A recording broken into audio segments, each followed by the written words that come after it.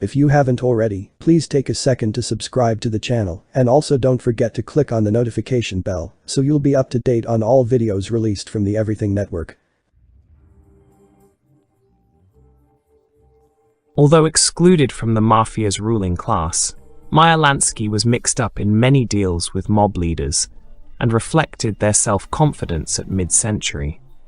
Despite the damage done by Bobby Kennedy's assault, the bosses were not done, and Hoover knew it. The Meyer Lansky tapes were part of the rich intelligence information secretly gathered through bugs that provided Hoover and his top aides with data on the Mafia's enormous vitality. Astonishingly, government statisticians believed that Lansky had vastly undervalued the Mafia's overall reach in his sardonic US Steel quip. A confidential Justice Department analysis in the mid-1960s conservatively estimated that organized crime's profits were equaled by those of the 10 largest industrial corporations combined. A few of the companies cited were General Motors, Standard Oil, Ford, General Electric, Chrysler, IBM, and a few others. It was highly assumed mob's profits came mainly from illegal gambling, loan sharking, hijackings, and narcotics sales. Factoring in the Mafia's huge markups, low overhead, and avoidance of taxes, the government's rough estimate was that, nationwide, the mafiosi and their accomplices netted $7 billion to $10 billion a year. At the end of 1964, however, Hoover was again free to use his own judgment in determining FBI agendas. There was no interference from Lyndon Johnson's administration, which was absorbed in the pressing issues of an expanding guerrilla conflict in Vietnam, the war on poverty, the civil rights movement, and riots and disorders in some inner cities. Despite the huge number of cases developed in the Kennedy years, the Bureau's director rapidly downgraded the Mafia as a vital priority. Complying with a directive from Attorney General Ramsey Clark to use electronic surveillance only for national security matters, Hoover retired his most effective weapon, the bugs in mob hangouts. The Johnson administration's political concerns dovetailed with Hoover's own conservative Cold War priorities. He accelerated investigations of groups that he personally classified as un-American or subversive. These included opponents of the Vietnam War and organizations championing civil rights for African Americans. The only hate-filled organization on the other side of the political spectrum that Hoover tried to repress was the rabidly anti-black and anti-Semitic Ku Klux Klan.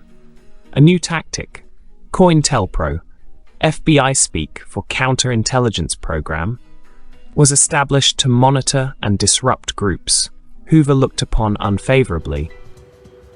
An internal letter distributed to all FBI field officers laid bare Hoover's goals and his divide-and-conquer strategy in legitimate civil rights and political organizations.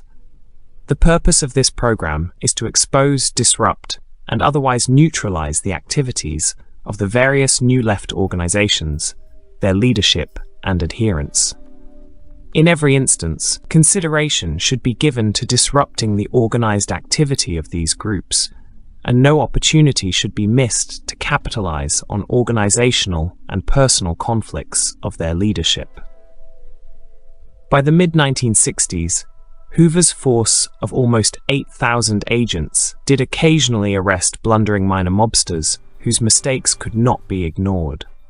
However, with Robert Kennedy gone, there was no longer encouragement from FBI headquarters in Washington to put in exhaustive hours on mob cases. The federal cutbacks were similar slackening off in the few big city police departments that had special units investigating organized crime.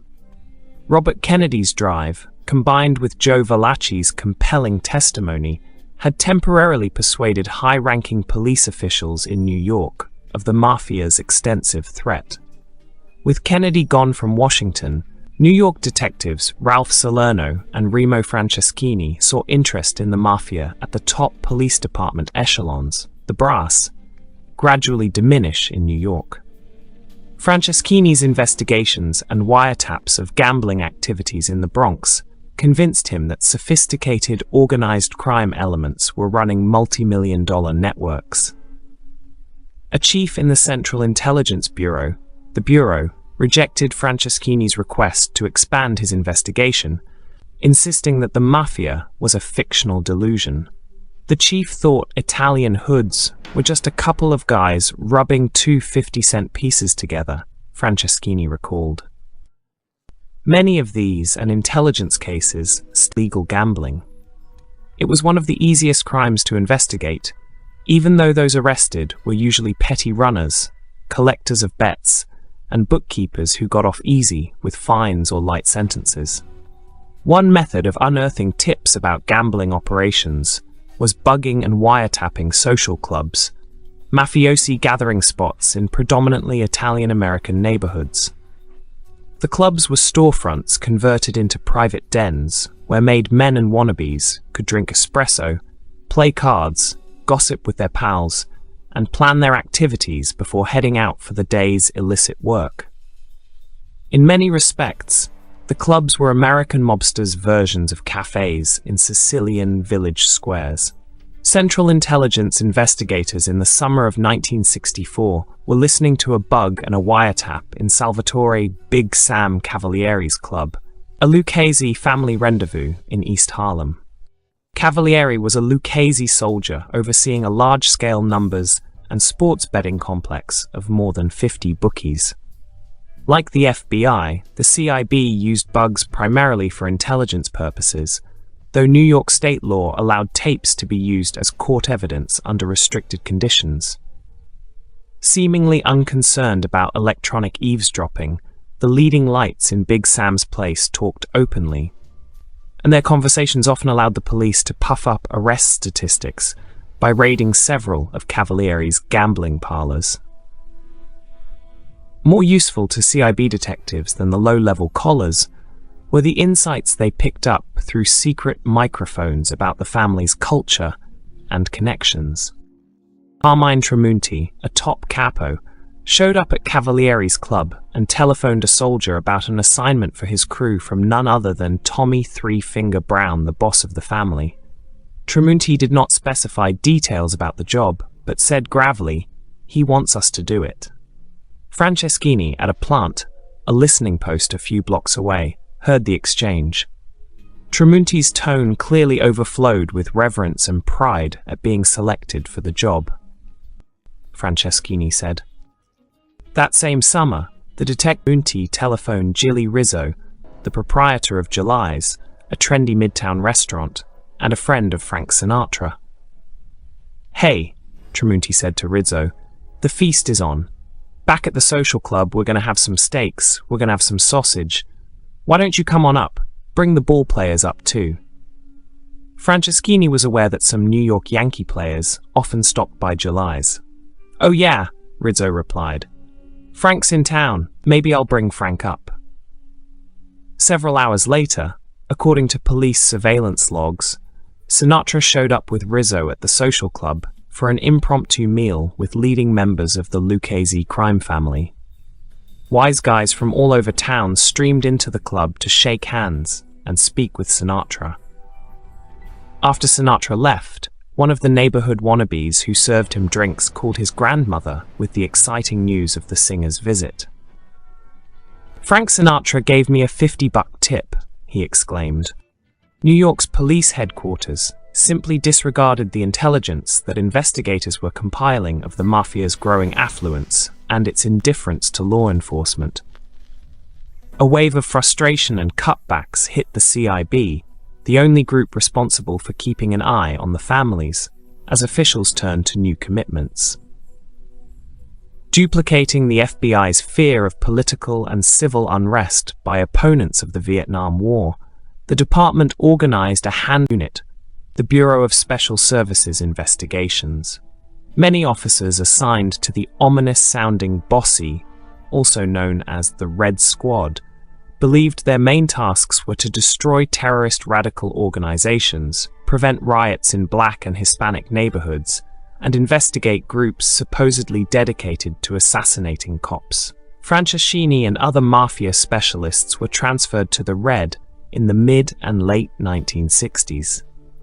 The department's shift in emphasis, Franceschini observed, gave the mob pretty much of a free ride during those years. Even the lobbies in New York, the Mafia's capital, sensed the relaxation of law enforcement.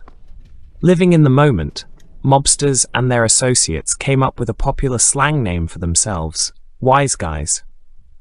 The new generation of wise guys felt they had ideas for every violent crime and financial scheme imaginable. Everyone I knew was into money, and almost nobody ever got caught. Henry Hill, a Lucchese associate in that era, recounted to the writer Nicholas Pileggi. That's what people from the outside don't understand. When you're doing different schemes, and everyone you know is doing these things, and nobody is getting caught, except by accident, you begin to get the message that maybe it's not so dangerous. And there were a million different schemes. Corruption also was an underlying factor in providing New York's wise guys a comfortable environment. Investigations later revealed that through most of the 1960s, a sizable portion of the 30,000-member police department was paid off for protection by mob-affiliated bookies and gamblers. The routine graft was known as the pad, in which bribes were distributed regularly to officers in units primarily responsible for enforcing gambling and vice laws, the amounts depending on their rank and status.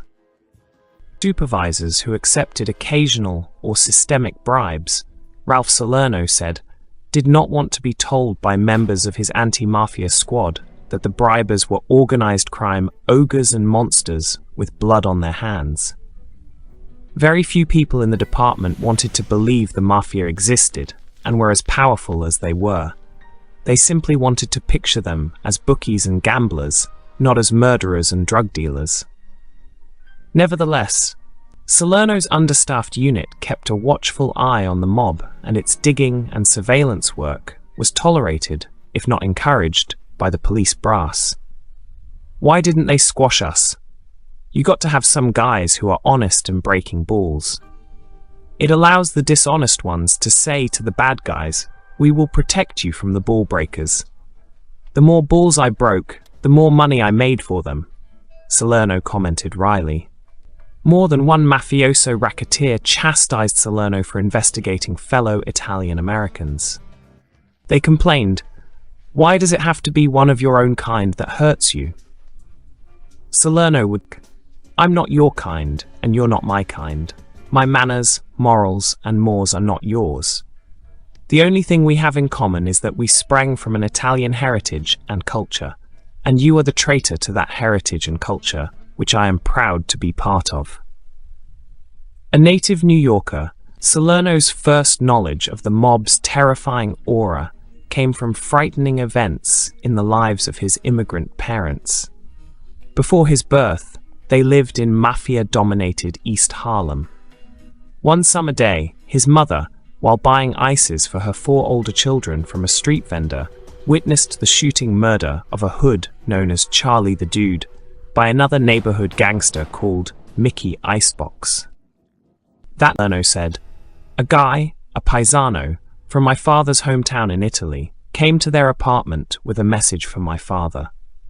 Tell your wife to keep her mouth shut, otherwise your kids could get thrown in the East River."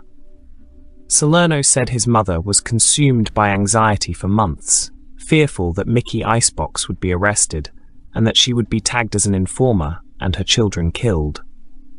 She was able to breathe again after 18 months when someone killed Mickey Icebox, and the threat to her family was over, said Salerno. About that same time, Salerno's parents and their children were sitting down to dinner when several men burst into their apartment through an open fire escape window. On the run from the police, they told the family to remain silent until they felt it was safe to leave. A week later, Salerno's father stopped at a barbershop that served as a center for news about the neighborhood and the old country. A parcel was waiting for him from the men who had escaped the police through the Salerno's apartment. Attached was a note. You did the right thing. In 1967, Salerno, a sergeant in charge of the CIB's detectives, the police department, convinced he would be more effective working as a consultant on organized crime for congressional investigation committees. Unfortunately, when I was on the police force, the Mafia was probably 20 times more powerful than they had been in my parents' time. Joe Bonanno's private 1960s sobriquet for the New York Mafia was the Volcano. Although outside pressure from federal and local investigators had receded, internal disturbances were seething beneath the volcano's surface. Running a in New York was beginning to have drawbacks as each of the 5 money-hungry families competed for greater wealth and importance. In cities that had only one family, godfathers enjoyed long careers and died of natural causes.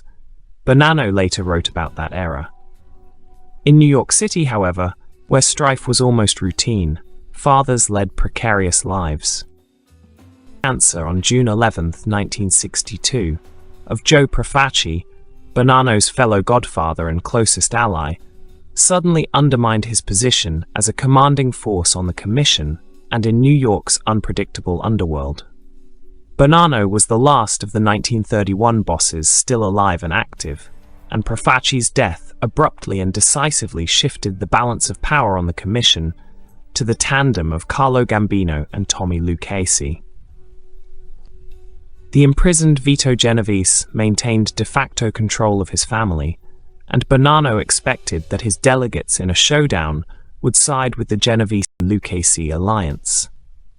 In another setback for Bonanno, his powerful cousin Stefano Magaddino, the Buffalo Godfather, a permanent commission member, had grown increasingly estranged and opposed to Bonanno's views because of a festering territorial dispute in Canada.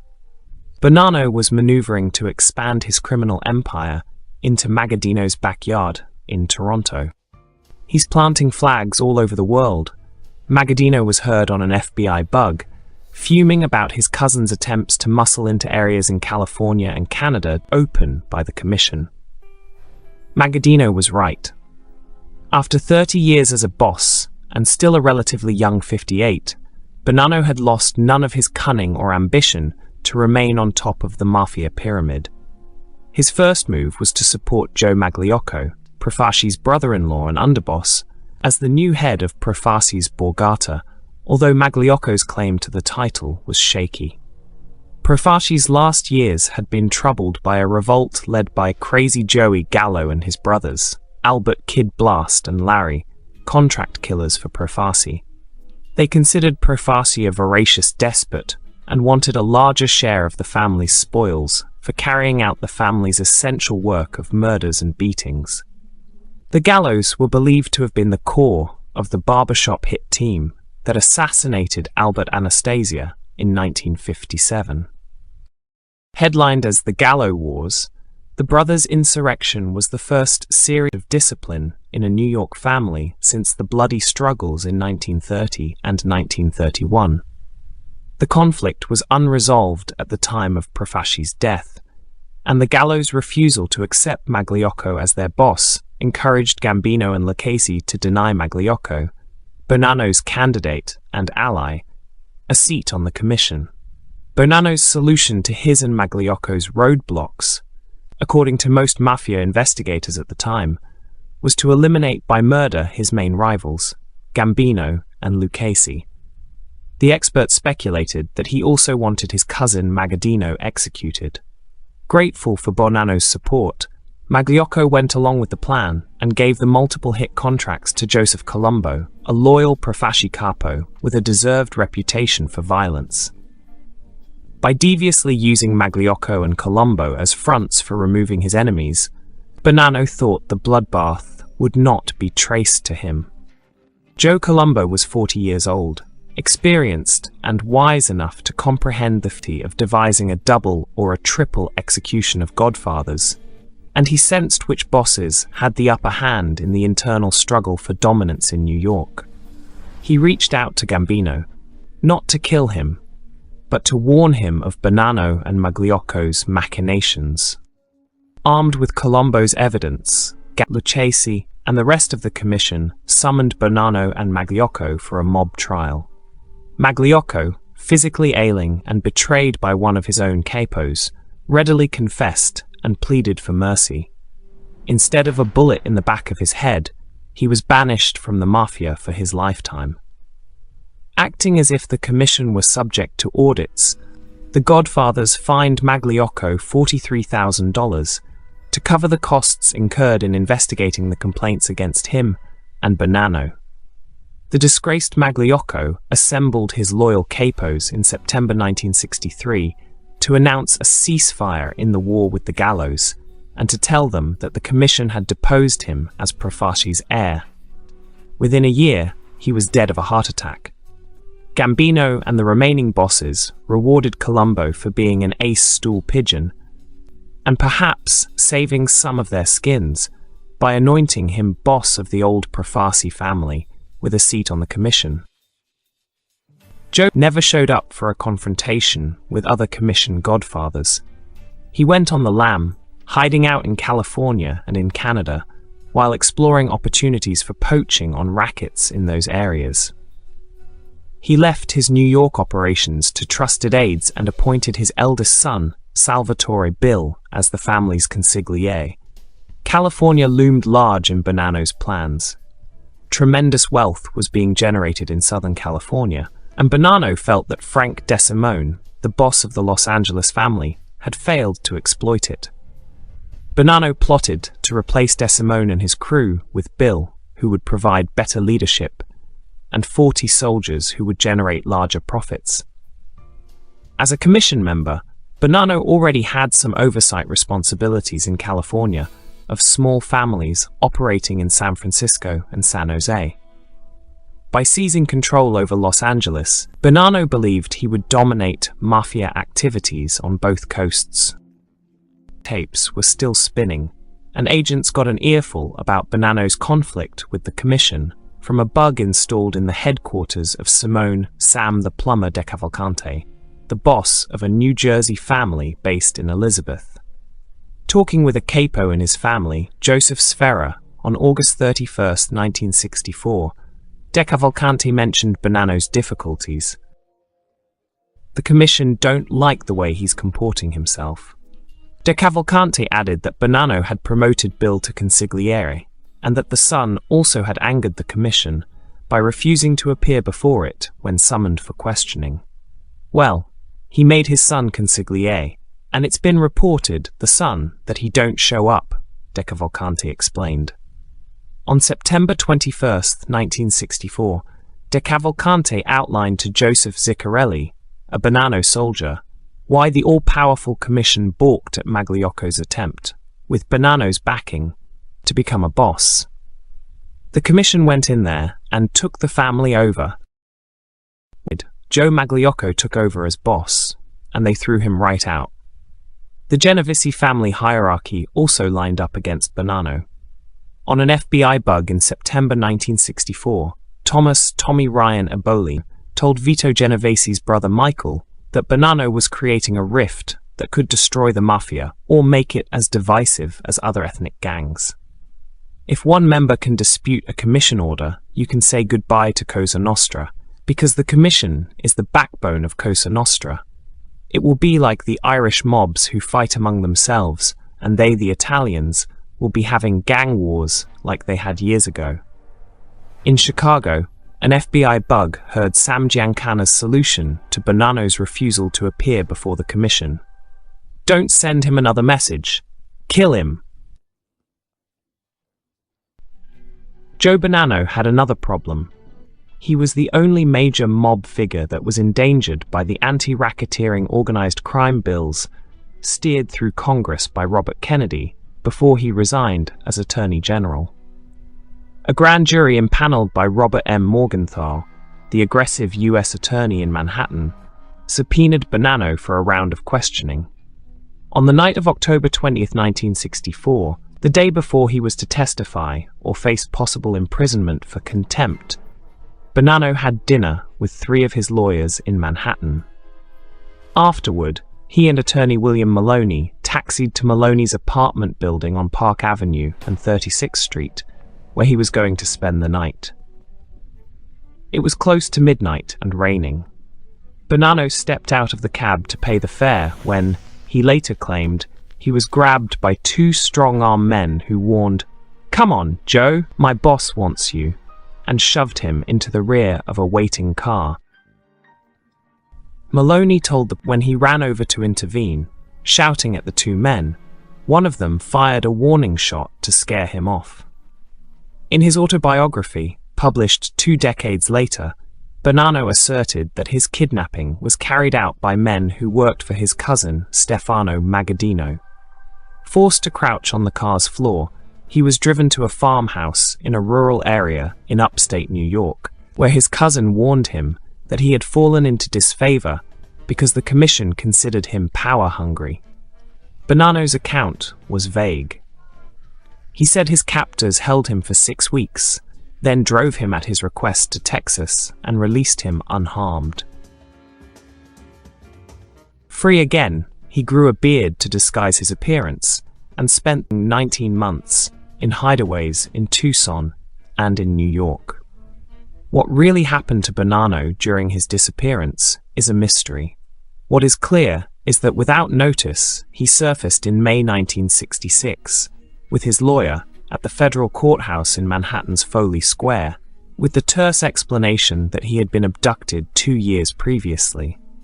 His long delay in complying with the subpoena led to an indictment for failing to appear before a grand jury. He challenged the legality of the indictment for 5 years until the accusation was dropped. The night Bonanno's lawyer reported him missing, New York and federal investigators doubted that he had been abducted. The police were unable to verify Maloney's account that a warning shot had been fired. No shell casing was found at the scene. Moreover, since Bonanno was engaged in a brewing mortal confrontation with Gambino and Lucchese, it was uncharacteristic and foolhardy for him, an endangered boss, to roam around unescorted by bodyguards. Detective Salerno learned that after the vanishing act, it was quickly apparent from electronic eavesdropping that he was alive. When someone of importance is killed, mob guys refer to him as La Bon Anima, the good soul, Salerno pointed out. No one close to Bonanno spoke about him that way. Rather, they were saying, "That son of a bitch took off and left us here alone." 2 days after the Park Avenue incident, FBI agents bugging New Jersey's Sam the Plumber De Cavalcanti obtained a clue that Bonanno had staged the kidnapping.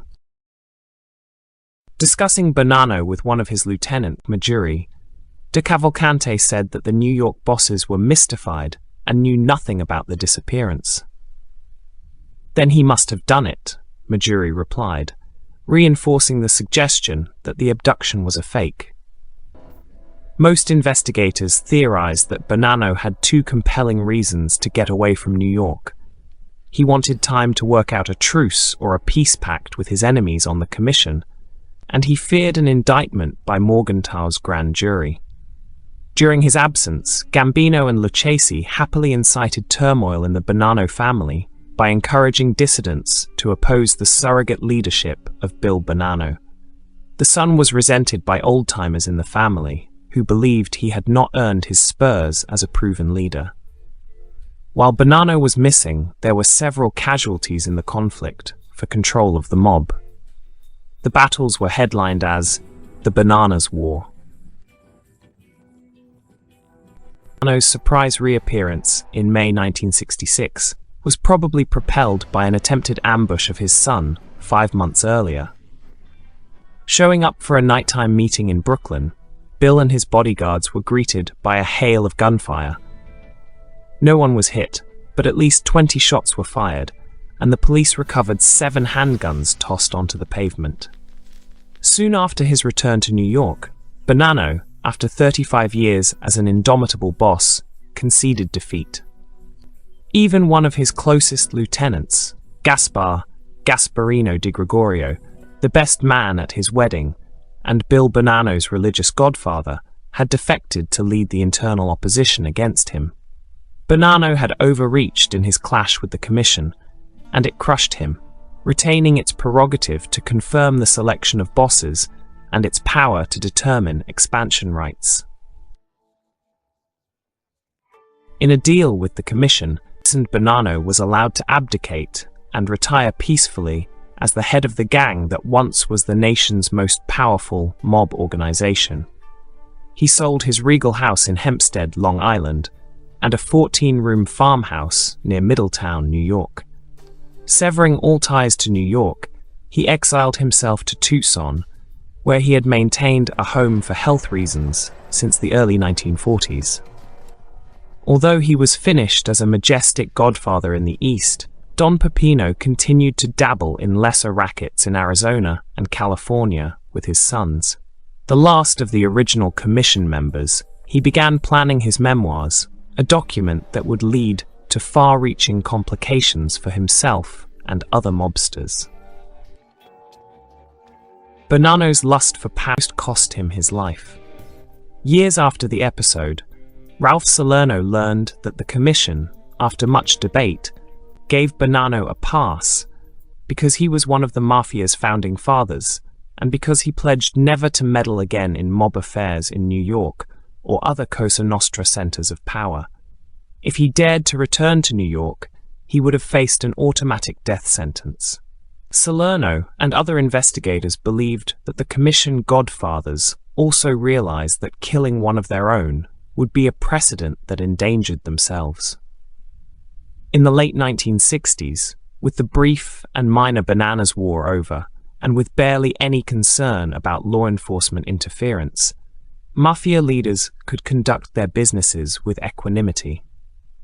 They might be followed and badgered occasionally by FBI agents or local detectives, but there was no longer a concerted effort to destroy their organizations. If you haven't already, please take a second to subscribe to the channel, and also don't forget to click on the notification bell so you'll be up to date on all videos released from the Everything Network.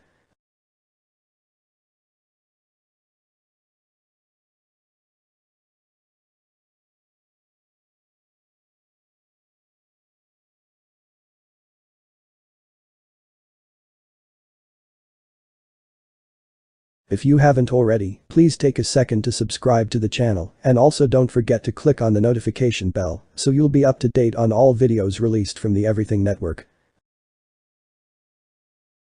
Boss, Michael Mikey Nose Mancuso, current leader of the family, a Bronx native, he is the son of Anthony Tony Nose Mancuso, a Lucchese family soldier who was shot to death inside a bar in 1967 when Michael was 12 years old.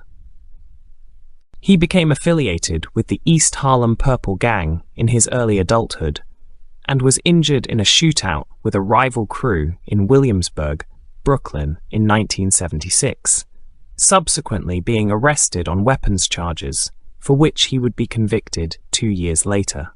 In 1984, Mancuso shot and killed his wife Evelina during a domestic dispute, later dumping her body on a bench in front of Jacobi Medical Center.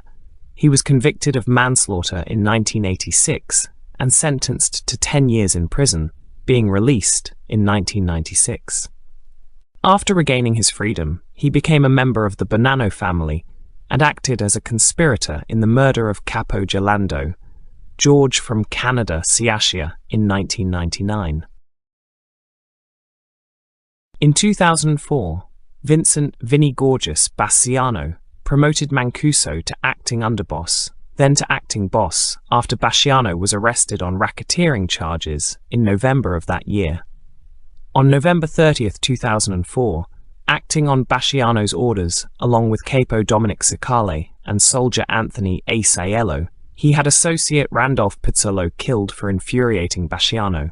Mancuso and his co-conspirators were indicted on racketeering and murder charges stemming from Pizzolo's killing in 2006, pleading guilty in 2008 and being sentenced to 15 years in prison.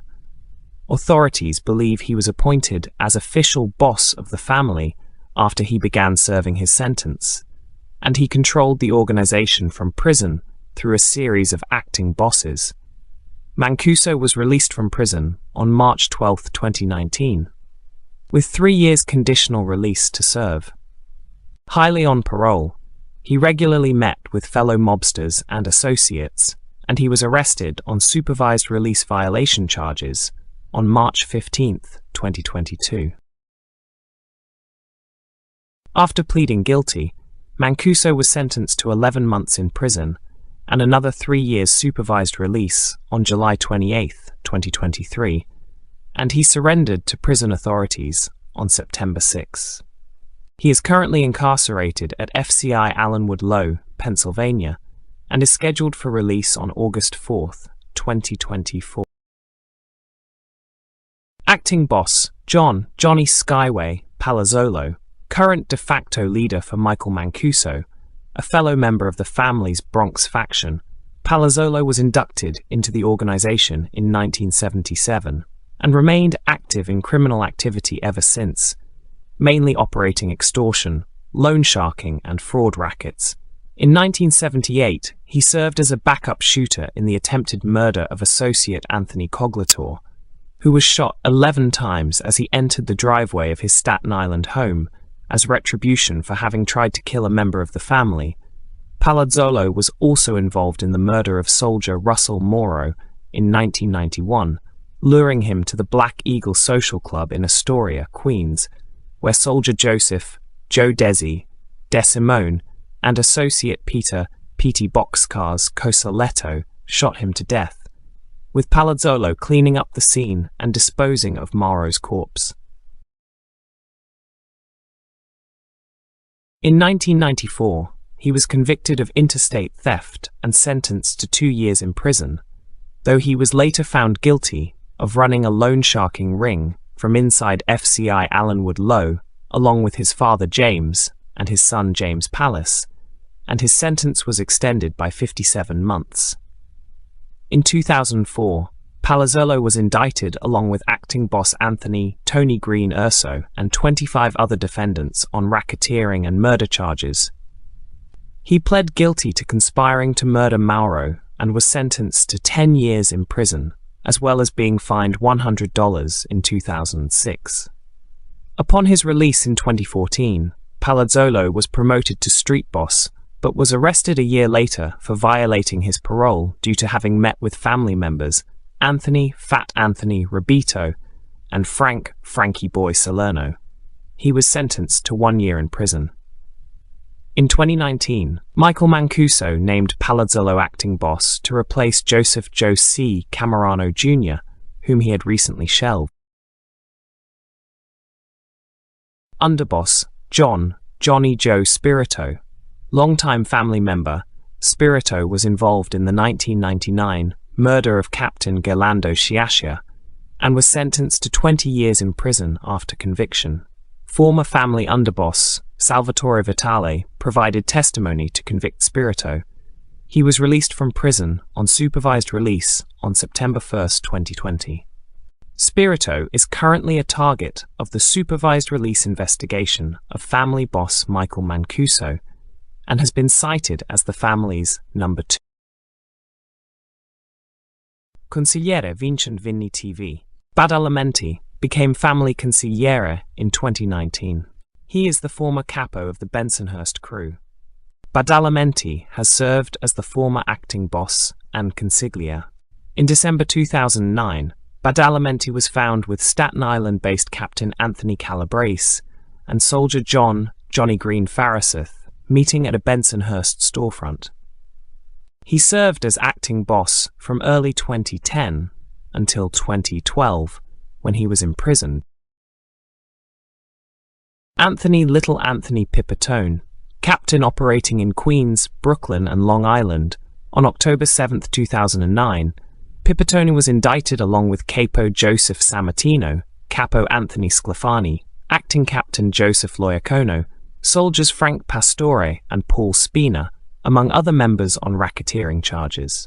In June 2016, Pipitone was sentenced to 2 years in prison for violating his parole when he attended a Bonanno family Christmas party on Staten Island. Pipitone had served time in prison for stabbing two men after they had broken windows of a mob-connected restaurant in Whitestone, Queens. On August 16, 2022, Pipitone was among 9 men arrested, including his younger brother Vito, and charged with racketeering, money laundering, illegal gambling, conspiracy, obstruction of justice, and other charges. Members from the Bonanno, as well as the Genovese families, were arrested.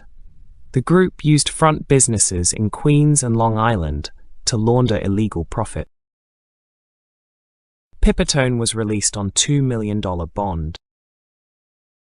Ernest "Ernie" Aiello, captain operating in the Bronx. He used to be an acting captain for Nicky Mouth Santora, along with Vito Badamo. In 2012, he and acting captain John Spirito Jr., as well as 20 to 25 Bonanno mobsters, stormed the Lucchese family-managed Coddington Club in the Bronx as a show of force. The incident emerged after Lucchese family acting boss Matthew Madonna stated he did not recognize Michael Mancuso as the Bonanno family boss.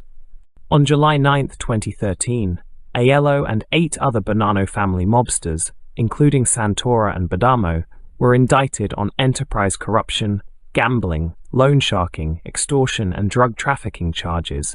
The case ended in a mistrial on May 10, 2016, along with Capo John Ciaramano and Soldier John Spirito Jr. Aiello stormed the Glen Cove Funeral Home, where a service was held honoring former captain Vito Grimaldi. The trio assaulted former acting boss Joseph Camerano Jr. and his brother Dino, allegedly on the orders of Michael Mancuso. Louis Atanasio, a former captain in the Bronx. Atanasio, along with his brother Robert and Peter Calabrese, murdered Bonanno family Sicilian faction member Cesare Bonv in 1984. On September 20, 2006, Atanasio and Peter Calabrese were sentenced to 15 years in prison for the 1984 Bonventure murder. Atanasio's projected release date is January 23, 2018.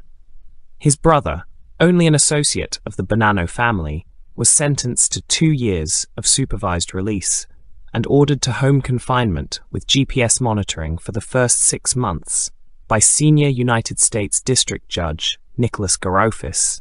He was accused of affiliating with members of the Bonanno and Gambino crime families, including playing bocce with Louis Valario, a captain of the Gambino crime family, which Atanasio pled guilty to. It was also revealed that Robert Atanasio was suffering from prostate cancer in 2017. He was released from prison on January 23, 2018. Thomas "Tommy" Di Fiore, a former acting boss and former capo. In 1979, Di Fiore was thrown out of the Giaccone crew for getting into an argument with capo Philip Giaccone. By 1990, Di Fiore had become a captain in the family and handled most of the actives on Long Island. In May 2000, Di Fiore and 2 members of the Gambino crime family, capo Salvatore Scala and soldier Charles Carneglia, were arrested and charged with extortion. The FBI had recorded a mob sit-down on May 3, 2000, between Di Fiore, Scala, and Carneglia over who had the right to extort Cherry Video, a sex shop on Long Island. On November 2, 2001, all 3 were sentenced to 63 months for extortion. Di Fiore was released from prison on March 19, 2004. In 2013, he became the family underboss and acting boss for imprisoned boss Michael Mancuso. In January 2014, he was arrested on extortion charges along with Vincent Asaro. He was released from prison on August 4, 2015. John "Booby" Serrasani was a Bonanno family soldier and right-hand man to Sonny "Black" Napolitano. Serrasani was involved in the 1981 murders of 3 warring captains Alphonse Indelicato, Dominic Trinchera, and Philip Giaccone. On July 26, 1982, Serrasani, Benjamin "Lefty" Ruggiero, Anthony Robito, Nicholas Santora, and Antonio Tomasulo were tried in Manhattan Federal District Court. Serrasani was later acquitted. Anthony Scalfani, former capo based in Staten Island with illegal gambling operations. On October 7, 2009, Sclafani was indicted along with Captain Joseph Sammartino, Captain Anthony Pipitone, Acting Captain Joseph Loiacono, and soldiers Frank Pastore and Paul Spina, among other members, on racketeering and loan sharking charges. It was revealed in the case that Sclafani had owed $50,000 to Capo Joseph Sammartino. Sclafani tried to stay out of law enforcement surveillance by staying in his home all day. He controlled illegal gambling from a social club on Victory Boulevard that was named after a Staten Island youth league. Sclafani was released from prison on February 14, 2014. If you haven't already, please take a second to subscribe to the channel, and also don't forget to click on the notification bell so you'll be up to date on all videos released from the Everything Network. Camilo Carmine Galante was born in the East Harlem section of Manhattan and had emigrated to New York City in 1906 from Castellammare del Golfo. He ditched his given name Camilo and insisted he be called Carmine instead. Galante had two brothers, Samuel and Peter Galante, and two sisters, Josephine and Angelina Galante. He married Helen Marullo, by whom he had three children, James Galante, Camilla Galante, and Angela Galante. For the last 20 years of his life, Galante lived with Anne Aquavella. The couple had two children together. He was the uncle of Bonanno crime family captain James Carmine Galante. He stood around 51.5 feet and weighed approximately 160 pounds. While in prison in 1931, doctors diagnosed him with having a psychopathic personality. Galante owned the Rosina Costume Company in Brooklyn, Latimer Shipping Company in New York, which was set up as an import-export company, but the feds were convinced he was using it as part of a worldwide distribution network involving his drug business. And then there was APCO Vending Machine Company, based in Union City, New Jersey. In addition to these businesses, he also owned numerous restaurants and other small businesses in both New York and Canada during his time there. At age 10, Galante was sent to reform school due to his criminal activities. He soon formed a juvenile street gang on New York's Lower East Side.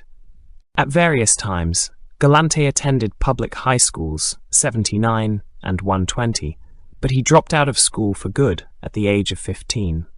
Galante was in and out of reform school several times and was considered an incorrigible delinquent. As a teenager, Galante became a Mafia associate during the Prohibition era, becoming a leading enforcer by the end of the decade. During this period, Galante also worked as a fish sorter and at an artificial flower shop. However, this was a ruse to satisfy the law that Galante was gainfully employed when, in fact, he was engaged in a very lucrative criminal career. On December 12, 1925, the 15-year-old Galante pleaded guilty to assault charges. On December 22, 1926, Galante was sentenced to at least 2.5 years in state prison. Galante was released from prison in 1930, and in order to satisfy his parole officer, he got another sham job at the O'Brien Fish Company at 105 South Street, near the Fulton Fish Market. On August 30, 1930, Galante, along with Michael Consolo and Angelo Presenzano, were arrested and indicted for the murder of police officer Walter de Castilla during a payroll robbery. However, all of the accused were soon released due to lack of evidence. Also in 1930, NYPD officer Joseph Minahan caught Galante and other gang members attempting to hijack a truck in Williamsburg, Brooklyn. In the ensuing gun battle, Galante wounded Minahan and a 6-year-old bystander. Both survived. On February 8, 1931, after pleading guilty to attempted robbery, Galante was sentenced to 12.5 years in state prison. On May 1, 1939, he was released from prison on parole. While Carmine was in prison, he was given an IQ test that revealed he had a lame IQ of only 90, which, even though Galante was well into his 20s, equated to a mental age of 14 years old. Dr. Baker, who carried out the examination, also stated that he was shy, had no knowledge of current events, or any items of common knowledge. By 1940, Galante was carrying out hits for Vito Genovese, the official underboss of the Luciano crime family. There is no record of the exact date, but Galante was inducted as a member of the Bonanno crime family in the early 1940s under boss Joseph Bonanno, whom he would eventually come to know and respect. Galante was believed to have been a soldier in the crew of Frank Garofalo. Galante had an underworld reputation for viciousness and was suspected by the New York Police Department of involvement in over 40 murders. In February of 1941, Galante obtained membership in Local 856 of the Longshoremen's Union, where he ostensibly worked as a stevedore. In 1943, Galante allegedly murdered Carlo Tresca, the publisher of an anti-fascist newspaper in New York. Genovese, living in exile in Italy, offered to kill Tresca as a favor to Italian President Benito Mussolini. Genovese allegedly gave the murder contract to Galante. On January 11, 1943, Galante allegedly shot and killed Tresca as he stepped outside his newspaper office in Manhattan, then got in a car and drove away. Although Galante was arrested as a suspect, no one was ever charged in the murder. After the Tresca murder, Galante was sent back to prison on a parole violation. He was said to have been loyal to Bonanno and often spoke of him with great admiration. They also shared a common enemy, Carlo Gambino of the Anastasia crime family. Galante was said to be a willing confederate in Bonanno's grand plan to expand the crime family's interest south to Florida, the West Coast, the Caribbean, and north into Canada. Galante won a reputation with other mobsters as being as greedy as Joe Bananas. In 1953, Bonanno sent Galante to Montreal, Quebec, to supervise the family drug business there. In Canada, Carmine took future Hamilton crime boss Johnny Papalia under his wing and also worked closely with Vic Catroni, the Mafia boss of Montreal. The Bonannos were importing huge amounts of heroin by ship into Montreal and then sending it into the United States. In 1957, due to Galante's strong-arm extortion tactics, the Canadian government deported him back to the United States. Galante allegedly became underboss of the family in 1955. In October 1957, Bonanno and Galante held a hotel meeting in Palermo, Sicily, on plans to import heroin into the United States. Attendees included exiled boss Lucky Luciano and other American mobsters, with a Sicilian Mafia delegation led by mobster Giuseppe Genco Russo. As part of the agreement, Sicilian mobsters would come to the US to distribute the narcotics. Galante brought many young men, including Gambino crime family soldier Joseph Lopiccolo, known as Zips, from his family home of Castellamare del Golfo, Trapani, to work as bodyguards, contract killers, and drug traffickers. These Sicilian criminals had Galante's total trust and confidence. After being indicted on drug conspiracy charges, Carmine went into hiding.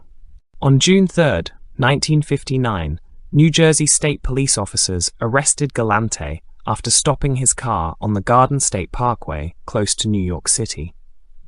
Federal agents had recently discovered that Galante was hiding in a house on Pelican Island off the South Jersey shore. After posting $100,000 bail, he was released. However, he was indicted on a second set of narcotics charges, almost a year later, and he surrendered voluntarily. Galante's first narcotics trial started on November 21, 1960. From the beginning, the first trial was characterized by jurors and alternates dropping out, and coercive courtroom displays by the defendants. On one occasion, Anthony Mira, who was said to have killed 30 to 40 people, became so unhinged that he picked up a chair and flung it at the prosecutor. The chair missed him and landed in the jury box, forcing the frightened jurors to scatter in all directions.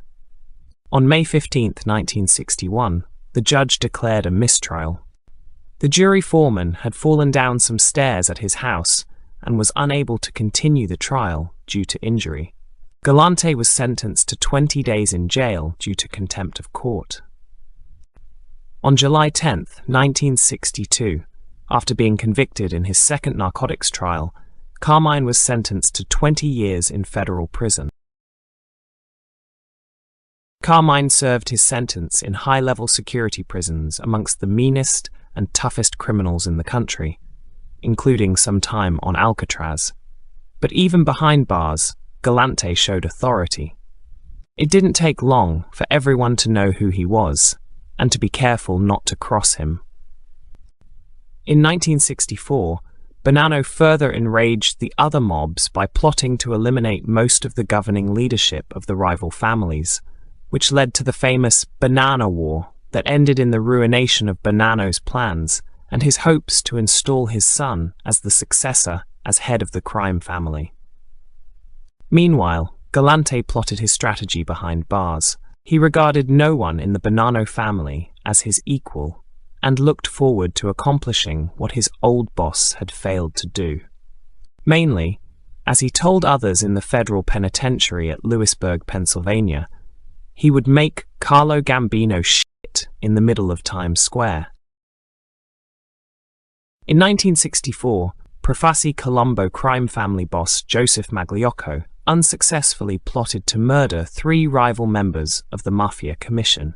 When the plot was discovered, the commission ordered Bonanno to retire.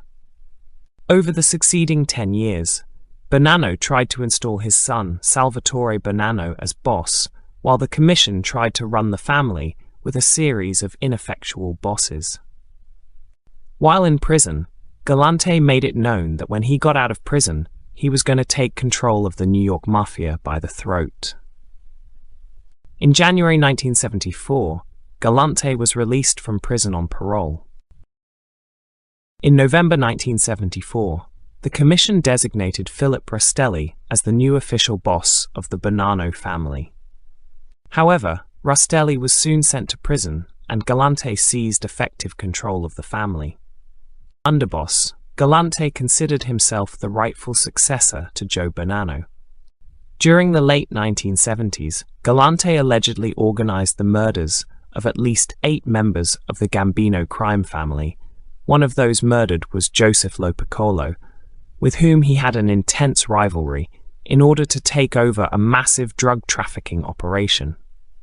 Galante took the unusual step of surrounding himself with Sicilian-born mafiosi like Cesare Bonventa, Salvatore Catalano, and Baldassare Amato. Galante was also reportedly the sponsor and mentor of prominent Bonanno family mobster Frank Mari, who disappeared in the late 1960s during the Banana War. During this time, Galante continued to be heavily involved in the heroin trade. The New York crime families were alarmed at Galante's brazen attempt at taking over the narcotics market. Galante also refused to share any drugs with the other families. Although Galante was aware that he had many enemies, he said, "No one will ever kill me, they wouldn't dare." While Galante swaggered around the streets of New York City, the other bosses held a meeting in Boca Raton, Florida, deciding Galante's fate. At this meeting were Funzi Terry, Gerardo Catina, Paul Castellano, and Florida boss Santo Traficante Jr. These powerful men voted unanimously. If mob peace was to exist in the streets of New York City, Galante had to go. Rastelli, who was still in jail, was consulted, and even the aged Joe Bonanno, living in Arizona, was asked if he had any reservations at his former close associate being hit. Both Rastelli and Bonanno signed off on Galante's murder contract, and Galante's days were numbered. On July 12, 1979, Galante was assassinated just as he finished eating lunch on an open patio at Joe and Mary's Italian-American restaurant at 205 Knickerbocker Avenue in Bushwick, Brooklyn. Galante was dining with Leonard Coppola, a Bonanno capo, and restaurant owner cousin Giuseppe Turano, a Bonanno soldier. Also sitting at the table were Galante's Sicilian bodyguards, Baldassare Amato and Cesare Bonventre. At 14:45, 3 ski-masked men entered the restaurant, walked into the patio and opened fire with shotguns and handguns. Galante, Turano and Coppola were killed instantly. Galante's death picture showed a cigar still in his mouth. Amato and Bonventre did nothing to protect Galante because they were in on the hit, were left unharmed. The gunmen then ran out of the restaurant. Galante was murdered by Anthony Indelicato, Dominic Trinchera, Dominic Napolitano, and Louis Gionghetti. These men were hired by Capo Alphonse Indelicato. The hit became an instant media sensation. Albert Davila, a Daily News reporter at the time, was sent to cover the story and was one of the first reporters at the scene. Police wouldn't allow him to enter the restaurant, so he climbed onto the building's rooftop to get a bird's-eye view of the courtyard where New York's most notorious mobster lay dead. The first thing I noticed was the cigar in his mouth, Davila wrote in a column a few days after the incident. How odd, I thought, he still has the damn cigar in his mouth. He was looking up at the sky, one eye blown away and flies covering his face. Not even Hollywood could think of a better ending. The Roman Catholic Archdiocese of New York refused to allow a funeral mass for Galante due to his notoriety. Galante's body was laid out in the Provenzano Lanza Funeral Home at 43 2nd Avenue on the Lower East Side. The crowds that usually accompany a mafia wake of this kind were notably absent. Galante was buried on July 17th at St. John's Cemetery in Queens. With the feds doing the counting, only 59 people attended Galante's funeral mass and burial. The feds also reported that not one mafia-made man was captured on surveillance cameras, either at the wake or at the funeral. One FBI agent commented of the sparse turnout, "Galante was so bad, people didn't want to see him, even when he was dead." In 1984, Bonventre was found murdered in a New Jersey warehouse, allegedly to guarantee his silence in the Galante murder. On January 13, 1987, Anthony Indelicato was sentenced to 40 years in prison as a defendant in the commission trial for the Galante, Coppola, and Turano murders. Although never mentioned by name, Galante is referenced twice in the movie Donnie Brasco. Galante first appears as a cigar-smoking character known as the Boss. Later in the film, Galante's murder is reported on the front page of a newspaper. Mobster Benjamin Ruggiero points to the story and says, "Can you believe it? The fucking boss gets whacked." The HBO show The Sopranos refers to Galante's assassination in the "A Hit is a Hit." Boss Tony Soprano is playing golf with his neighbor, Dr. Bruce Cusimano. After someone asks Cusimano if he ever saw the picture of the dead Galante with a cigar hanging from his mouth, Cusimano describes the murder as a fucking beautiful hit. Galante features in the first episode of the UK history TV channel Yesterday's documentary series, Mafia's Greatest Hits.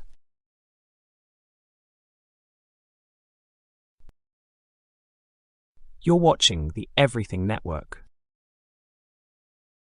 Vittorio "Little Vic" Amuso was an American mobster and the boss of the Lucchese crime family, who has also been dubbed the Deadly Don by Assistant United States Attorney Charles Rose. His reign is considered one of the bloodiest periods in American mafia history during the late 1980s and early 1990s, alongside his former underboss and close protege Anthony Casso, who turned informant in 1994. Victor Amuso was serving a life sentence since 1992 at the Federal Correctional Complex, Butner, in North Carolina, on murder and racketeering charges. Vic grew up in Canarsie, Brooklyn. In the late 1940s, he was introduced to Anthony "Tony Ducks" Corallo, a prominent captain in the Gagliano crime family, a forerunner of the Lucchese crime family. Amuso acted as a bodyguard and chauffeur for Carmine Tramunti.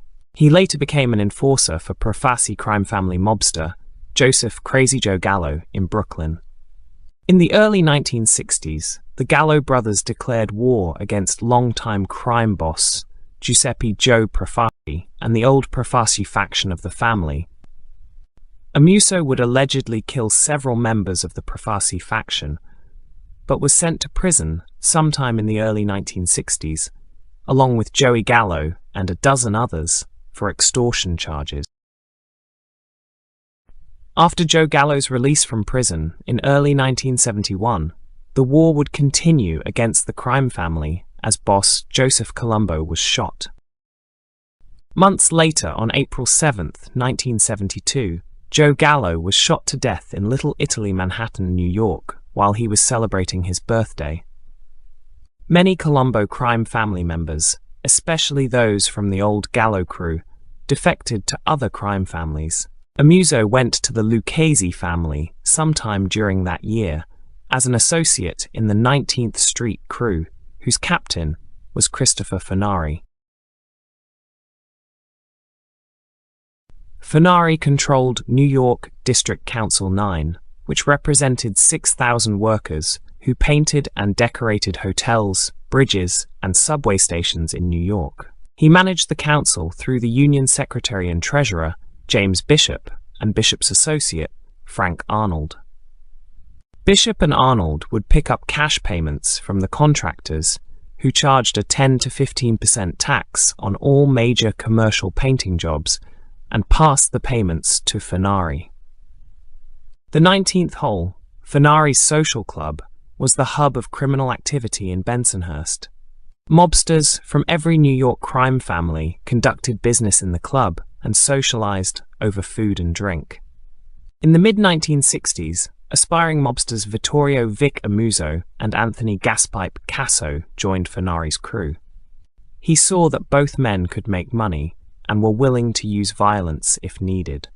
Furnari put Amuso and Casso in charge of a large bookmaking operation and debt-collecting operation. In the early 1970s, the five families of New York organized crime decided to open the books, allowing a new generation of mob associates to become made men.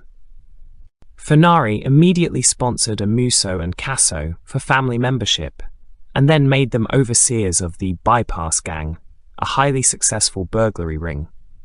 During the 1970s and 1980s, the Bypass Gang reportedly stole hundreds of millions of dollars in cash, jewelry, and other merchandise.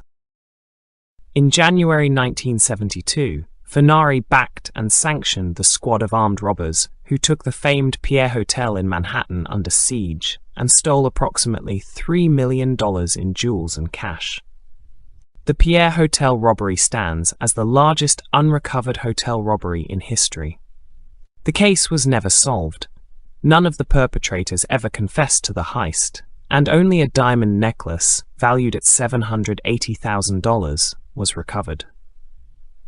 The 8 brazen armed robbers were Robert Comfort, Sammy Nallo, Donald Tony the Greek Francos, Al Green, Ali Ben, Robert Bobby Germain, and Al Visconti. In 1980, Furnari was promoted to consigliere in the Lucchese family. He wanted Casso to take over as capo of the 19th hole crew, but Casso declined and endorsed Amuso instead. Casso opted to become Furnari's aide. A consigliere is allowed to have one soldier work directly for him. Furnari now enjoyed enormous influence both within his own family, the other New York families, and crime families from other US cities. He continued to oversee his criminal interests from the 19th hole, but spent much of his time providing advice and mediation for family members, as well as settling disputes with the other families. Furnari reigned as one of New York's top mafia bosses throughout the early 1980s until his 1985 racketeering indictment. In early 1986, while Furnari was awaiting the commission trial, the Lucchese family uncovered a new, potentially lucrative racket. A Russian-American crime family based in Brighton Beach in Brooklyn, run by Ukrainian immigrant Marat Balagula, had started to bootleg gasoline. By collecting gasoline taxes from customers and then not paying them to the government, Balagula was making very large profits. When Colombo crime family capo Michael Franzese started pressing Balagula for extortion payments, Balagula went to Fenari for help. Casso later reported on a meeting at the 19th hole, in which Fenari told Balagula. Amuso became one of Fenari's top protégés, along with Anthony Gaspipe Casso. In December of '72, Amuso was arrested by police outside the house on Morgan Avenue, a front for the Bronx Connection kickback scheme, selling prison paroles for as high as $20,000 to prison inmates. Presumably to meet with the building owner, Richard Curro, a city corrections officer and Lucchese family associate, who acted as liaison between inmates and the Lucchese crime family. Amuso was in possession of a switchblade and a file folder of parole documents at the time of his arrest. In 1977, Victor Amuso became a maidman in the Lucchese crime family. On May 30th, 1977, he was arrested with Anthony Casso for their involvement in a drug trafficking ring smuggling heroin from Bangkok, Thailand. At the time of the Brooklyn Mobsters' arrest, he had been found with 3 pounds of heroin in his possession. Reportedly, the heroin operation was headed by Amuso, his cooperator Casso, and 2 other associates of the Lucchese crime family. They were all sent to prison. April 13, 1986, the underboss of the Gambino crime family, Frank DeCicco, was killed when a bomb placed under his car went off. The bomb had been planted by Herbert Pate, while Amuso, Casso, and Vic's brother Robert watched from a parked car. The target was allegedly Gambino boss John Gotti, who earlier, with DeCicco, had organized the murder of former boss Paul Castellano without the permission of the commission. Reportedly, Amuso and Casso, along with Genovese crime family boss Vincent Chin Gigante, had planned Gotti's execution, but killed DeCicco by mistake. Although Casso later testified that both he and Amuso had conspired with the Chin, but this was never raised at the trial, because Casso was dropped from the witness protection program many years later. On February 15, 1985, Corallo, Fenari and underboss Salvatore Santoro were indicted in the Mafia Commission trial, along with the top major heads of the 5 families. To replace him, Corallo put his protégé Anthony Buddy Luongo as acting boss sometime in early 1986. However, around December of that same year, Luongo disappeared. It was rumored that Amuso, then Luongo's driver and bodyguard, killed him to remove his last major opponent with the assistance of Casso. By late 1986, Tony Corallo realized that he, Santoro and Fenari were headed for convictions that would send them to prison for life. To avoid internal war and keep up the family's tradition of a peaceful transfer of power, Corallo summoned Amuso and Casso to a meeting at Fenari's house and decided that one of them would succeed him as boss. Fenari then met with his 2 protégés and told them to decide which one would take the mantle. They ultimately decided that it should be Amuso. He was named acting boss later in 1986, and the new official boss on January 13, 1987, when Corallo and others were sentenced to life imprisonment. From 1978 to 1990, 4 of the 5 crime families of New York, including the Lucchese family, rigged bids for 75% of $191 million, or about $142 million, of the window contracts awarded by the New York City Housing Authority. Installation companies were required to make union payoffs of between $1 and $2 for each window installed. Bloodletting only increased after Amuso named Casso as his underboss in 1988. Toward the late 1980s, him and Casso began arguing with Anthony Tumac Axaturo, head of the family's powerful New Jersey faction, the Jersey Crew, about the profit that Axaturo sent to the family administration. Axaturo had only been sending $50,000 a year to New York, but Amuso and Casso wanted half of the Jersey Crew's yearly take. When Axaturo refused, Amuso stripped him of his rank. In the fall of 1988, the entire Jersey Crew was summoned to meet with the boss in Brooklyn. 10 of the crew's members showed up for the meeting. However, fearing that they were being set up to be killed, they all abruptly drove off. In a fury, Amuso ordered the entire Jersey Crew killed, the now infamous Whack Jersey order. Soon, the entire New Jersey Crew had gone into hiding, decimating the crime family's interests in New Jersey. Amuso and Casso went on to eliminate anyone on even the merest suspicion that they might be defectors, or if they were considered potential rivals. Over the next 12 months, most of the New Jersey crew members returned to the family. Vic told the crew members who came back that Axaturo was an outlaw and needed to be disposed of. The boss sent hitmen to Florida to search for Axaturo. However, what the boss didn't realize was that Axaturo was jailed in New Jersey for refusing to testify in front of state panel. He would later become an informant.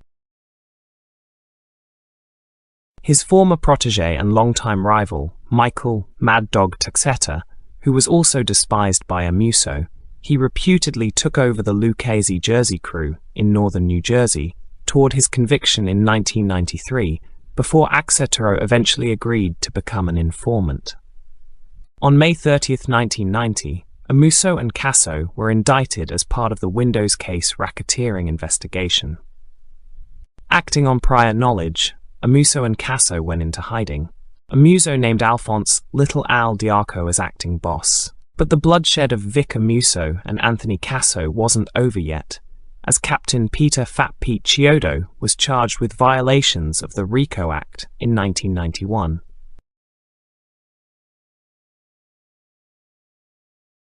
Suspecting that Chiodo had turned informer, Amuso decided to have Chiodo killed. On May 8, 1991, 3 gunmen shot Chiodo 12 times, but failed to kill him. A few weeks later, Amuso sent word to Chiodo's attorneys that his wife had been marked for death. This violated a long-standing Mafia rule that women are not to be harmed. Later, a hit team nearly killed Chiodo's sister. The move backfired spectacularly, as Chiodo became a government informant and agreed to testify against several major heads of the 5 families, including Amuso, that same year. Chiodo revealed details of the entire Windows case operation, several murder and conspiracy charges, loan sharking and extortion, as well as money laundering and drug trafficking operations around Queens, Brooklyn, Manhattan, and the Bronx. Amuso issued several other orders that led many inside and outside the Lucchese family to conclude he was no longer acting rationally. He and Casso crafted a list of 49 people that they wanted dead, half of whom were Lucchese-made men. He also ordered Diaco to bring in a bomb expert from the Philadelphia crime family as part of a plan to blow up Gambino boss John Gotti. Amuso then turned his wrath on Diaco, whom he held responsible for the failed hit on Chiodo. He effectively demoted Diaco by naming a 4-man panel to run the family in his absence. On July 29, 1991, FBI agents captured Amuso at a suburban mall outside Scranton, Pennsylvania. There were strong indications that the FBI had been tipped off by someone with knowledge of the clandestine telephone system Amuso used to pass on orders. Shortly afterward, Diaco was set up to be killed at a meeting of top family leaders at a Manhattan hotel. Diaco spotted a man carrying a gun under his shirt. The man later went to the bathroom, and when he came out, the gun was gone. Realizing that the next guy to come out of the bathroom would likely come out shooting, Diaco fled for his life and turned state's evidence. His testimony, and that of Chiodo and many others, proved to be devastating to Amuso's case. In a separate racketeering trial, Amuso was convicted of all 54 charges on June 15, 1991, including 9 murders. On October 9, 1992, Amuso was sentenced to life imprisonment. Casso managed to remain free for 2 more years, until he himself was apprehended in 1993. By then, Amuso had been seething over the circumstances of his arrest for some time, and had come to believe that Casso had tipped off the FBI in hopes of seizing the boss's mantle for himself. In late 1993, Amuso removed Casso as underboss and decreed that all Lucchese family should consider him a pariah, in effect, banishing his comrade of some 3 decades from the family. Casso responded by turning informer himself. After the incarcerations of both Amuso and Casso, the United States government learned that they each had, allegedly, ordered more than 10 to 12 slayings while they were fugitives and while on trial, using 2 corrupt NYPD cops, Louis Eppolito and Stephen Caracappa, as their personal hitmen. After Amuso's indictment, with the testimony provided by former acting boss Alphonse Little Al D'Arco, Amuso promoted his captain Joseph Little Joe DeFeed to acting boss, with the help of the ruling panel members Stephen Wonderboy Crea, Anthony Bowat Barata, Salvatore Sal Avellino, and Consiglia Big Frank Lastarino in 1991.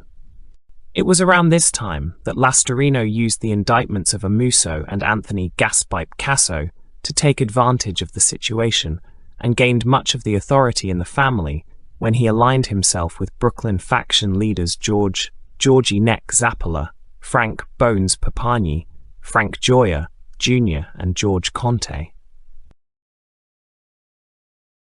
In early 1992, Amuso feared that rivalry was being developed in the Lucchese crime family, as some mobsters thought, with Amuso out of the way, that they could take over. The rivals were the old Bronx faction of the family, and Amuso felt he had to prove that he was still in charge. On April 3, 1992, Aniello Neil Migliore, one of the most powerful capos of the family, was celebrating the birthday of a friend's granddaughter in a Westbury, New York restaurant on Long Island. During the party, a gunman in a passing car fired 1 or 2 shotgun blasts through the restaurant window, hitting Migliore in the head and chest. Despite his wounds, Migliore survived.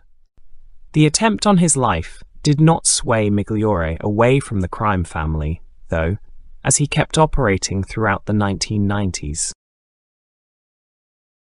As Amuso allegedly attempted to kill Aniello Neil Migliore from the Bronx faction in 1992, he chose another Bronx faction leader named Stephen Wonderboy Crea as the new and powerful underboss of the Lucchese crime family to keep rivals from the Bronx in line.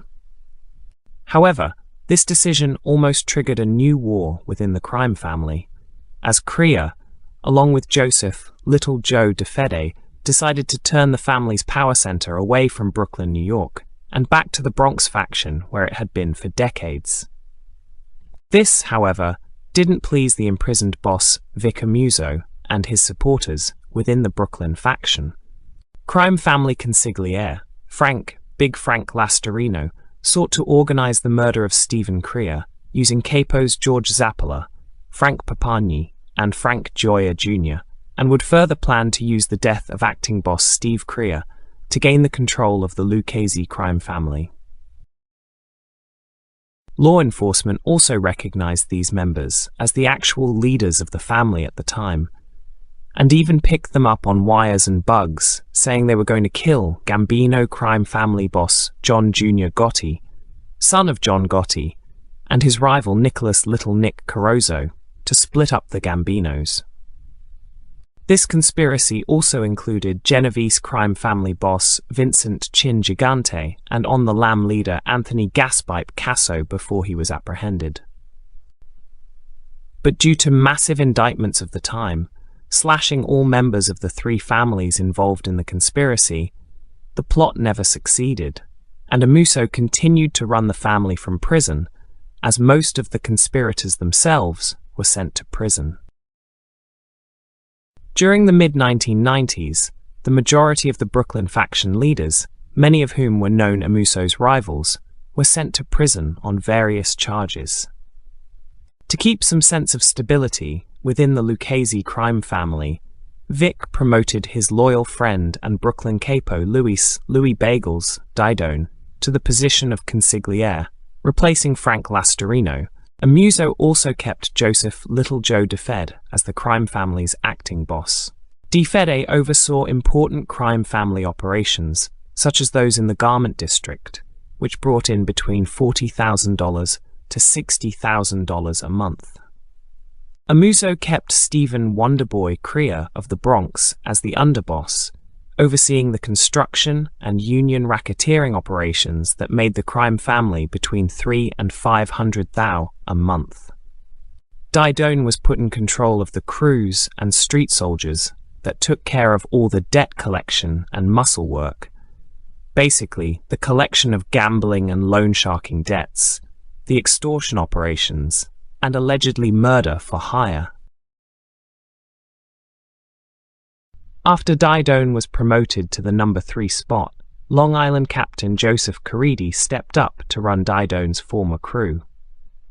On April 28, 1998, Joe DeFede was indicted on 9 counts of racketeering, stemming from his supervision of the crime family rackets in New York's Garment District from 1992 to 1997. In December 1998, Joe pleaded guilty to the charges and received 5 years in prison. Angry at his guilty plea, Amuso became uncertain of Joe's loyalty to the crime family, and in the future, Amuso would regard him as a traitor and thief. After the imprisonment of Joe in 1998, Amuso handpicked Bronx faction leader Stephen Wonderboy Crea as the new acting boss of the Lucchese crime family. Crea, a loyal Amuso underboss, began sending a larger amount of the crime family's profits to the imprisoned boss, which convinced Amuso that Joe had been skimming profits from the crime family the whole time he was acting boss. Amuso decided to put out a contract on Joe's life in late 1999. On September 6, 2000, Crea and 7 other crime family members were arrested and jailed on extortion charges. Crea was eventually convicted in 2001 and sentenced to 5 years in prison. Stephen Crea was released from prison in 2006. Following the imprisonment of Crea in 2001, influential consigliere Louis Bagels Didone was promoted to acting boss and began to run the day-to-day operations of the crime family. Didone, at the time one of the strongest and most dangerous family members, would continue to oversee the contract ordered by Amuso on his imprisoned former acting boss, Little Joe. Joe did not know that Amuso had placed a contract on his life, but during Joe's imprisonment, he was demoted from capo to soldier, and this alerted him to the possibility that he had fallen out of favor with boss Vic Amuso and could be in serious trouble.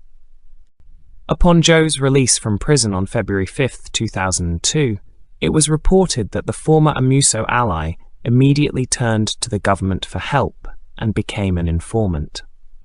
Federal witnesses Joe DeFede and Alphonse Little Al Diarco gave the government information regarding Lucchese-controlled racketeering operations based around New York City, which helped the federal government continue their decimation of the old Amuso faction.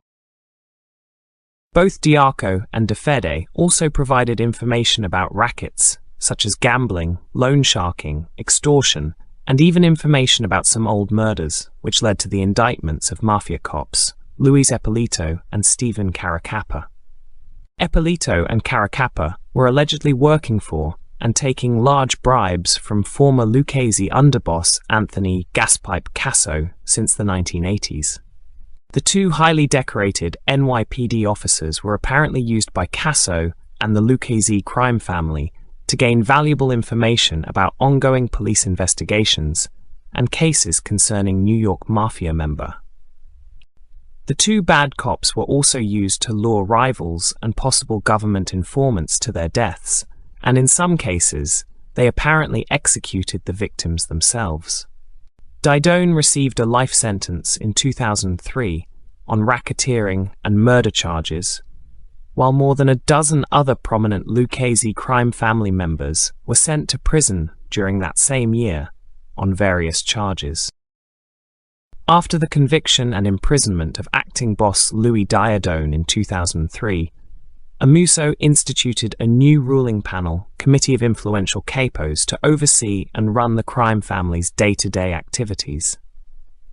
Prominent and senior Lucchese captain Aniello Neil Migliore, Matthew Matt Madonna, and Joseph Joey D. DiNapoli were handpicked by Amuso to lead the crime family.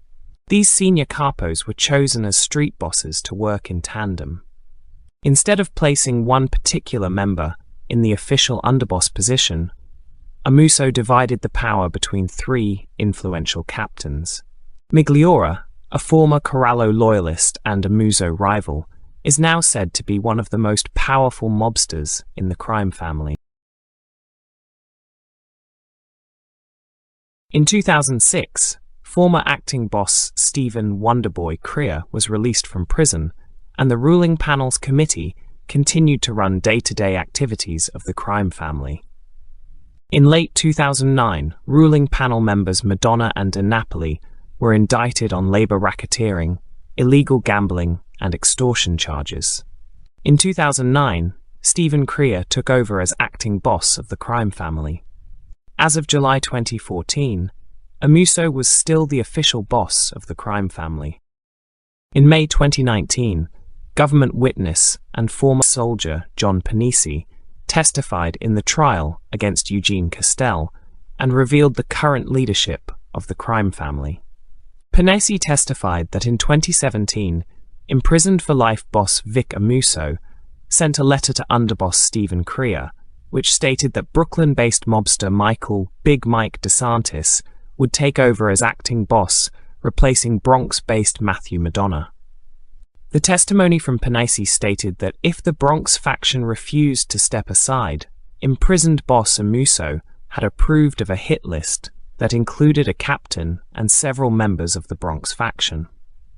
During Panisi's testimony, he revealed that the Lucchese crime family operates with a total of 7 crews, 2 in the Bronx, 2 on Long Island, 1 in Manhattan, 1 in New Jersey, and Castellucci's Brooklyn crew, formerly Amuso Casso's old crew, which is now based in Tottenville section of Staten Island.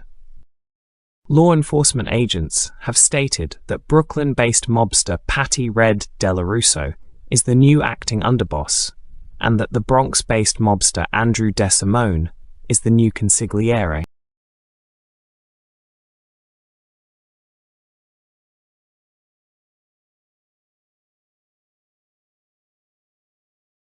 Domenico Danny Cutaya was the captain of the Vario crew operating from Brooklyn.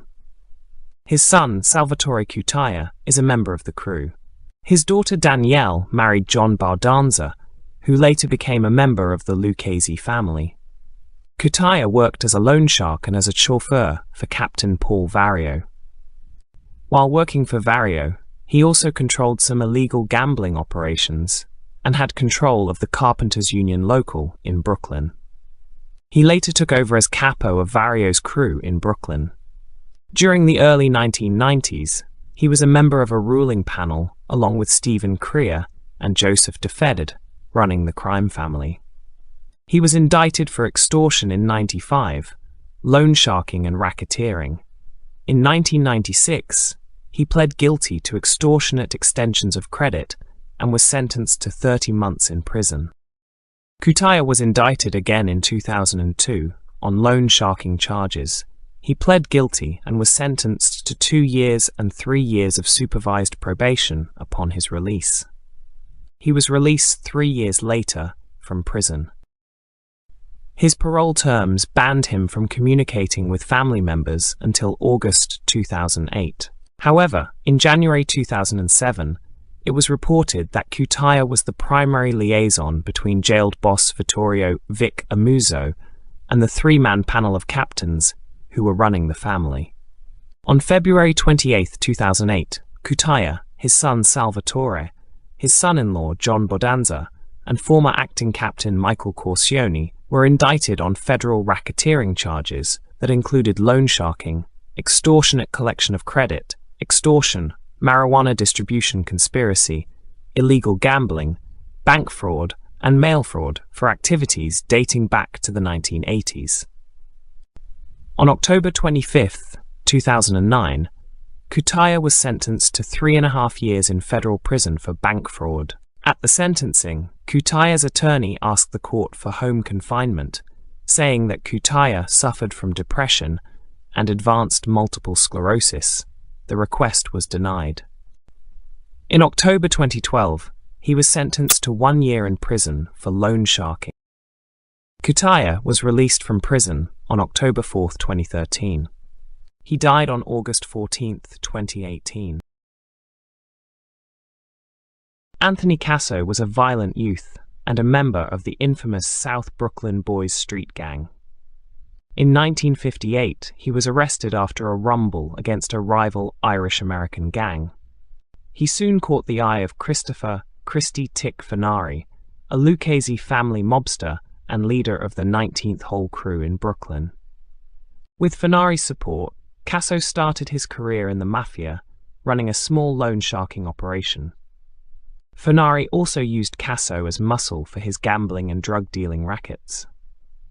Casso's first arrest, for attempted murder, occurred in 1961, but he was acquitted when the alleged victim refused to identify him as the attacker. In 1974, at age 32, he became a made man of the Lucchese family. Casso joined Vincent Fesseri's crew that operated from 116th Street in Manhattan and from 14th Avenue in Brooklyn. Shortly after becoming a maid, Casso became close to another rising star in the family, Victor Amuso, and began a partnership that lasted for 2 decades.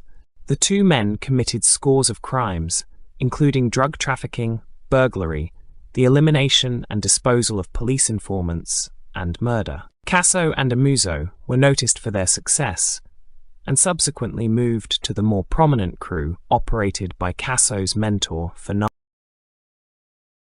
Within Fenari's 19th Hole crew, both Casso and Amuso led a burglary ring known as the Bypass Gang, which included expert locksmiths, safecrackers, and experts in security alarm systems. The Bypass Gang is still suspected of committing burglaries in banks and jewelry stores throughout New York City and Long Island. Authorities estimated the Bypass Gang stole more than $100 million from safety deposit boxes and vaults during the 1970s and 1980s. In December 1985, Casso was approached by Captain Frank DeCicco regarding a planned coup in the Gambino crime family. Gambino captain at the time, John Gotti, whose crew had worked with Casso to conduct drug deals, and other captains, were planning to kill family boss Paul Castellano, believing that he was too weak to lead them. Gotti and DeCicco were looking for support among the other 4 families affected by the ongoing Mafia Commission trial.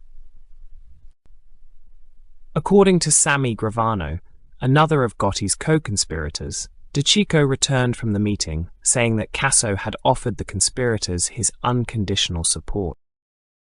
According to Casso, DeCicco alleged during their meeting that Castellano's carelessness in allowing his own house to be bugged was reason enough to kill him. Casso later told Carlo that he tried to talk DeCicco out of killing a boss without first asking for the commission's permission. Otherwise, he said, killing Castellano would be a cardinal violation of the rules, and all the participants would have to be murdered by the other 4 families. Castellano's murder went ahead anyway on December 16, 1985. Casso later denounced Gotti's actions to Carlo as the beginning of the end of our thing. As Casso had warned, Lucchese boss Anthony Corallo and Genovese boss Vincent Gigante decided to kill Gotti, De Chico, and every other conspirator in Castellano's murder. Amuso and Casso were chosen to handle the assassinations, and you know the rest. If not, rewind the video. While at the top of the crime family, Amuso and Casso shared huge profits from their family's illegal activities. These profits included $15,000 to $20,000 a month from extorting Long Island delivery and carting companies, $75,000 a month in kickbacks from 8 air freight carriers operating in the New York area in exchange for guaranteed labor peace and no protests from workers over their low benefits, $20,000 a week in profits from illegal, unlicensed video game machines set up in businesses with connections to the Lucchese family, and $245,000 annually from a major family-owned concrete supplier. Amuso and Casso also split more than $200,000 per year from the Garment District protection rackets, as well as a cut of all the crimes committed by the family's soldiers. In one instance, Casso and Amuso split $800,000 from the Colombo family for Casso's aid in helping them rob steel from a construction site at the West Side Highway in Manhattan. In another instance, the two bosses received $600,000 from the Gambino family for allowing it to take over a Lucchese protected contractor for a housing complex project on Coney Island. Casso also controlled Greek-American crime boss George Kalakatas, who gave Casso $683,000 in protection money in 1990 alone to operate a loan-sharking, extortion, and illegal gambling organization in Astoria, Queens. Casso had a close alliance with Russian boss Marat Balagula, who operated a multi-billion-dollar gasoline bootlegging scam in Brighton Beach. Balagula, a Soviet Jewish refugee from Odessa, had arrived in the US under the Jackson-Vanik Amendment. After Colombo Captain Michael Franzese began shaking down his crew, Balagula approached Christopher Fenari, consigliere for the crime family, and asked for a sit-down at the 19th Hole Cruise Social Club in Brooklyn. According to Casso, Fenari declared, "Here, there's enough for everybody to be happy, to leave the table satisfied. What we must avoid is trouble between us and the other families. I propose to make a deal with the others so there's no bad blood. Meanwhile, we will send word out that from now on you and your people are with the Lucchese family. No one will bother you. If anyone does bother you, come to us and Anthony will take care of it."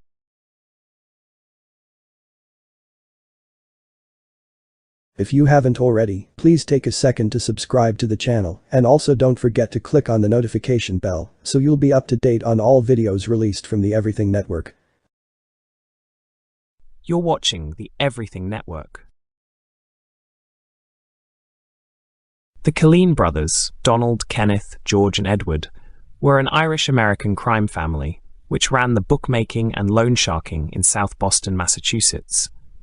They used muscle to make collections and to make examples of those who didn't pay in a timely fashion. The Mullins, by contrast, were a loosely organized crew of thieves. But being in the South, it was just a matter of time before they butted heads with the Killeens. The Mullins gang were mostly thieves who stole from the ships that brought goods into Boston Harbor and from the warehouses where they were stored. The crew was particularly talented and opportunistic, as likely to steal a truckload of Easter hams as one of televisions. They also had strength in numbers. The Boston Police Department at one time estimated there were as many as 60 members. In 1971, Donald Killeen's younger brother, Kenneth, bit off the nose of Mickey Dwyer, a member of the rival Mullen gang, at the Transit, a local watering hole. Paulie McGonigal, Francis Buddy Leonard, Thomas King, and Dennis Buddy Roche went to the Transit, the Killeen gang's main base of operations, looking to confront the Killeens, who had already left the bar. The presence of the Mullins at the Killeens' headquarters was viewed as a direct challenge by Donald Killeen. A gangland war soon resulted, leading to a string of slayings throughout Boston and the surrounding suburbs. Several weeks following the transit incident, Killeen enforcers Billy O'Sullivan and Whitey Bulger encountered Mullen member Buddy Roach, brother of future police commissioner Francis "Mickey" Roach, in a bar on Broadway in South Boston. After a heated argument, Roach was shot and left paralyzed for life. A short time later, Bulger and O'Sullivan killed Donald McGonigal. Donald was not a member of the Mullens and was killed by mistake. His brother, Paulie McGonigal, vowed revenge and, according to Patrick Nee, personally murdered O'Sullivan near his house at Savin Hill at just past midnight on the morning of March 28, 1971. The killing of O'Sullivan revitalized the Mullens, and the Killeens quickly found themselves outgunned and outmaneuvered. On May 13, 1972, South Boston mob boss Donald Killeen was shot to death by Mullen gang enforcer Jimmy Mantville outside his home in suburban Framingham, Massachusetts. The leadership of the Killeen faction then devolved on Bulger, who was in hiding on Cape Cod. Rather than murdering Bulger as some Mullens, including Paulie McGonigal, desired, Patrick Nee arranged for their dispute to be mediated by Howie Winter, the godfather of the Irish-American Winter Hill Gang of Somerville, and Joseph Russo of the Patriarcha crime family. After a sit-down at Chandler's Restaurant in the South End, Boston, the two gangs joined forces with Winter as overall boss. By 1973, Bulger was in control of the rackets in South Boston. He began to use his influence to remove opposition by persuading Winter to sanction the murders of those rivals whom he viewed as having stepped out of line. These included former Mullens Spike O'Toole and Paulie McGonigal, who was murdered by Bulger and buried in a shallow grave in Boston's Tenian Beach. It is also alleged that Bulger had direct involvement in the murders of Eddie Connors in January 1975 and Mullens Tommy King and Buddy Leonard in November 1975. Paulie McGonigal, died November 1974, was a Boston mobster and one-time leader of the Mullen Gang, a South Boston street gang involved in burglary, auto theft, and armed robbery. During the war against Donald Killeen and his brothers, McGonigal successfully led the Mullens in a string of shootings which finally ended with Killeen's murder in 1972. After a truce was arranged with Whitey Bulger and the remnants of the Killeen organization, McGonigal remained angry about Bulger's accidental murder of his fraternal twin brother, Donald McGonigal. It is believed that this was one of the reasons for his disappearance in November 1974. His body was later excavated from a shallow grave on Boston's Tenian Beach. Tommy King, died 1975, was a Boston mobster and member of the Mullens during their gang war against Donald Killeen and his lieutenants Billy O'Sullivan and James J. Bulger during the early 1970s. Following Killeen's murder in 1972, he became an associate of Bulger and the Winter Hill Gang after his alleged involvement in the death of Paul McGonigal. In 1975, he disappeared following an altercation with Bulger in a Southie watering hole. He was suspected of having been killed by hitman John Martorano. Patrick Nee was born to an Irish-speaking family in Rosmuck, Ireland in 1944. He was brought to the US by his parents in 1952 and became a member of the Mullen Gang at the age of 14. He fought in several turf battles before joining the US Marine Corps. He arrived in Vietnam in 1965 and saw combat at Phu Bai. After his return to South Boston in October 1966, he rejoined the Mullens and became one of their leaders in the war against the Killeen brothers. Nee arranged the truce that ended the war by arranging a sit-down in Boston's South End. After being supplanted by Bulger, he moved to Charlestown, Massachusetts, and switched increasingly to smuggling arms to the Provisional IRA. He currently resides in South Boston and is the author of the memoir, A Criminal and an Irishman. The Patrick Nee truce is as follows.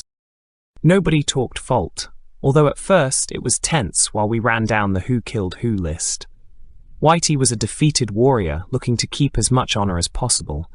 He knew the Mullins had courageous, fierce men willing to die for theirs, and he was perceptive. Deep down, Whitey knew that he couldn't take over for the Killeens without cutting the Mullins in on their bookmaking and loan sharking. Tommy King and I felt victorious, but we didn't want to gloat. The meeting lasted for 6 hours. We ate good steaks, chasing them down with nothing stronger than ginger ale. It was business, and contrary to media stereotype, we weren't a bunch of lowlifes who sat around drinking beer all day and all night. The balance of the meeting was spent forming an alliance, and by far the hardest part was deciding whom to protect. After a war, each side usually gets to protect so many people from harm. Those who aren't protected are fair game for retribution and shakedowns. Everything was split down the middle. All the horses, dogs, bookmaking, and loan sharking were now going to be under our mutual control. This was the beginning of our relationship. Whitey and I were now officially partners, and nobody at that table could ever have possibly imagined how this treacherous uck would treat his partners. After Winter was convicted of fixing horse races in 1979, the leadership of the gang fell on James Whitey Bulger.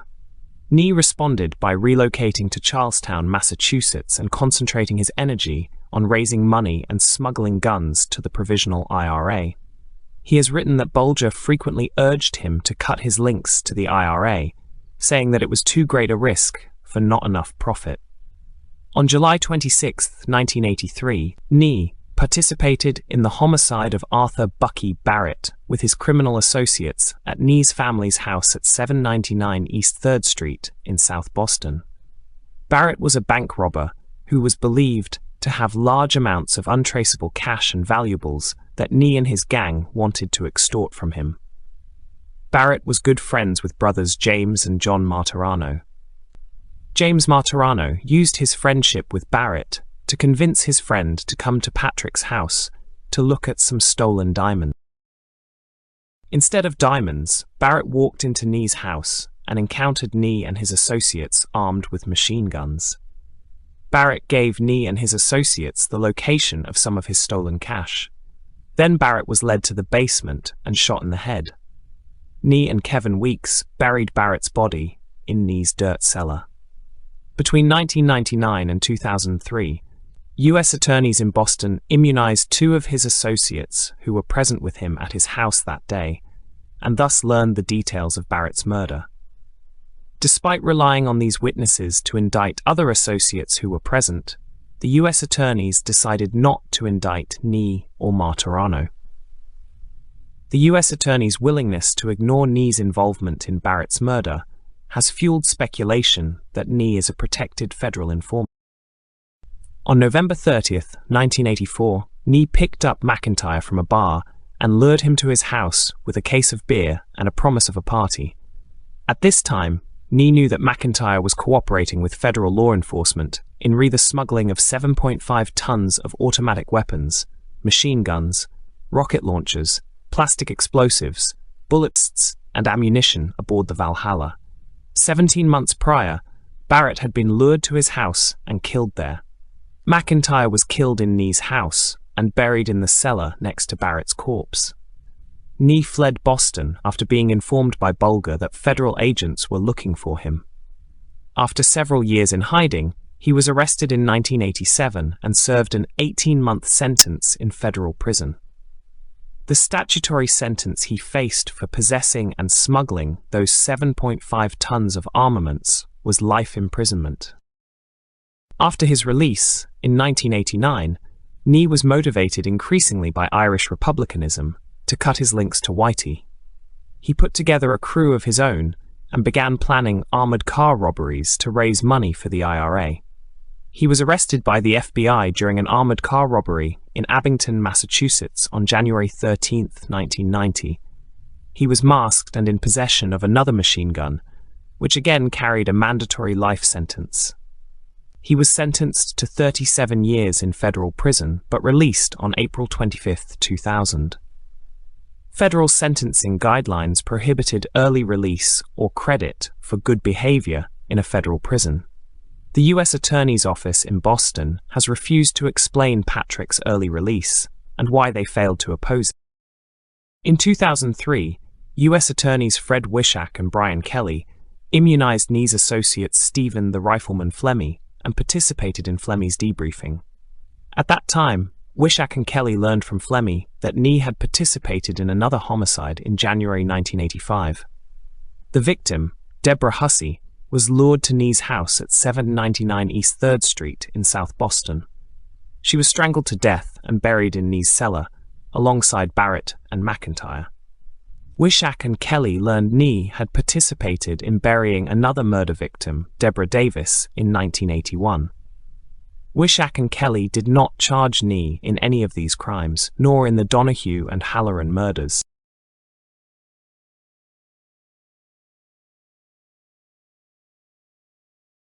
You're watching the Everything Network. In the late 19th century, Monk Eastman ran a powerful Jewish gang that competed with Italian and Irish gangs, notably Paul Kelly's 5 Points gang, for control of New York's underworld. Another notorious faction, known as the Lenox Avenue Gang, led by Harry "Gyp the Blood" Horowitz, consisted of mostly Jewish members and some Italian members, such as Francesco Serafisi. It was one of the most violent gangs of the early 20th century and became famous for the murder of gambler and gangster Herman Rosenthal.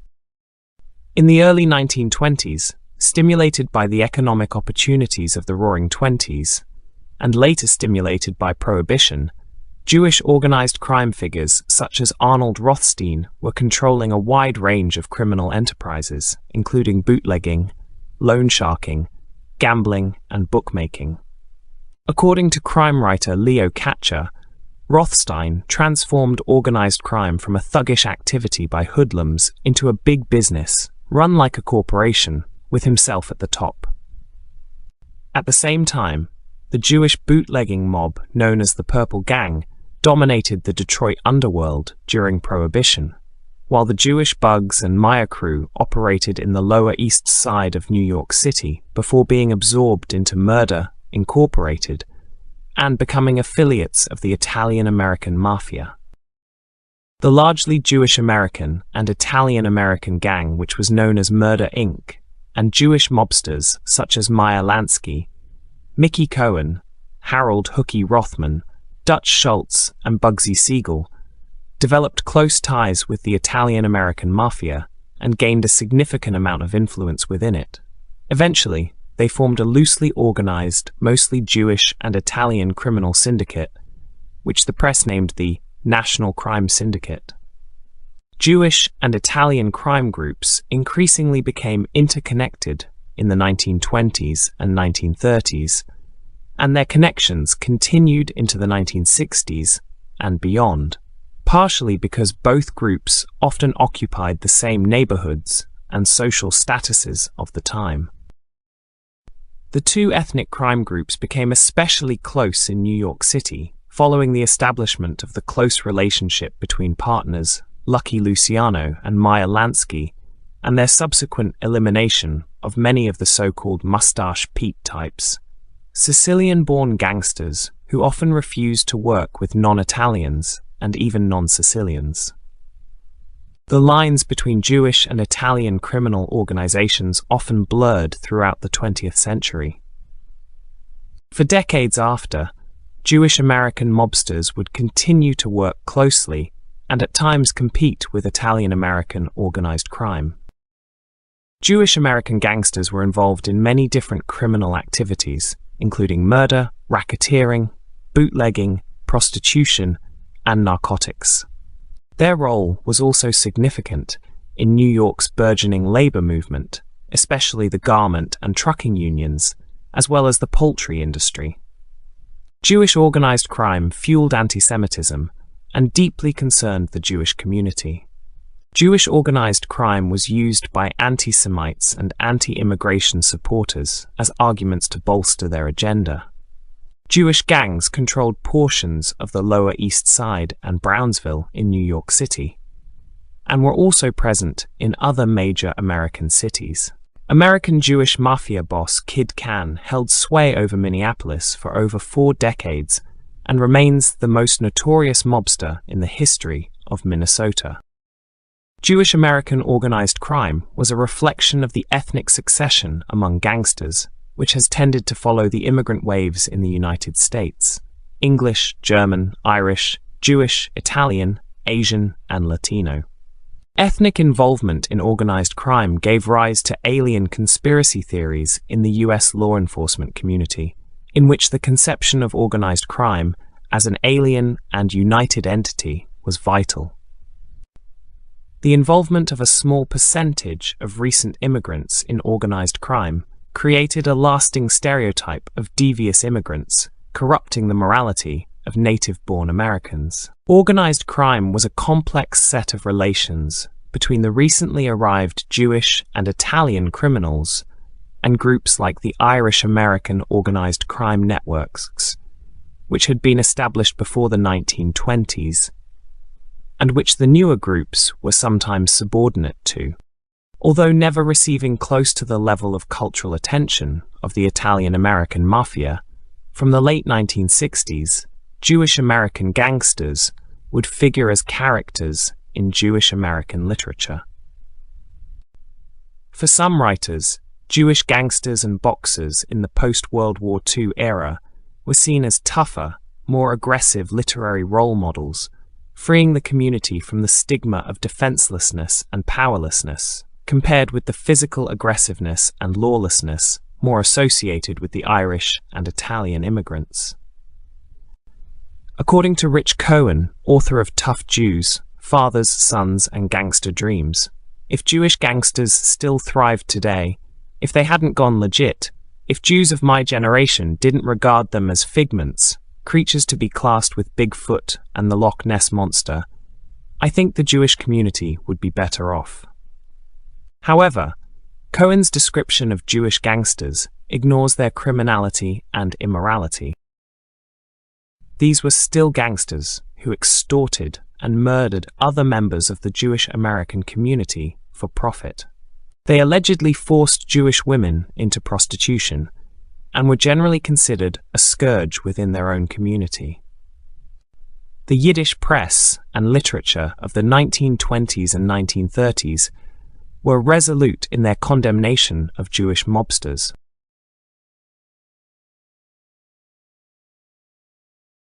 A large wave of Jewish immigrants from Eastern Europe in the late 19th and early 20th centuries produced Jewish mobsters such as Max Kid Twist Zwerbach, Big Jack Zelig, and Vach Cyclone Louis Lewis, who competed with and were acknowledged by Italian and Irish gangs.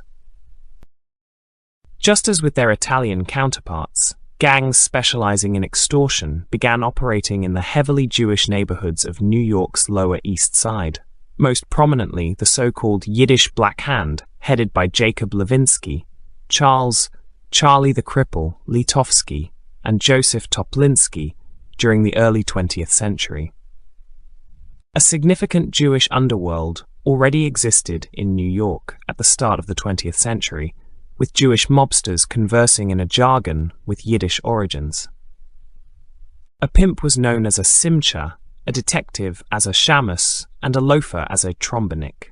Jewish American organized crime arose among slum kids who as prepubescents stole from pushcarts, who as adolescents extorted money from store owners, who as young adults practiced slamming, wielding an iron pipe wrapped in newspaper against striking workers or against scabs, until as adults they joined well-organized gangs involved in a wide variety of criminal enterprises boosted by prohibition. The lure of quick money, power, and the romance of the criminal lifestyle was attractive to both second-generation Jewish and Italian immigrants. There was a supposed Jewish crime wave in early 20th century New York. In disturbing numbers, young Jews had joined crime rackets, it was said, along with children of Irish, Italian, and other immigrants. However, the supposed Jewish immigrant crime wave may have been exaggerated by the press and law enforcement. Crime and population figures show that Jews in New York committed crimes at a rate far below the average for the wider society. As described by sociologist Steven Steinberg, less than a sixth of the city's felony arrests were Jews during the 1920s, when Jews constituted nearly a third of the city's population. As the 20th century progressed, Jewish American mobsters such as Dopey Benny Fine and Joe the Greaser Rosenzweig entered labor racketeering, hiring out to both businesses and labor unions as strong-arm men. Labor racketeering, or labor slugging as it was known, would become a source of conflict as it came under the domination of several racketeers, including former Five Points gang members Nathan Kid Dropper Kaplan and Johnny Spanish during the labor slugger wars, until its eventual takeover by Jacob Gurra Shapiro in 1927. Other Jewish organized crime figures involved in controlling labor unions include Moses Annenberg and Arnold Rothstein, the latter reportedly responsible for fixing the 1919 World Series. According to crime writer Leo Katcher, Rothstein transformed organized crime from a thuggish activity by hoodlums into a big business, run like a corporation, with himself at the top. According to Rich Cohen, Rothstein was the person to see during Prohibition, 1920-1933, if one had an idea for a tremendous business opportunity, legal or not. Rothstein understood the truths of early 20th century capitalism, hypocrisy, exclusion, greed, and came to dominate them.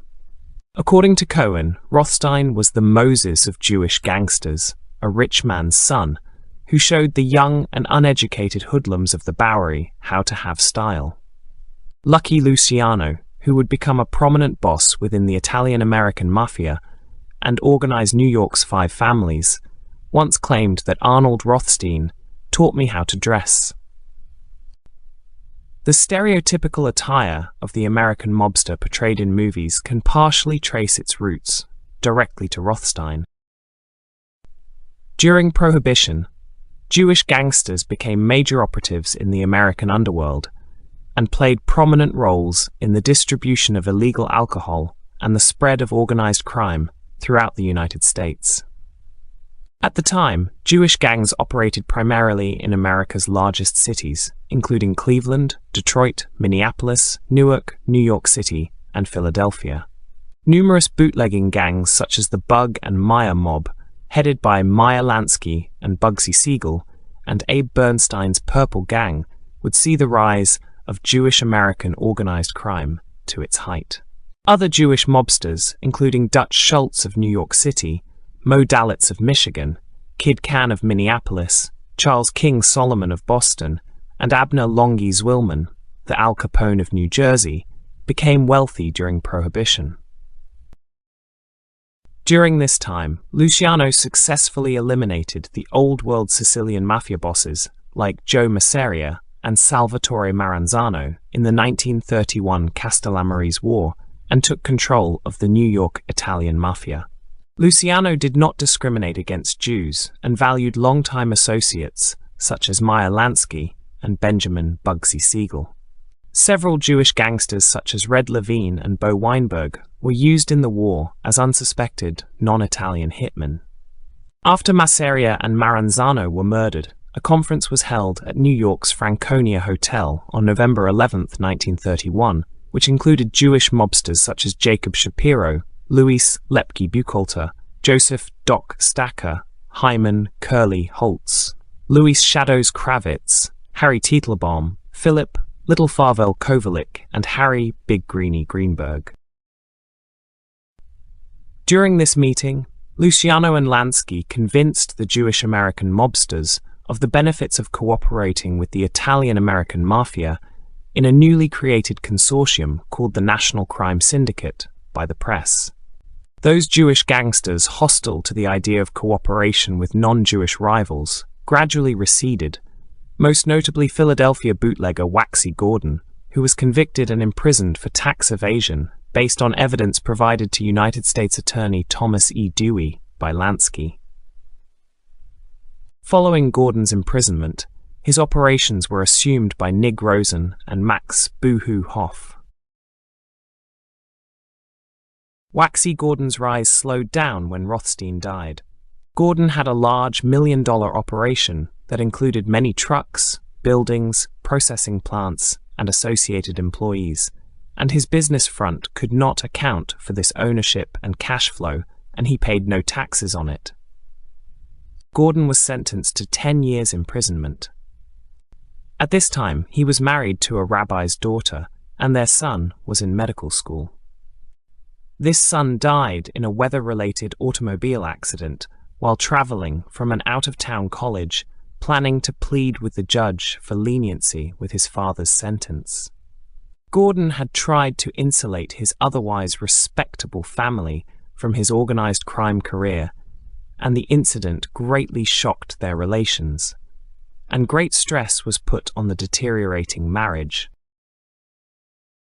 During Prohibition, Mo Dalitz established the Cleveland Syndicate with fellow Jewish gangsters Louis Rothkopf, Maurice Klein, Sam Tucker, Charles Polizzi, and Irish gangster Blackjack McGinty. Charles Polizzi was born Leo Berkowitz to Jewish biological parents, who died when he was an infant. Charles was adopted by the Polizzi family, and his adoptive brother, Alfred Polizzi, was the head of the Italian Mayfield Road mob. The syndicate was heavily involved with bootlegging on Lake Erie and developed what was known as the Little Jewish Navy. The syndicate operated casinos in Youngstown, northern Kentucky, and Florida. The syndicate attended the Atlantic City Conference representing Cleveland. The syndicate ran numerous casinos in Newport, Kentucky, including the original The Flamingo Hotel and Casino opens, 1946, and Tropicana. The syndicate's reign in northern Kentucky came to an end following a botched attempt to discredit George Ratterman, a candidate for sheriff, and a federal crackdown during the Kennedy administration. The Cleveland mob were early investors in the Desert Inn in Las Vegas and owned it until it was purchased by Howard Hughes.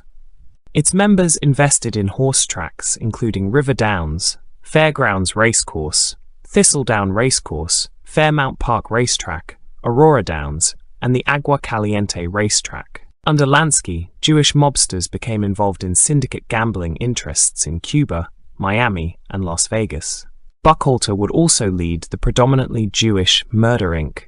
as the Luciano crime family exclusive hitman. Following World War II, the dominant figures in organized crime tended to be second-generation Italian Americans and Jewish Americans. As late as the 1960s, Jewish presence in organized crime was still acknowledged as being of significance. As Los Angeles mobster Jack Dragner explained to hitman and later government informant Jimmy Fratiano, "Myers got a Jewish family built along the same lines as our thing. But his family's all over the country. He's got guys like Lou Rhodey and DeLitz, Doc Stacher, Gus Greenbaum, sharp fucking guys, good businessmen, and they know better than try to fuck us."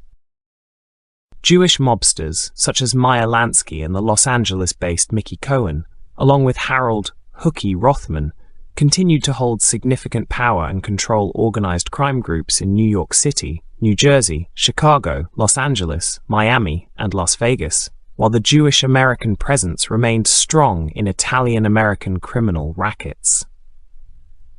Shondor Burns was a Jewish crime boss in Cleveland who controlled numbers, prostitution, theft, and gambling rackets. Burns was active until 1975, when he was murdered by Irish gangster Danny Green. Jewish American organized crime derived from dislocation and poverty, where language and custom made the community vulnerable to undesirables, the sort of thing that it is claimed fosters criminality among any other ethnicity in a similar situation. As American Jews improved their conditions, the Jewish thug and racketeer either disappeared or merged into a more assimilated American crime environment. American Jews quietly buried the public memory of the gangster past. Unlike the Mafia, famous Jewish American gangsters like Meyer Lansky, Dutch Schultz, and Bugsy Siegel founded no crime families. Much like Irish Americans and other ethnicities, with the exception of Italian-American criminal organizations, Jewish American presence in organized crime began to decline after World War II. Jewish American individuals remain closely associated with organized crime, especially Italian American and Israeli organized crime. But the Jewish American criminal organizations and gangs, which once rivaled the Italian and Irish American mobsters during the first half of the 20th century, have largely faded. In more recent years, Jewish American organized crime has reappeared in the form of Orthodox Jewish, Israeli, and Jewish Russian Mafia criminal groups. Many of the Russian mobsters active in New York, especially Brighton Beach, are actually Soviet Jews, including Marat Balagula, Boris Neifeld, and Evsei Agron. From the 1990s until 2013, members of the New York divorce coercion gang kidnapped and tortured Orthodox Jewish men in troubled marriages to force them into granting religious divorces to their wives, in some cases extorting money from them. Described by prosecutors as a criminal syndicate that was akin to the Bloods, the Crips, or the Mafia, the organization, which charged up to $100,000 for their services, was shut down in the wake of a sting operation orchestrated by the FBI.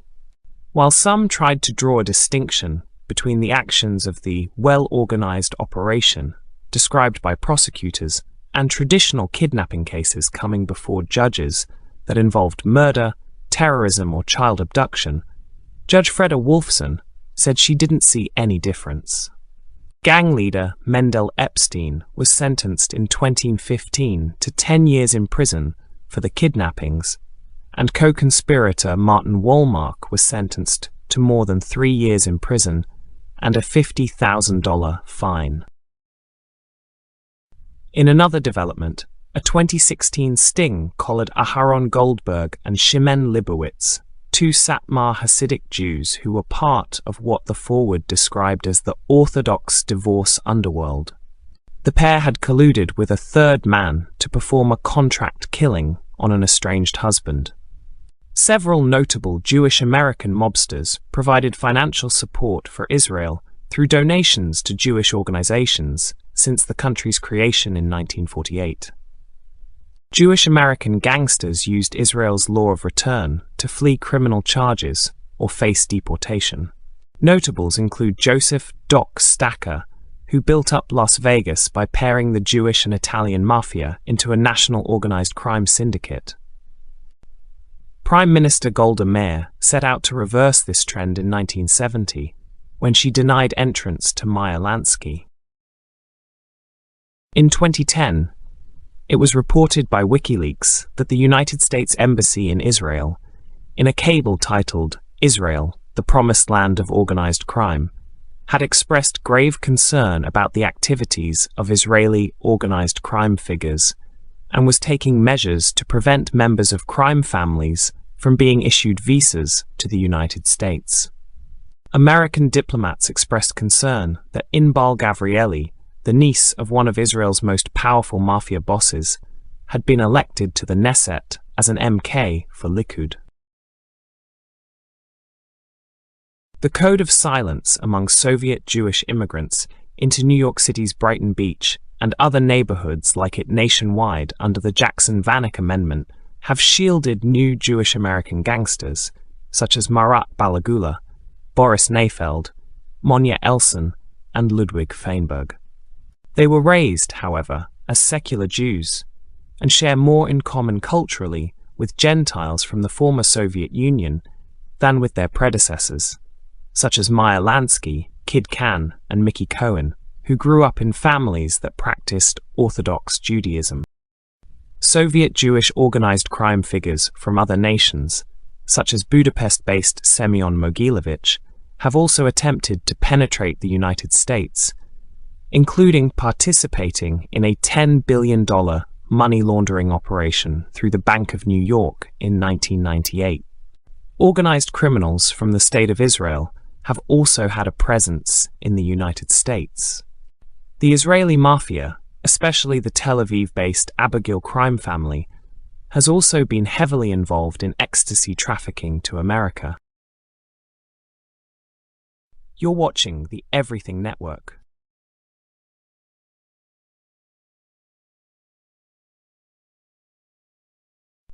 The Eastman Gang was the last of New York's street gangs, which dominated the city's underworld during the late 1890s until the early 1910s. Along with the Five Points Gang under Italian-American Paolo Antonio Vaccarelli, best known as Paul Kelly, the Eastman Gang succeeded the long-dominant YOs as the first non-Irish street gang to gain prominence in the underworld during the 1890s. Its rise marked the beginning of a 40 to 50-year period of strong Jewish American influence within organized crime in New York City. Under the leadership of Monk Eastman, a well-known bouncer and hired thug, the Eastman Gang spent the next decade establishing a criminal empire in Manhattan's Lower East Side through criminal activities, including prostitution and illegal gambling. They operated Stuss games and established strong political connections through Tammany Hall. According to an article in the April 26, 1903 edition of the New York Daily Tribune, the gang that would become Eastman's first coalesced in the early 1890s. They started out in the notorious Corlear's Hook section of the Lower East Side on Rivington Street, in the vicinity of Mangin and Girk Streets. Another gang of the era, the Short Tails, had its headquarters in this same area, and the Eastman Gang may have developed from that group. Originally composed of largely Irish and Italian Catholics from the local slums, the gang quickly became almost exclusively Jewish, as a wave of Jewish immigrants from Eastern Europe settled into Lower Manhattan and nearby Brooklyn. When Monk Eastman entered the gang is unknown. His father abandoned his family when Eastman was 5 years old, and he lived with his mother and sisters in her father's household. Several newspaper articles refer to Eastman as from Corlear's Hook, so he was likely involved from this early era. His background was Yankee. Eastman immigrants came from England in the colonial period, but he originally had many ethnic Irish associates. By the start of the 20th century, the gang had expanded beyond Corlear's Hook and changed its criminal focus from petty theft to pimping, using the many disorderly houses, brothels, along Allen Street to amass a small fortune. During this time, the gang became known as the Allen Street Cadets, cadet being Bowery slang for a pimp. They adopted a flamboyant lifestyle. According to one local charity worker, you never saw an Eastman without a woman. Aside from pimping, they also kept their hand in other crimes, running gambling houses, peddling opium, and hiring themselves out as paid goons. One of the gang's clubhouses during this time was Silver Dollar Smith's Saloon on Essex Street. Monk Eastman worked as a sheriff or bouncer there. He quickly became a favorite mercenary for the many Tammany Hall politicians and Wall Street bigwigs who frequented the place. As Monk's fame grew, his gang came to be known simply as the Monk Eastmans or the Eastman Gang. Like many gangs of the time, the Eastmans dressed as dandies. They were well-groomed men who liked to flaunt their wealth. According to Alfred Henry Lewis's 1912 book, The Apaches of New York, many of the gang members were also bicycle enthusiasts, likely owing to Eastman's own interest in the new riding machines. Lewis claims that Monk rented bicycles out of his Broome Street bird shop, and that an associate opened a club in Monk's honor called the Squab Wheelman, after the boss's twin passions, pigeons and bicycles. Eventually, the gang became involved in rivalries with other local gangs, such as the Yakey Yakes and the 5 Points Gang, warring over both territory and work as political sluggers for Tammany Hall. The Eastmans dominated the gang war in the 20th century during the first year. His gang members rallied in pitched battles in the streets of New York, reminiscent of the gangs of the previous century. Eastman was a charismatic leader who often led his men into battle. He attracted many members of the Five Pointers to defect to the Eastmans, including Richie Fitzpatrick and Max "Kid Twist" Zwerber. However, as the gang war began to escalate, Tammany politicians forced the leaders to agree to a truce before losing control of the situation. After Monk Eastman was arrested in 1904 for a street mugging, the gang threatened to disintegrate among warring factions, each trying to assert control. By the end of the year, the gang was split between former Eastman lieutenants Max Zwerback and Richie Fitzpatrick. Threatened by civil war during their war with the Five Pointers, Zwerback and Fitzpatrick agreed to meet for a truce in late 1904. However, possibly while attending a peace conference, Fitzpatrick was found shot to death at a local neighborhood saloon near Sheriff Christie Street on November 1, 1904. With the elimination of the remaining members of the Fitzpatrick faction by Zwerback Lieutenant Vash, Cyclone Louis Lewis several weeks later, Kid Twist Zwerback took leadership of the Eastmans. He continued his war against the Five Points gang on and off during his 4-year reign. Paul Kelly arranged the murders of Zwerback and Lewis, using an altercation with underling Louis the Lump Pioggi to set them up for an ambush on May 14, 1908.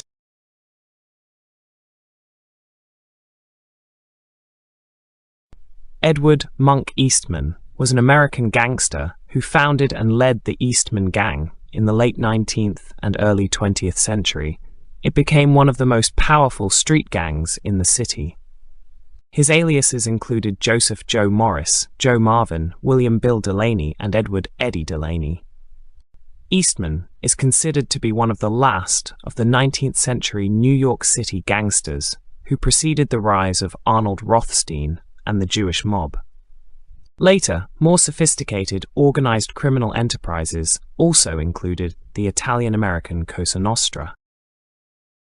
Monk was born Edward Eastman in 1875 in the Corlears Hook section of the Lower East Side of Manhattan of New York City, New York, to Samuel Eastman, a Civil War veteran and wallpaper hanger, and his wife Mary Parks Eastman.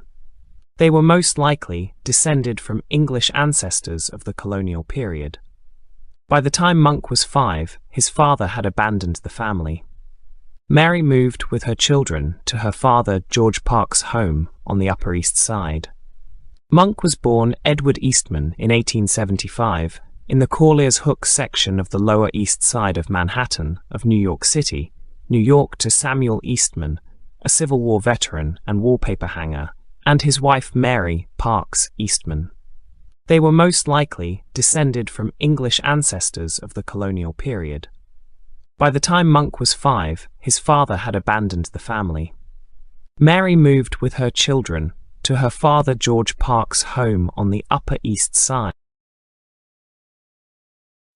According to the 1880 United States Census, 5-year-old Edward Eastman lived with his mother and other family on East 75th Street in Manhattan. The household was headed by his maternal grandfather, George Parks, age 68, who worked in a dry goods store. Parks was born in New York, as were both his parents. In the 1870 U.S. Census, Mary Eastman had been living on Cannon Street in the Lower East Side of Manhattan with her husband Samuel Eastman, age 40, born in New York and working as a paper hanger. Living with them were their children Lizzie and Willie, age 3, born in New York. Willie likely died young, as he was not listed with the family in 1880. In the 1860 census, Samuel Eastman was living as a single man in Manhattan in the household of Thomas McSpedden from a prominent old NYC family. His mentor's firm, Mafia and Baker on Pine Street in New York, was the official printer for the city government. In addition to running his business, Mafia served as an elected alderman in NYC and as appointed city fire marshal during the mid-19th century. Eastman worked as a paper hanger. By the 1900 census, Mary Eastman lived in Queens on Curtis Avenue with her daughters Elizabeth and Francine and their families. Edward Eastman is listed in the same census as a bird salesman, residing on East First Street in Lower Manhattan, living with and married since 1896 to Margaret Eastman. Going by the nickname Monk, Eastman was not recorded as having been arrested until after his grandfather died. At some point, Parks helped his grandson set up a pet shop on Broome Street. For years after being widely known as a gangster, Eastman listed bird seller as his occupation on government forms. At some point, he returned to live on the Lower East Side and became involved with the neighborhood gangs made up of poor young men, often children of immigrants. Operations included a bike rental racket. In the 1870 U.S. Census, Mary Eastman had been living on Cannon Street in the Lower East Side of Manhattan with her husband Samuel Eastman, age 40, born in New York and working as a paper hanger. Living with them were their children Lizzie and Willie, age 3, born in New York. Willie likely died young, as he was not listed with the family in 1880. In the 1860 census, Samuel Eastman was living as a single man in Manhattan in the household of Thomas McSpadden from a prominent old NYC family. His mentor's firm, McSpadden and Baker on Pine Street in New York, was the official printer for the city government. In addition to running his business, McSpadden served as an elected alderman in NYC and as appointed city fire marshal during the mid-19th century. By the 1900 census, Mary Eastman lived in Queens on Curtis Avenue with her daughters Elizabeth and Francine and their families. Edward Eastman is listed in the same census as a bird salesman, residing on East First Street in Lower Manhattan, living with and married since 1896 to Margaret Eastman. Going by the nickname Monk, Eastman was not recorded as having been arrested until after his grandfather died. At some point, Parks helped his grandson set up a pet shop on Broome Street. For years after being widely known as a gangster, Eastman listed bird seller as his occupation on government forms. At some point, he returned to live on the Lower East Side and became involved with the neighborhood gangs made up of poor young men, often children of immigrants. Operations included a bike rental racket. In 1898, Monk Eastman was arrested and convicted of larceny under the alias William Murray, one of the many Irish aliases which he used. He was jailed for 3 months on Blackwell's Island. During this time, he belonged to a gang of pimps and thieves known as the Allen Street Cadets. The writer Herbert Asbury described Eastman as having a messy head of wild hair, wearing a derby hat 2 sizes too small for his head, sporting numerous gold-capped teeth, and often parading around shirtless or in tatters, always accompanied by his cherished pigeons. He had a broad 5'6" frame.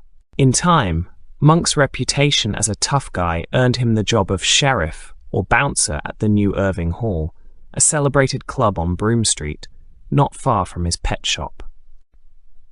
At the New Irving Hall and Silver Dollar Smith's Saloon, Eastman became acquainted with Tammany Hall politicians, who were powerful in New York and deeply involved with the ethnic immigrant communities.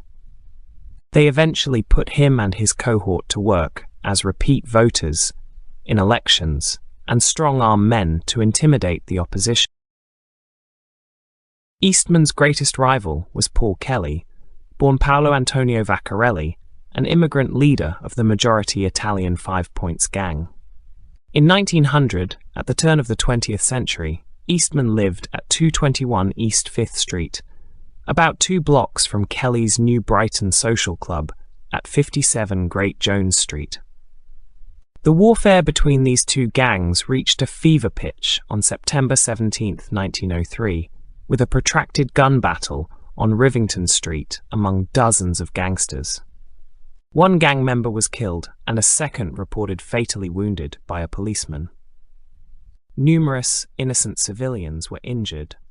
Some 18 members of the Eastman gang were reported as arrested.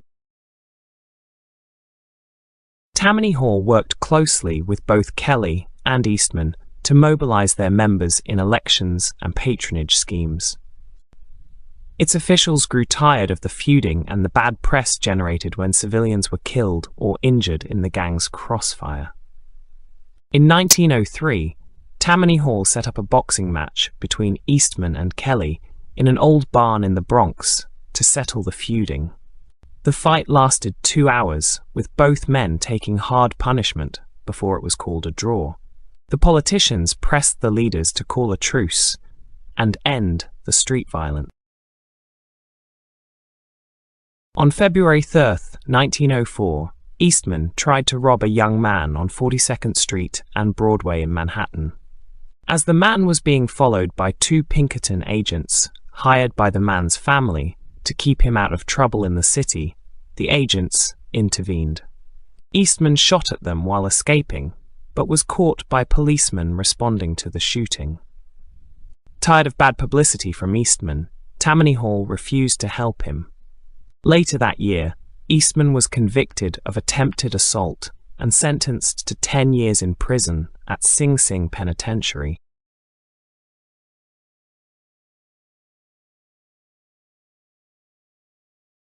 In 1909, Eastman was released after serving 5 years in prison.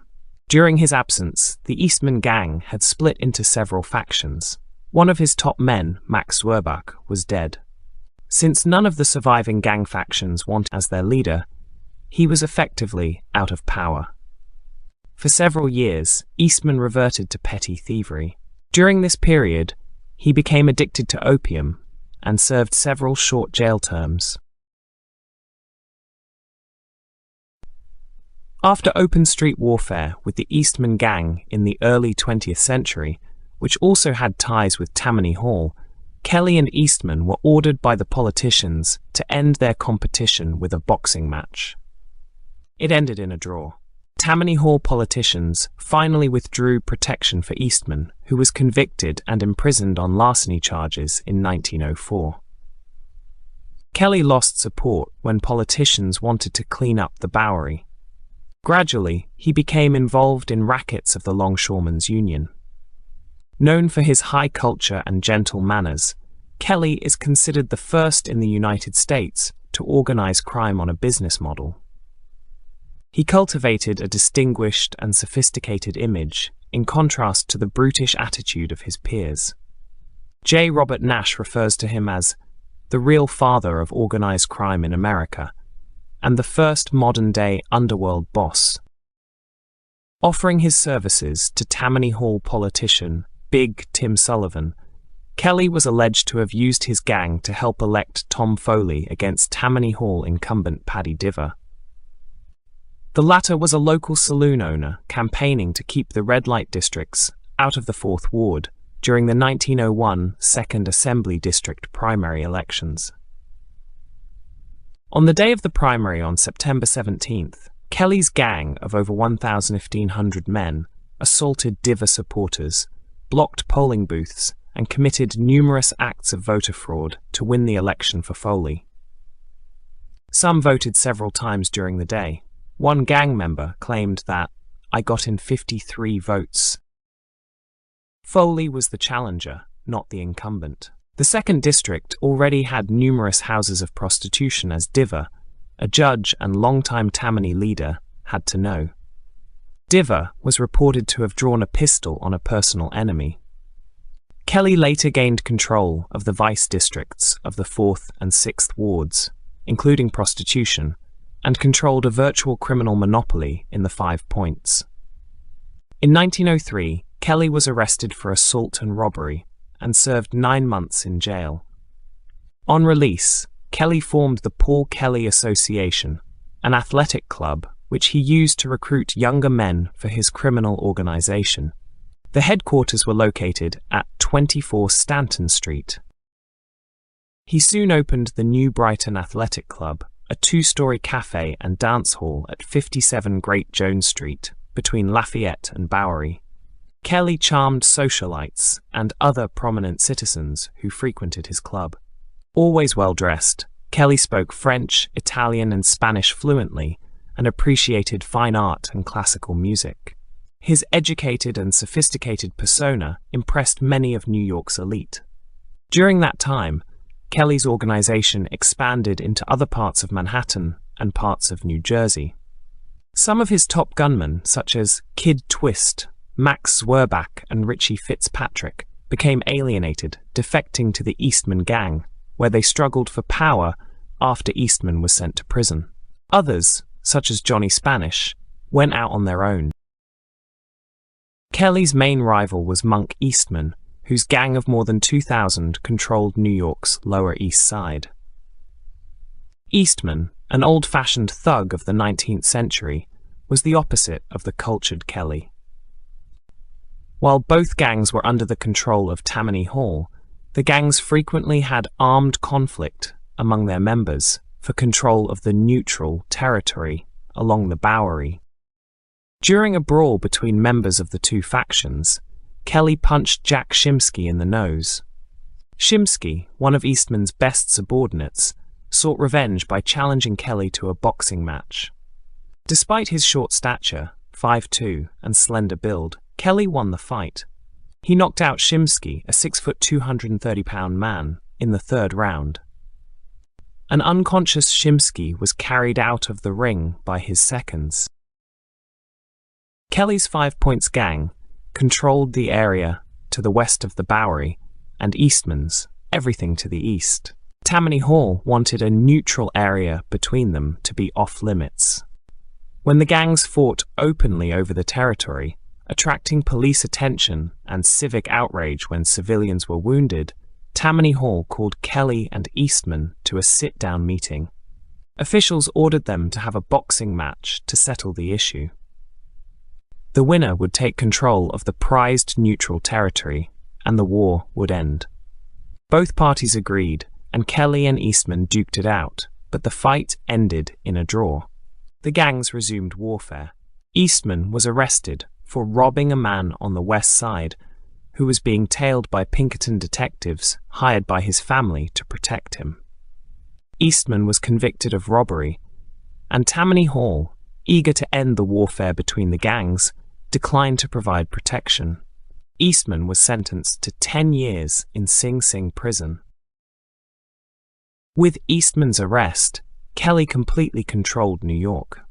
He had internal competition, and in November 1905, Kelly's former lieutenants, Pat Razor Riley and James T. Biff Ellison, now members of the Gopher Gang, tried to kill him at his New Brighton headquarters. Kelly, drinking with bodyguards Bill Harrington and Roughhouse Hogan, returned their fire. Harrington died protecting Kelly. Riley and Ellison escaped, and a wounded Kelly was taken to a private hospital before he could be arrested. Kelly turned himself in a month later, but charges were dropped due to his political connections. Ellison was arrested in 1911, convicted, and sent to prison. He became mentally ill and was placed in an asylum where he died. Riley was found by police, dead from pneumonia, in his basement hideout in Chinatown. The negative publicity from the attempted assassination resulted in the New York Police Commissioner, William McAdoo, closing the New Brighton for the protection of its socialite regulars.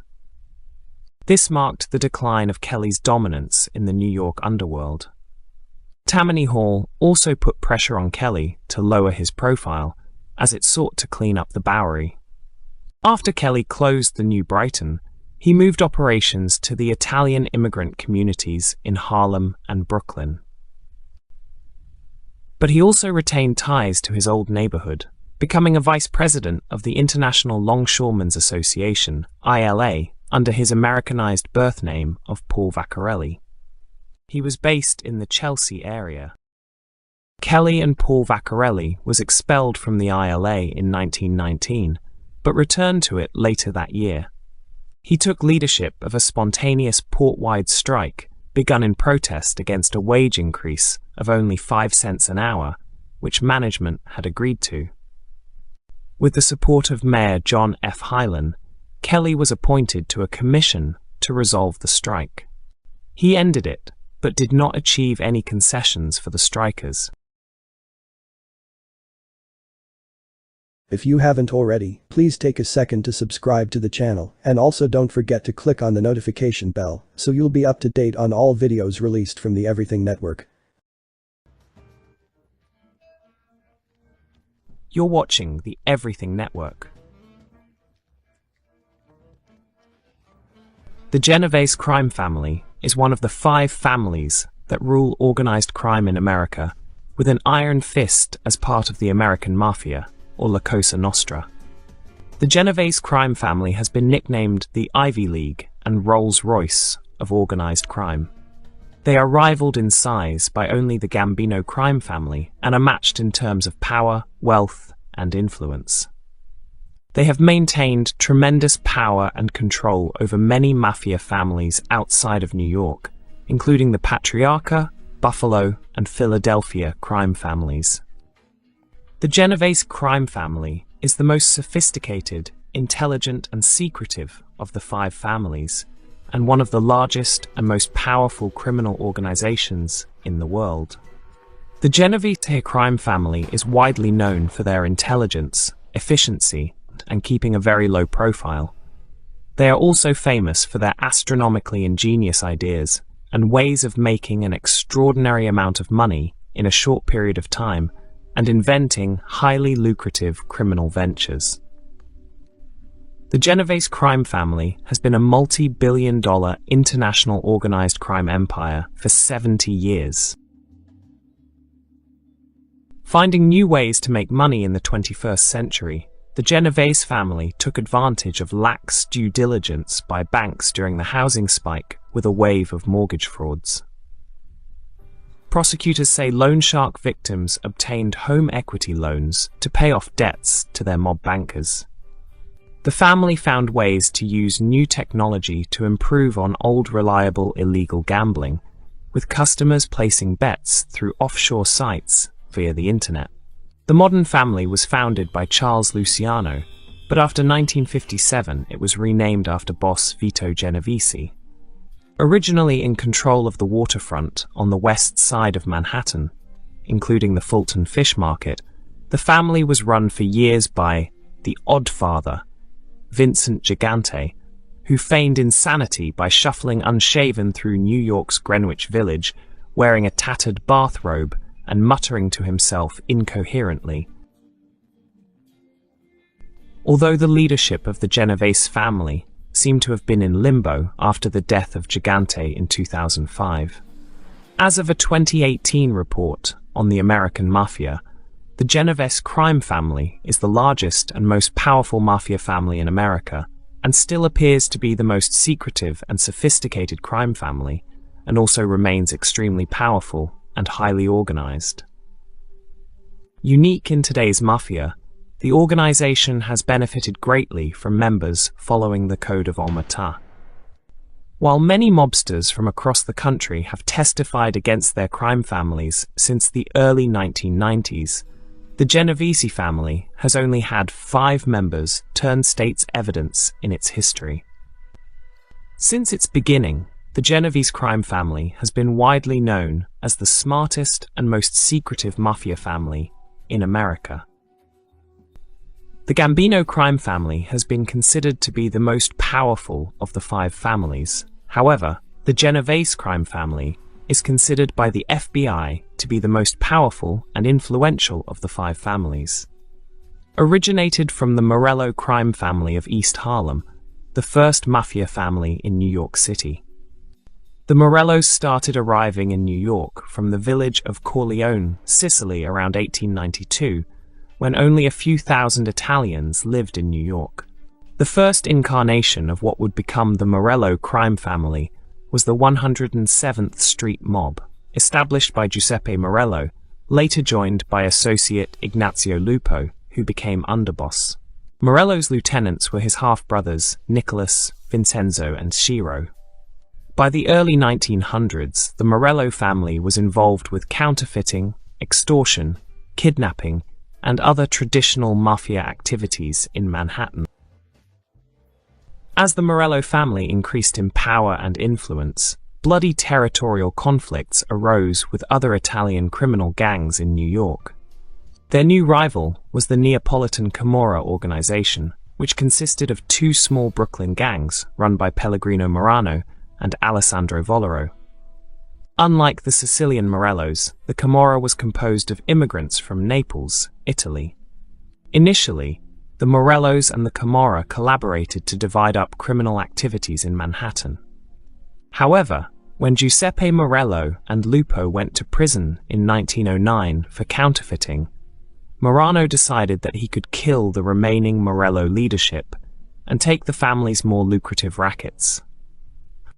Morano's move resulted in the bloody Mafia-Camorra War from 1914 to 1918.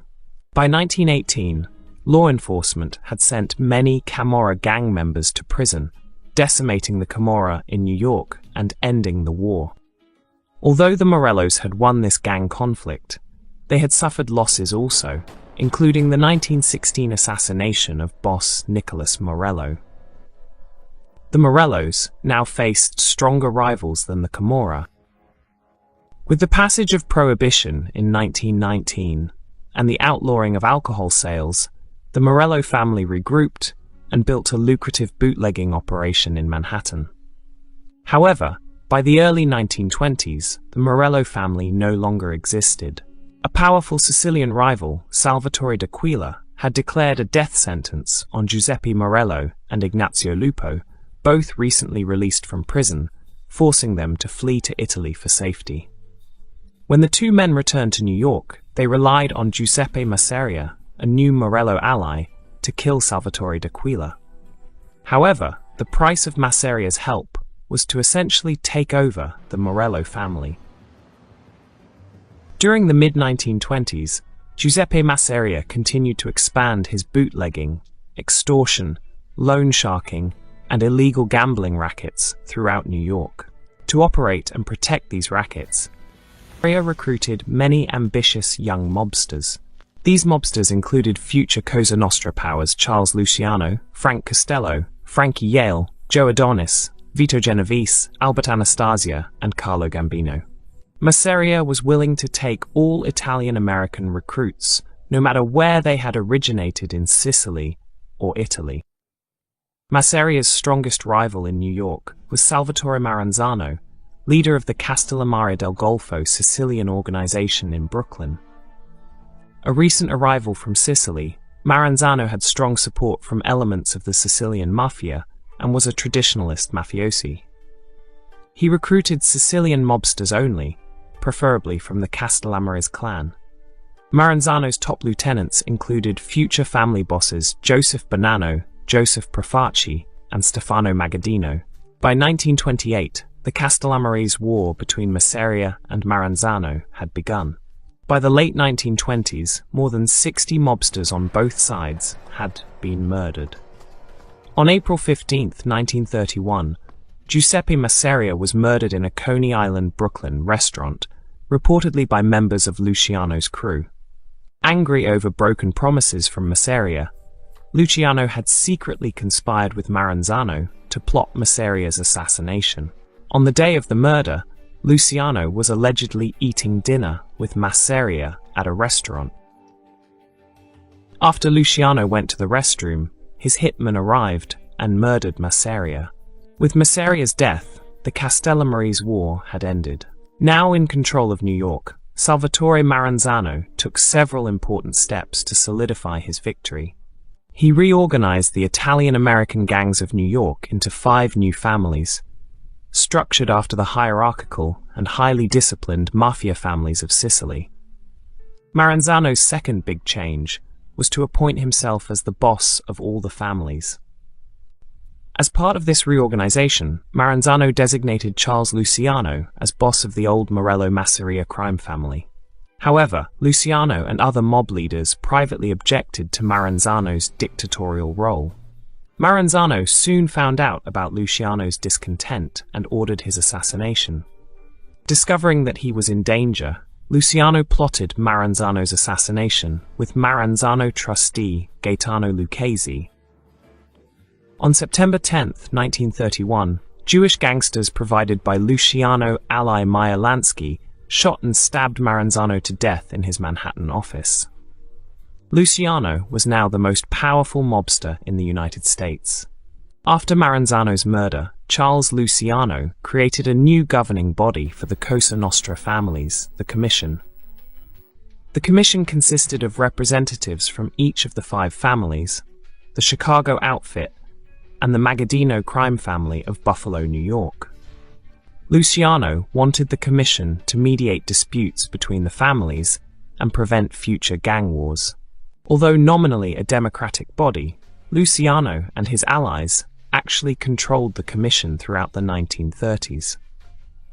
As head of the new Luciano family, Luciano appointed Vito Genovese as his underboss, or second in command, and Frank Costello as his consigliere or advisor. With the new structure in place, the 5 New York families would enjoy several decades of peace and growth. In 1935, Lucky Luciano was indicted on pandering charges by New York District Attorney Thomas Dewey. Many observers believed that Luciano would never have directly involved himself with prostitutes and that the case was fraudulent. During the trial, Luciano made a tactical mistake in taking the witness stand, where the prosecutor interrogated him for 5 hours about how he made his living. In 1936, Luciano was convicted and sentenced to 30 to 50 years in prison. Although in prison, Luciano continued to run his crime family. His underboss Genovese now supervised the day-to-day family activities. In 1937, Vito Genovese was indicted on murder charges and fled the country to Italy. After Genovese's departure, Costello became the new acting boss of the Luciano family. During World War II, federal agents asked Luciano for help in preventing enemy sabotage on the New York waterfront and other activities. Luciano agreed to help, but in reality provided insignificant assistance to the Allied cause. After the end of the war, the arrangement with Luciano became public knowledge. To prevent further embarrassment, the government agreed to deport Luciano on condition that he never return to the United States. In 1946, Luciano was taken from prison and deported to Italy, never to return to the United States. Costello became the effective boss of the Luciano family. During the 1940s, Costello allowed Luciano associates Meyer Lansky and Bugsy Siegel to expand the family business in Southern California and build the first modern casino resort in Las Vegas. When Siegel failed to open the resort on time, his mob investors allegedly sanctioned his murder. Siegel was a driving force behind the development of the Las Vegas Strip. He was influential within the Jewish mob, along with his childhood friend and fellow gangster Meyer Lansky, and he also held significant influence within the Italian-American Mafia and the largely Italian-Jewish National Crime Syndicate. Described as handsome and charismatic, he became one of the first front-page celebrity gangsters. Bugsy was one of the founders and leaders of the infamous hit team, known as Murder Incorporated. Bugsy became a bootlegger during American Prohibition, and in 1936 he left New York and moved out west to California to set up operations for the family. His time as a mobster during this period was mainly as a hitman and muscle, as he was noted for his prowess with guns and violence. In 1941, he was tried for the murder of friend and fellow mobster Harry Greenberg, who had turned informant. However, he was acquitted in 1942. He handled and financed some of the original casinos. He assisted developer William R. Wilkerson's Flamingo Hotel after Wilkerson ran out of funds. Siegel assumed control of the project and managed the final stages of construction. The Flamingo opened on December 26, 1946 in a driving rainstorm, resulting in a poor reception and technical difficulties, and it soon closed. It reopened in March 1947 with a finished hotel, but by then his mob partners were convinced that an estimated $1 million of the construction budget, overrun, had been skimmed by Siegel's girlfriend Virginia Hill, or by both of them. On June 20, 1947, Siegel was shot dead by a sniper through the window of Hill's Linden Drive mansion in Beverly Hills, California. During the reign of Frank Costello, the Luciano crime family controlled much of the bookmaking, loan sharking, illegal gambling, and labor racketeering activities in New York City. Costello wanted to increase the family involvement in lucrative financial schemes. He was less interested in low-grossing criminal activities that relied on brutality and intimidation. Costello believed in diplomacy and discipline, and in diversifying family interests. Nicknamed the Prime Minister of the Underworld, Costello controlled much of the New York waterfront and had tremendous political connections. While working for the Morello gang, Frank Costello met Charlie "Lucky" Luciano, the Sicilian leader of Manhattan's Lower East Side gang. The two Italians immediately became friends and partners. Several older members of Luciano's mob family disapproved of this growing partnership. They were mostly old-school mafiosi who were unwilling to work with anyone who was not Italian, and skeptical at best about working with non-Sicilians. To Luciano's shock, they warned him against working with Costello, whom they called the Dirty Calabrian. Along with Italian-American associates Vito Genovese and Tommy Three-Finger Brown Lucchese, and Jewish associates Meyer Lansky and Benjamin Bugsy Siegel, the gang became involved in robbery, theft, extortion, gambling, and narcotics. The Luciano-Costello-Lansky-Siegel alliance prospered even further with the passage of Prohibition in 1920. The gang went into bootlegging, backed by criminal financier Arnold "the Brain" Rothstein. The young Italians' success let them make business deals with the leading Jewish and Irish criminals of the era, including Dutch Schultz, Oni, the Killer Madden, and William "Big Bill" Dwyer. Arnold became a mentor to Costello, Luciano, Lansky, and Siegel, while they conducted bootlegging business with Bronx beer baron Schultz. In 1922, Costello, Luciano, and their closest Italian associates joined the Sicilian crime family, led by Joe the Boss Masseria, a top Italian underworld crime boss.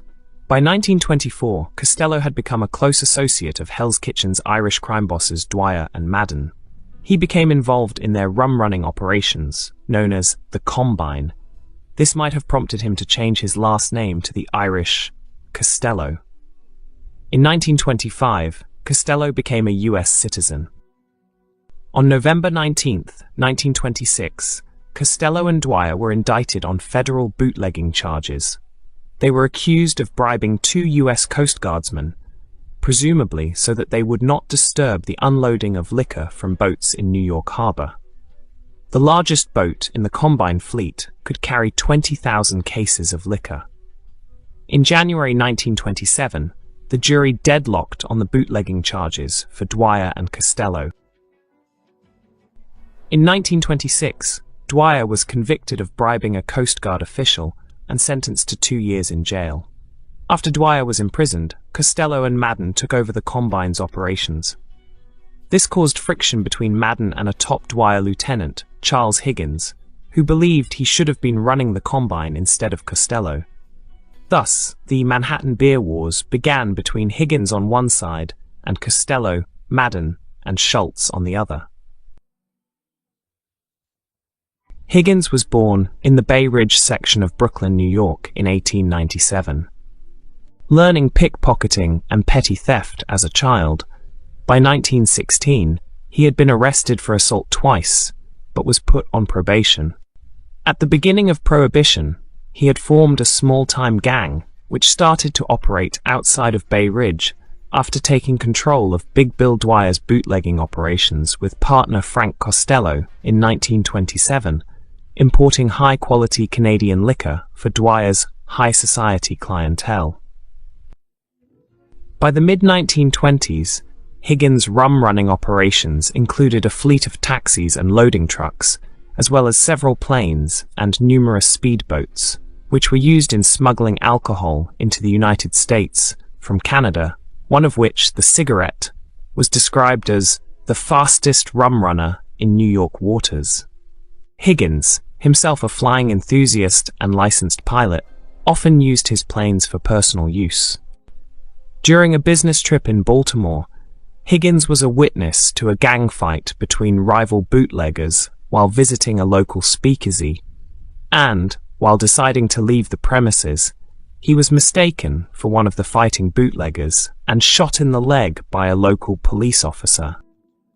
He reportedly stated, "I don't let my boys take risks I don't take," at the scene of many gun battles between himself and Schultz during 1928.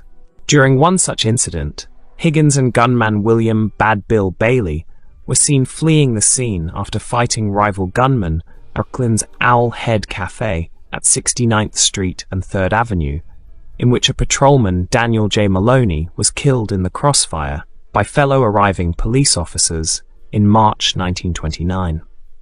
Higgins, Bailey, and another gunman were arrested several weeks later in connection with the death of Brooklyn bootlegger Samuel Orlando, identified by witnesses as the rival gangsters who had gunned Orlando down. By the time of his trial, however, none of the witnesses could be found, and he was acquitted of all charges. Several months later, Higgins and Bailey were shot at in an attempted drive-by shooting by rival gunmen, although the two, driving in another car at the time of the attack, were able to escape their pursuers. A colourful character in public life, Higgins made public appearances and often posed for news photographers, as he dressed in expensive British imported suits and was driven around in various limousines. Although almost always surrounded by bodyguards, Higgins had earned a reputation for recklessness in gang battles, as his offices and residence were known to be well stocked with weapons. When Higgins acquired a shipment of grenades from a military arsenal, he and Legs Diamond used them against Schultz's speakeasies during their battles with the rival gangster. Enjoying extensive political protection from many of New York's politicians and public officials, Higgins was allowed to land his plane at the state prison of Comstock, New York, where he had dinner with childhood friend, Warden Joseph H. Wilson. Although Wilson was criticized by then New York Governor Franklin D. Roosevelt, Wilson maintained he had the right to entertain anyone he wanted. In 1931, Higgins led his men into the Manhattan's Blossom Heath Inn on West 57th Street, where he visited the owner, Frank McManus. McManus was the brother of George Hump McManus, a suspect in the 1928 murder of Arnold Rothstein. When Higgins refused to leave, arguing with the owner over a shipment of beer and liquor, a fight broke out in which Higgins suffered serious knife wounds. Although taken to Polyclinic Hospital, Higgins refused to identify his attacker while recuperating. Later that year, Higgins and Bailey were suspected in the death of Robert Whitey Benson, a member of Higgins' organization who was suspected of secretly working for rival Dutch Schultz and informing him on information regarding Higgins' organization, including details on liquor shipments. Although arrested for the murder, the two were once again acquitted due to lack of evidence. On the night of June 18, 1932, after attending his daughter's tap dance recital at the Knights of Columbus Clubhouse in Prospect Park, Higgins was gunned down in the street while trying to protect his 7-year-old daughter. He was taken to the Methodist Episcopal Hospital by a local patrolman, and despite police attempts to question him, Higgins refused to answer any questions regarding the shooting and died the following afternoon. At this time, Schultz was also having problems with gangsters Jack Legs Diamond and Vincent Mad Dog Cole, who had begun to rival Schultz and his partners with Higgins's help. Eventually, the Costello-Madden-Schultz alliance was destroyed by New York's underworld. In the late 1920s, Johnny Torrio helped to organize a loose cartel of East Coast bootleggers, the Big Seven, in which a number of prominent gangsters, including Costello, Luciano, Abner Zwillman, Joe Adonis, and Meyer Lansky, played a part. Torrio also supported creation of a national body that would prevent the sort of all-out turf wars between gangs that had broken out in Chicago and New York. His idea was well received, and a conference was hosted in Atlantic City by Torrio, Lansky, Luciano, and Costello in May 1929. The National Crime Syndicate was created. Costello quickly became one of the biggest earners for the Luciano family and began to carve his own niche in the underworld. He controlled the slot machine and bookmaking operations for the family with associate Philip "Dandy Phil" Castell. He placed approximately 25,000 slot machines in bars, restaurants, cafes, drugstores, gas stations, and bus stops throughout New York.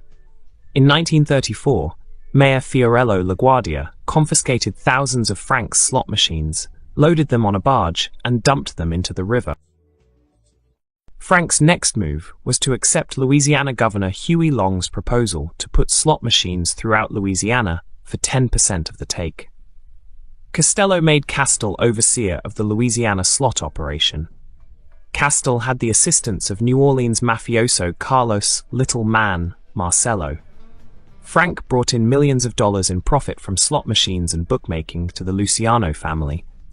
He and Luciano established extensive connections with Tammany Hall leaders early on.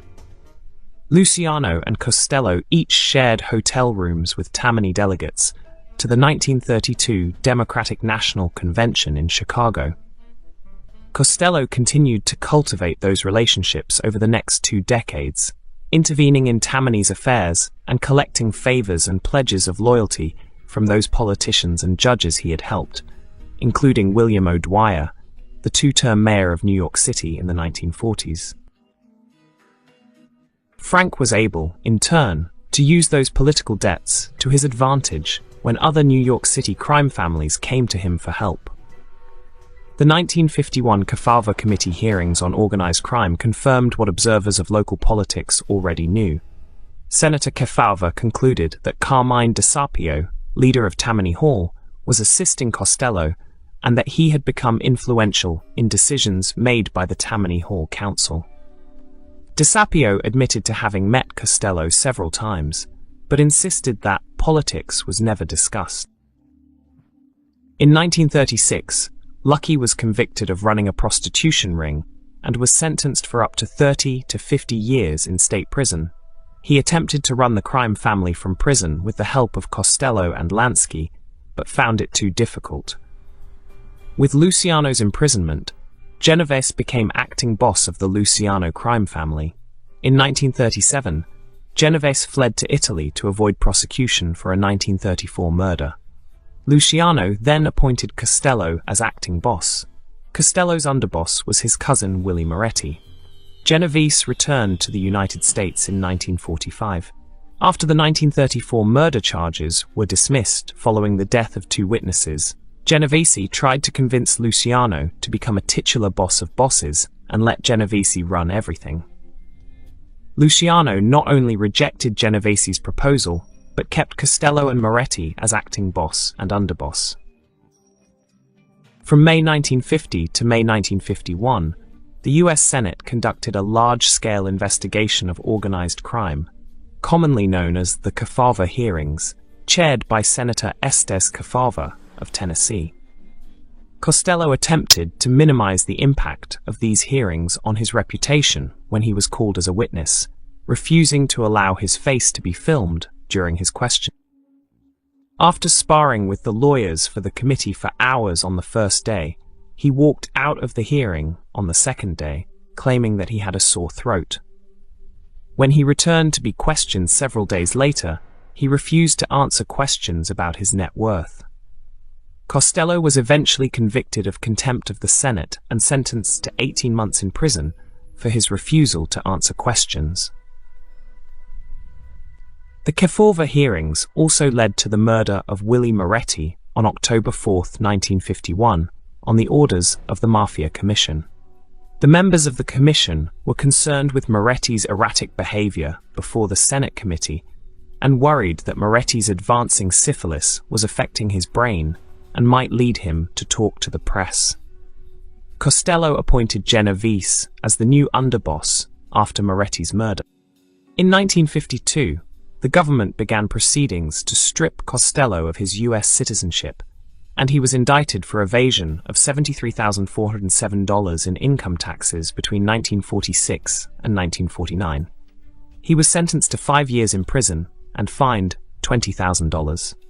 In 1954, Costello appealed the conviction and was released on $50,000 bail. From 1952 to 1961, he was in and out of half a dozen federal and local prisons and jails. His confinement interrupted by periods when he was out on bail, pending determination of appeals. In 1956, Joe Adonis, a powerful Costello ally, chose deportation to Italy over a long prison sentence. His departure left Costello weakened. Adonis and Luciano was controlling bootlegging in Broadway and Midtown Manhattan. At its height, the operation grossed $12 million in 1 year and employed 100 workers. Adonis also bought car dealerships in New Jersey.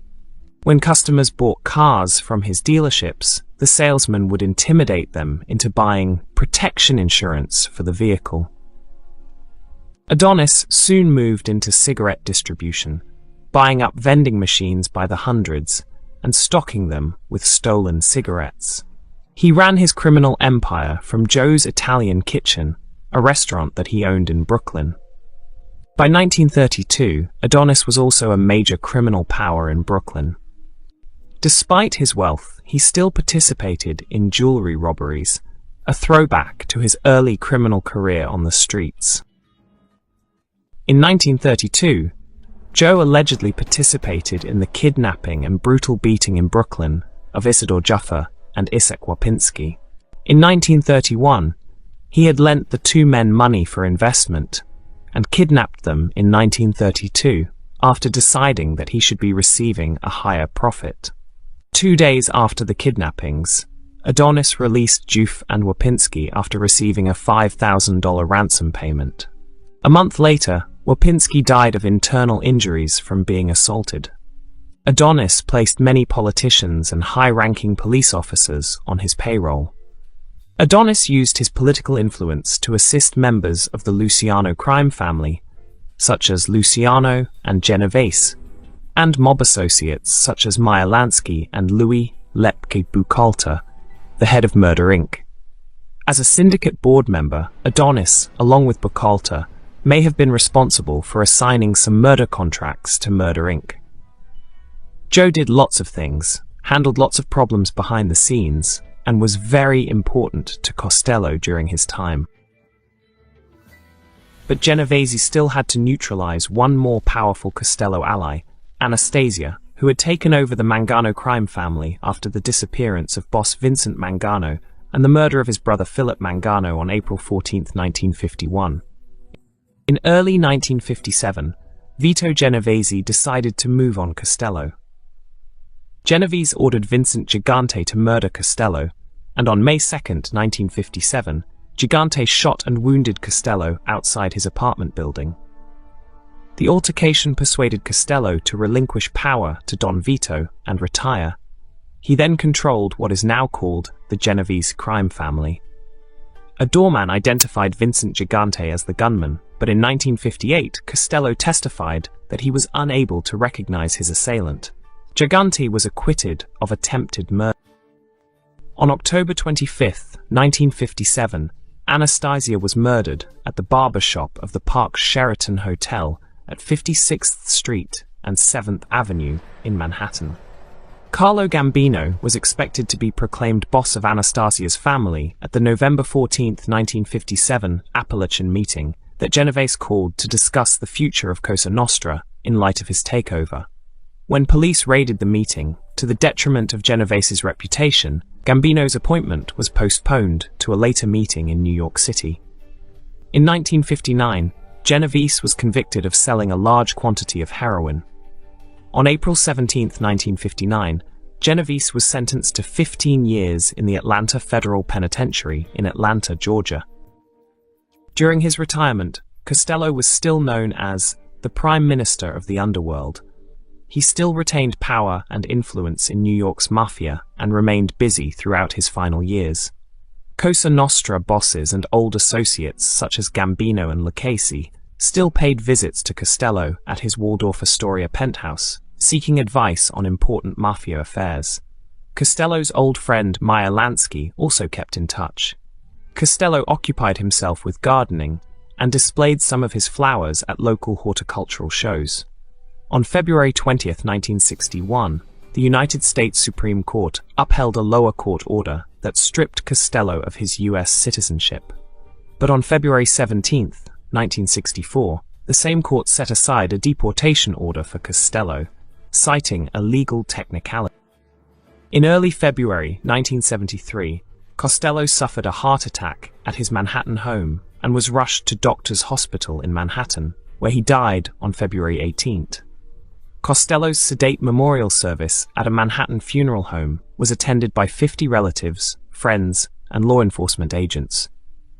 Costello is interred in a private mausoleum in St. Michael's Cemetery in East Elmhurst, Queens. In 1974, after his enemy Carmine Galante was released from prison, he allegedly ordered the bombing of the doors to Costello's mausoleum. While serving as boss of the Luciano crime family in the 1950s, Frank Costello suffered from depression and panic attacks. During this period, Costello sought help from a psychiatrist who advised him to distance himself from old associates, such as Genovese, and spend more time with politicians. In the early Having taken control of what was now the Genovese crime family in 1957, Vito Genovese decided to organize a Cosa Nostra conference to legitimize his new position.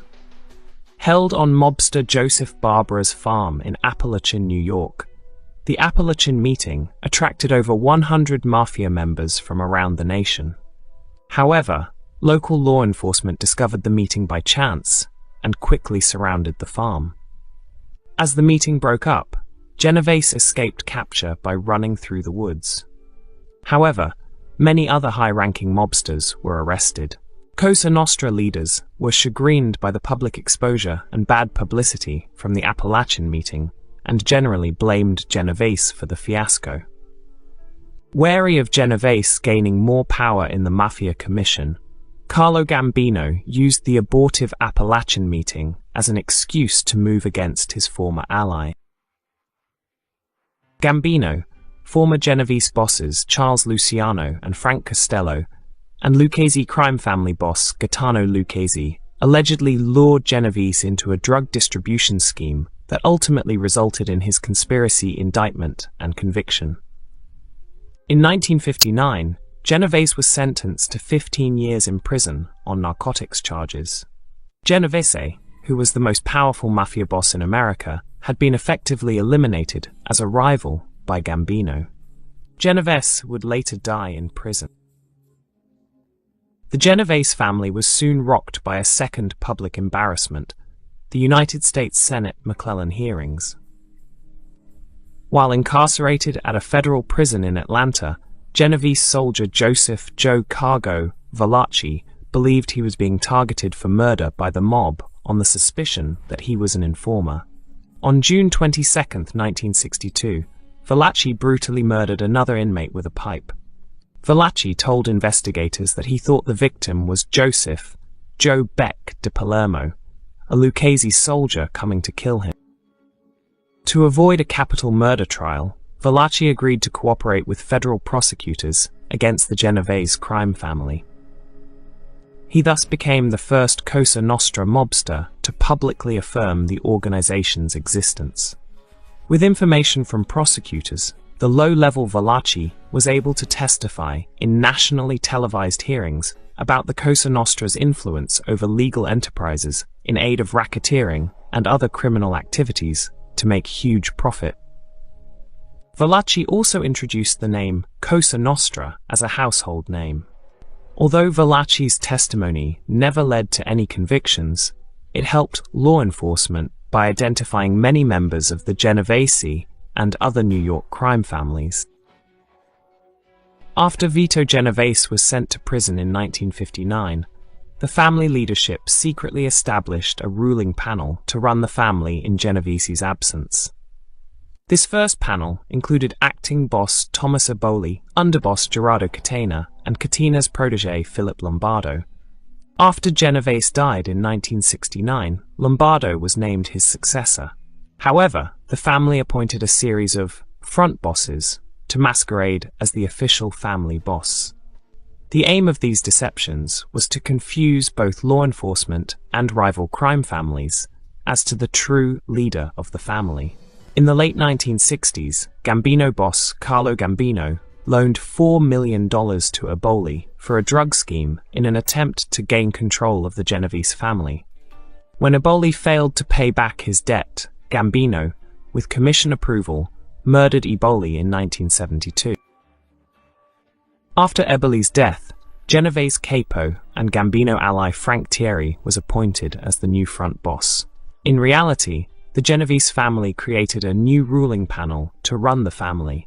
This second panel consisted of Gerardo Catena, Michelle Miranda, and Philip Lombardo. In 1981, Thierry became the first Cosa Nostra boss to be convicted under the new Racketeer-Influenced and Corrupt Organizations Act. In 1982, Thierry died in prison. After Thierry went to prison in 1981, the Genovese family reshuffled its leadership. The captain of the Manhattan faction, Anthony Salerno, Fat Tony, became the new front boss. Philip Lombardo, the real boss of the family, retired, and Vincent Gigante, the triggerman on the failed Costello hit, took actual control of the family. In 1985, Salerno was convicted in the Mafia commission trial and sentenced to 100 years in federal prison. After the 1980 murder of Philadelphia crime family boss Angelo Bruno, Vincent Gigante and Philip Lombardo began manipulating the rival factions in the war-torn Philadelphia family. Gigante and Lombardo finally gave their support to Philadelphia mobster Nicodemo Scarfo, who in return gave the Genovese mobsters permission to operate in Atlantic City in 1982. After Vincent Gigante took over the Genovese family, he instituted a new administration structure. Former Salerno protege Vincent Cafaro had turned informer and identified Gigante as the real boss to the FBI, so the use of front bosses no longer protected the real leader of the family. In addition, Gigante was unnerved by Anthony Salerno's conviction and long sentence, and decided he needed greater protection. Gigante decided to replace the front boss with a new street boss position. The job of the street boss was to publicly run the family operations on a daily basis, under Gigante's remote direction. To insulate himself even further from law enforcement, Gigante started communicating to his men through another new position, the messenger. As a result of these changes, Gigante did not directly communicate with other family mobsters, with the exception of his sons, Vincent Esposito and Andrew Gigante, and a few other close associates. Another Gigante tactic to confuse law enforcement was by pretending insanity. He frequently walked down New York streets in a bathrobe, mumbling incoherently. The Chin succeeded in convincing court-appointed psychiatrists that his mental illness was worsening, and avoided several criminal prosecutions. The New York media soon nicknamed Gigante the Oddfather. Gigante reportedly operated from the Triangle Social Club in Greenwich Village in Manhattan. He never left his house during the day, fearing that the FBI would sneak in and plant a bug. At night, he would sneak away from his house and conduct family business when FBI surveillance was more lax.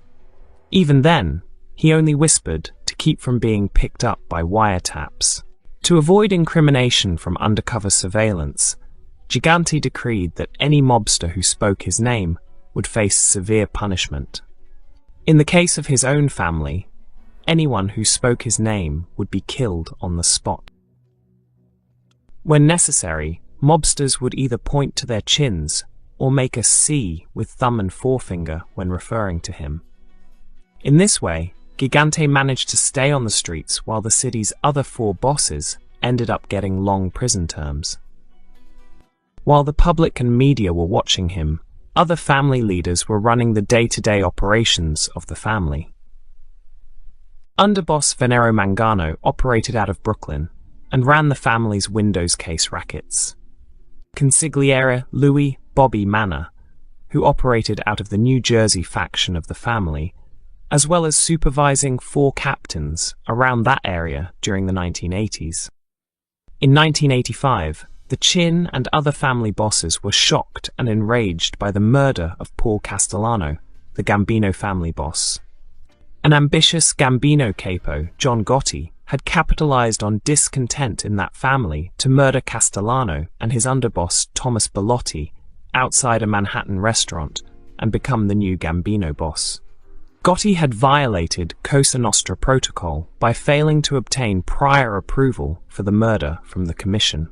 Vincent had been the triggerman on the last unsanctioned hit on a boss, the hit on Frank Costello.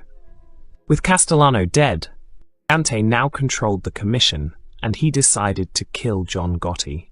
He and Lucchese crime family boss Vittorio Amuso and consigliere Anthony Casso hatched a scheme to kill Gotti with a car bomb.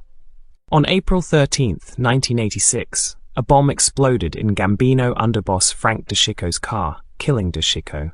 However, John Gotti was not in DeCicco's car that day and escaped harm. Although the Chin eventually made peace with Gotti, he remained the most powerful boss in New York. The Genovese family dominated construction and union rackets, gambling rackets, and operations at the Fulton Fish Market and the waterfront operations. During this period, Gigante used intimidation and murder to maintain control of the family. During the early 1990s, law enforcement used several high-profile government informants and witnesses to finally put Gigante in prison. Faced with criminal prosecution, in 1992, Gambino crime family underboss Salvatore Gravano agreed to testify against John Gotti and other Cosa Nostra leaders, including Vincent Gigante. Philadelphia crime family underboss Phil Leonetti also became a government witness and testified that during the 1980s, Vincent had ordered the murders of several Philadelphia associates. Finally, Lucchese underboss Anthony Casso implicated Gigante in the 1986 plan to kill John Gotti, Frank DeCicco, and Gene Gotti. While in prison, the Chin was recorded as saying that he'd feigned insanity for 40 years. In 1997, Gigante was convicted on racketeering and conspiracy charges and sentenced to 12 years in federal prison. The Genovese family was run by acting boss Matthew Aniello. He received help from capos Ernest Muscarella, Dominic Cirillo, and Gigante's older brother Mario Gigante. On December 19, 2005, Gigante died in prison from heart disease. Since the 1990s, infamous mobsters in top positions of the other 5 families of NYC have become informants and testified against many mobsters, putting bosses, capos, and soldiers into prison. The most prominent government witness was Bonanno crime family boss Joseph Massino, who started cooperating in 2005. Genovese underboss Venero Mangano, consigliere Louis Manna, capo James Ida, and street boss Liborio Bellomo received lengthy prison sentences on murder, racketeering, and conspiracy convictions. During the last decades, US law enforcement systematically broke down the Genovese crime family, as well as the other Mafia families. Despite these indictments, the Genovese family remains a formidable power, with approximately 250 made men and 14 active crews, as of 2005.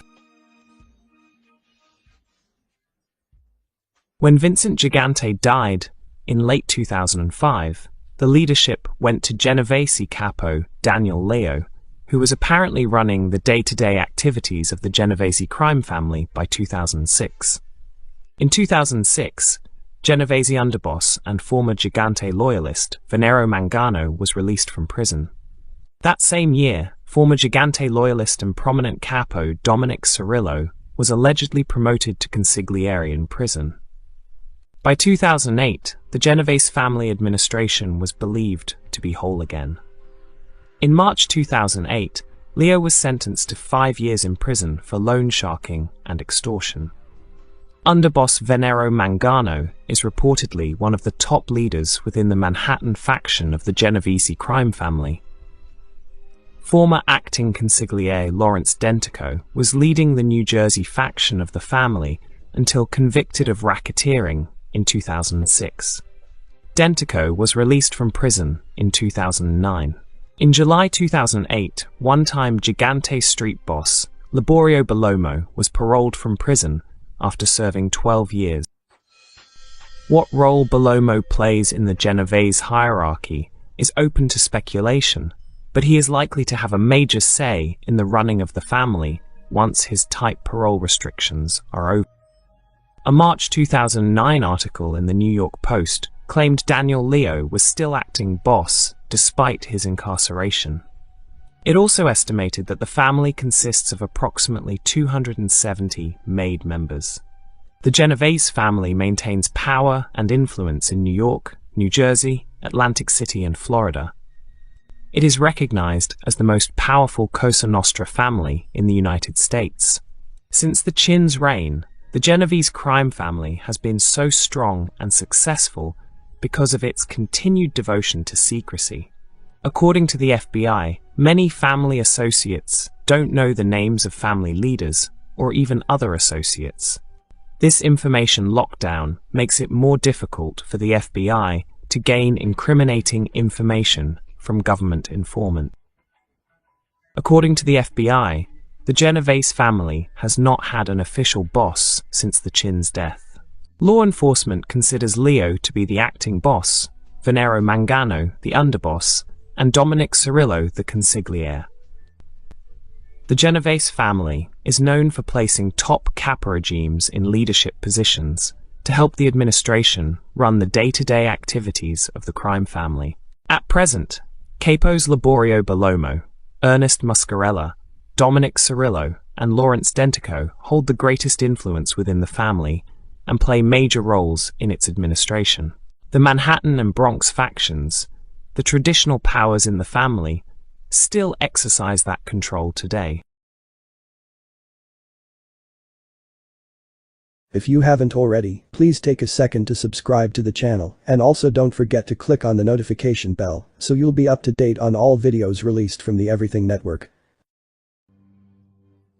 Liborio Salvatore Barney Bellomo is a high-ranking member of the Genovese crime family in New York City. He is one of the fastest-rising Mafia members in the United States ever to be made, becoming a captain in his mid-20s. Bellomo was considered Vincent Gigante's logical successor as boss of the Genovese family until he was sent to prison in 1996. When released from prison, he was identified as the official boss of the Genovese crime family hierarchy, according to multiple sources. Bellomo is the son of Salvatore Bellomo, an alleged made man in the Genovese crime family. Liborio Salvatore Bellomo is the double cousin of Genovese associate Liborio Thomas Bellomo. Their fathers are brothers and their mothers are sisters. This has led law enforcement to confuse their identities on several occasions. In 1997, Liborio T swore in an affidavit that he was guilty of federal charges instead of his cousin Liborio S. He spent a year studying business at Monsignor Scanlon High School in the Bronx, and then a year studying mortuary science. Unlike many mobsters of his era, he dressed in jeans and sweatshirts. Keen to avoid public attention, Bellomo only met fellow mobsters late at night in quiet locations. He is the father of 3 sons and 1 daughter. He also owns a residence in Pelham Manor, South New York, along with several Bronx-based businesses, including a waste hauling company. At age 17, he was arrested for gun possession and given 3 months probation. In 1977, at age 20, Bellomo was inducted into the Genovese crime family in a ceremony held in an apartment above an East Harlem pizzeria. Mobster Vincent Cafaro had sponsored him into the family, and he now joined Captain Saverio Santora's East Harlem 116th Street crew. The crew was involved in illegal gambling activities and labor racketeering within the New York City District Council of Carpenters. Around 1982, Saverio Santora became the family underboss, and Bellomo took over the 116th Street crew. He moved the crew from East Harlem to the Bronx, the area of the crew's most important rackets. Santoro, also known as Sammy Black, briefly served as the family's underboss. In the late 1970s, he took over as captain of Antonio Buckaloo Ferro's powerful 116th Street crew in the East Harlem section of Manhattan. Santora quickly became one of the most powerful captains in the family. The crew was involved in illegal gambling, bookmaking, loan sharking, heroin trafficking, and labor racketeering within the Carpenters Union. In 1981, longtime Genovese boss Philip Lombardo went into semi-retirement. Vincent Chin Gigante and Santora were the prime candidates to succeed Lombardo as boss, being 2 of the most respected and influential members of the family. Lombardo made the Chin the boss, and Santora the underboss. Santora continued as underboss of the family until his death in 1987. At least that's how it looked to law enforcement and the FBI. By the early 1990s, Bellomo had become one of the wealthiest and most feared organized crime figures in New York. He was directly involved in the family's most powerful rackets, including the Waterfront, the Javits Center, and the Carpenters Union, and was indirectly connected to powerful heroin traffickers. With fellow capo Vincent DiNapoli, Bellomo became the preeminent racketeer in the New York City District Council of Carpenters and an extremely influential figure in the New York construction industry. Growing up in the East Harlem section of Manhattan during the 1950s, DiNapoli was originally associated with the Lucchese crime family. He later switched to the Genovese and became an associate of soldier Vincent "Fish" Cafaro, front boss Anthony "Fat Tony" Salerno's top lieutenant. His older brother Joseph is a member of the Lucchese crime family, formerly serving as consigliere. His younger brother Louis allegedly is a soldier in the crew. In the late 1970s, Cafaro sponsored DiNapoli for family membership in the family, and he was placed in Saverio Santora's 116th Street crew. By the early 1980s, DiNapoli had become New York's most powerful labor racketeer, earning himself and the Genovese crime family bosses millions of dollars from extortion, shakedown, bid rigging, and controlling companies. DiNapoli dominated the New York City District Council of Carpenters through his ally Teddy Maritas. In 1981, DiNapoli, his brother Louis, and Maritas were indicted on labor racketeering and extortion charges in a Racketeer-Influenced and Corrupt Organizations Act indictment. DiNapoli allegedly became worried that Maritas might cooperate with law enforcement. In 1982, Maritas disappeared before the trial was scheduled to start. After Cafaro became a government witness, he claimed that DiNapoli murdered Maritas. Later, in 1982, DiNapoli pleaded guilty to lesser charges and was sent to prison for 5 years. While in prison, his union rackets were managed by his brother Louis and Louis Moscatiello. He later became close to the next district council president, Pascal McGuinness, and the 2 men continued to enforce a mob tax on all drywall construction in New York. In 1978, DiNapoli established the Operative Plasterers and Cement Masons International Association Local 530 and designated Mosciatello as business manager. He also controlled Carpenters Local 257 through his associates Attilio Bitondo and Eugene Hanley. DiNapoli used their positions to extort contractors operating on the east side of Manhattan. DiNapoli would again be convicted and sentenced to prison. His interests in the district council would be absorbed by a close associate, Liborio Bellomo.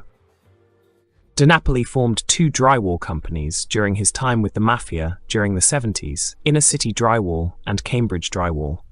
By 1979, DiNapoli and his protege Stephen Crea started working with SHO, Southeast Bronx Community Organization, an organization created by Catholic priest Louis Gigante, who was the brother of Genovese family boss Vincent Gigante.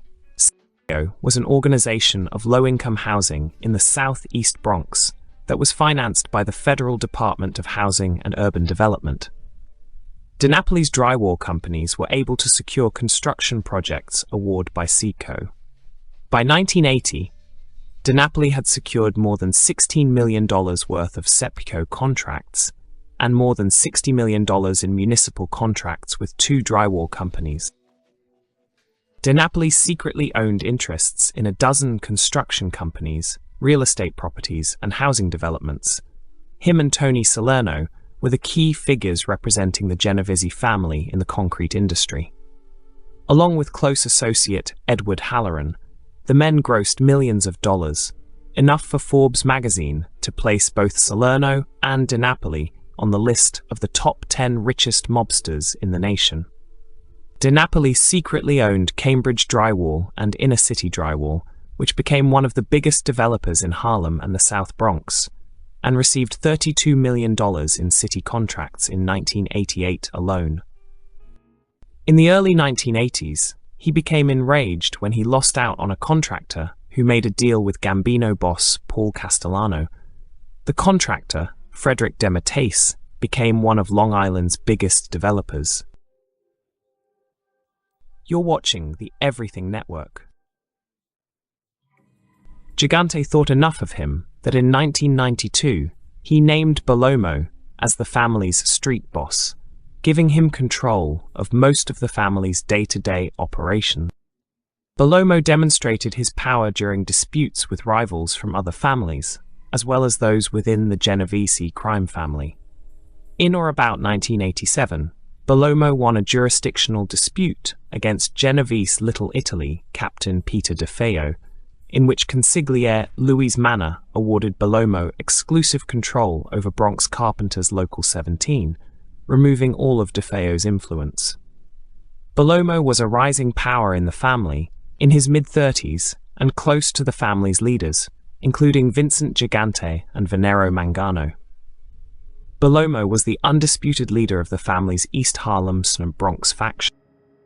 Furthermore, Bellomo became dominant in the rackets at the Jacob K. Javits Center on the west side of Manhattan by installing crew members in important union positions at the center, including soldier Ralph Coppola and his Genovese associate brother-in-law and Carpenter's Local 257 shop steward, Anthony Fiorino. Bellomo was also close to Genovese associate Attilio Bitondo, who was Local 257's vice president, and involved in kickbacks from NYC contractors and businesses operating at the Javits Center. Around this time, Genovese boss Vincent Gigante began mentoring Liborio Bellomo to take over as boss of the Genovese crime family. A report by the New York State Organized Crime Task Force indicated that an alarmingly high number of the 100 carpenters that worked at the Javits Center had ties to organized crime, some of whom were made members of one of the 5 families. These carpenters made $100,000 salaries, and 60 of the 100 had criminal records. One of whom, Vincent Gigante, was the nephew of the Genovese family's godfather. The Javits was controlled through affiliations with labor bosses Frederick Devine, Martin Ford, Attilio Bitondo, Eugene Hanley, Anthony Fiorino, Leonard Simon, Fabian Palomino, Carmine Fiore, and Ralph Coppola. To maintain control, Anthony Fiorino, Bellomo's brother-in-law and the local 257 steward in charge of the Javits, once threatened a man's life at a local 257 meeting in 1984, telling him his kids could be hurt if he steps on people's toes. Fiorino was also responsible for funneling tribute payments the Genovese and the Irish Westies mob received from contractors operating in the Javits to the Labour bosses and Barney Bellomo. In 1990, after Gigante's indictment in the Windows case, Bellomo was appointed acting boss of the Genovese family. In 1990, Kenneth McCabe, then organized crime investigator for the United States Attorney's Office in Manhattan, identified Bellomo as acting boss of the crime family following the indictment of Vincent Gigante in the Windows case. On June 11, 1996, Bellomo was indicted on Racketeer-Influenced and Corrupt Organizations Act charges, including the murders of mobster Ralph D. Simone and Antonio Di Lorenzo, extortion and labor racketeering. Di Lorenzo was found shot to death in the backyard of his home in West New York, New Jersey. Di Simone was found in the trunk of his car at LaGuardia Airport in Queens, shot 5 times. Both Di Simone and Di Lorenzo were murdered because the Genovese leadership thought they were government informants. Bellomo's lawyers stated that their client passed 2 polygraph tests in which he denied killing anyone. FBI agents shaved Bellomo's head, looking for evidence that Bellomo had used lithium to beat the polygraph machines. In February 1997, prosecutors dropped the Di Simone and Di Lorenzo murder charges and offered Bellomo a chance to plead guilty to extorting payoffs from a construction union and a garbage hauling company. Bellomo accepted the deal and was sentenced to 10 years in prison. On July 13, 2001, the imprisoned Bellomo was indicted on money laundering charges related to the Genovese family's involvement in the waterfront rackets and control of the ILA. He was accused of hiding money stolen from the ILA's members' pension fund account between 1996 and 1997. Bellomo again pleaded guilty to lesser charges, pushing back his scheduled release date in 2004. On February 23, 2006, Bellomo and over 30 Genovese family members were indicted on more racketeering charges. Bellomo was specifically charged with ordering the 1998 murder of Ralph Coppola, the acting captain of Bellomo's crew and his good friend. On September 16, 1998, Coppola disappeared a few weeks before his sentencing on fraud charges and was never found.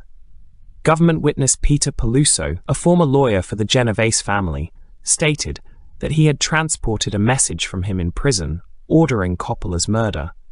Some accounts state that Coppola was disrespectful. Others say that he was stealing family profits. Liborio S. Bellomo, aka Barney Bellomo, the defendant, was, at various times relevant to this indictment, a soldier, capo, and acting boss of the Genovese organized crime family. Prior to becoming acting boss of the Genovese organized crime family in or about 1992, he was first a soldier in the family and then a powerful captain who controlled a crew of soldiers and associates based in the Bronx, New York. Bellomo was responsible for, amongst other things, control over labor unions associated with the Jacob Javits Convention Center in Manhattan. He became the acting boss of the Genovese organized crime family in or about 1992, following the incarceration of Genovese family boss Vincent Gigante. In or about 1996, Bellomo was himself incarcerated after being arrested on federal criminal charges filed in the United States District Court for the Southern District of New York. Following his incarceration, and even after being replaced as acting boss, Bellomo retained significant power and authority within the Genovese organized crime family, and he continued to be consulted on and make decisions with respect to either family's criminal activities. In or about 1997, following his conviction on federal extortion charges, he was sentenced to a term of 10 years imprisonment.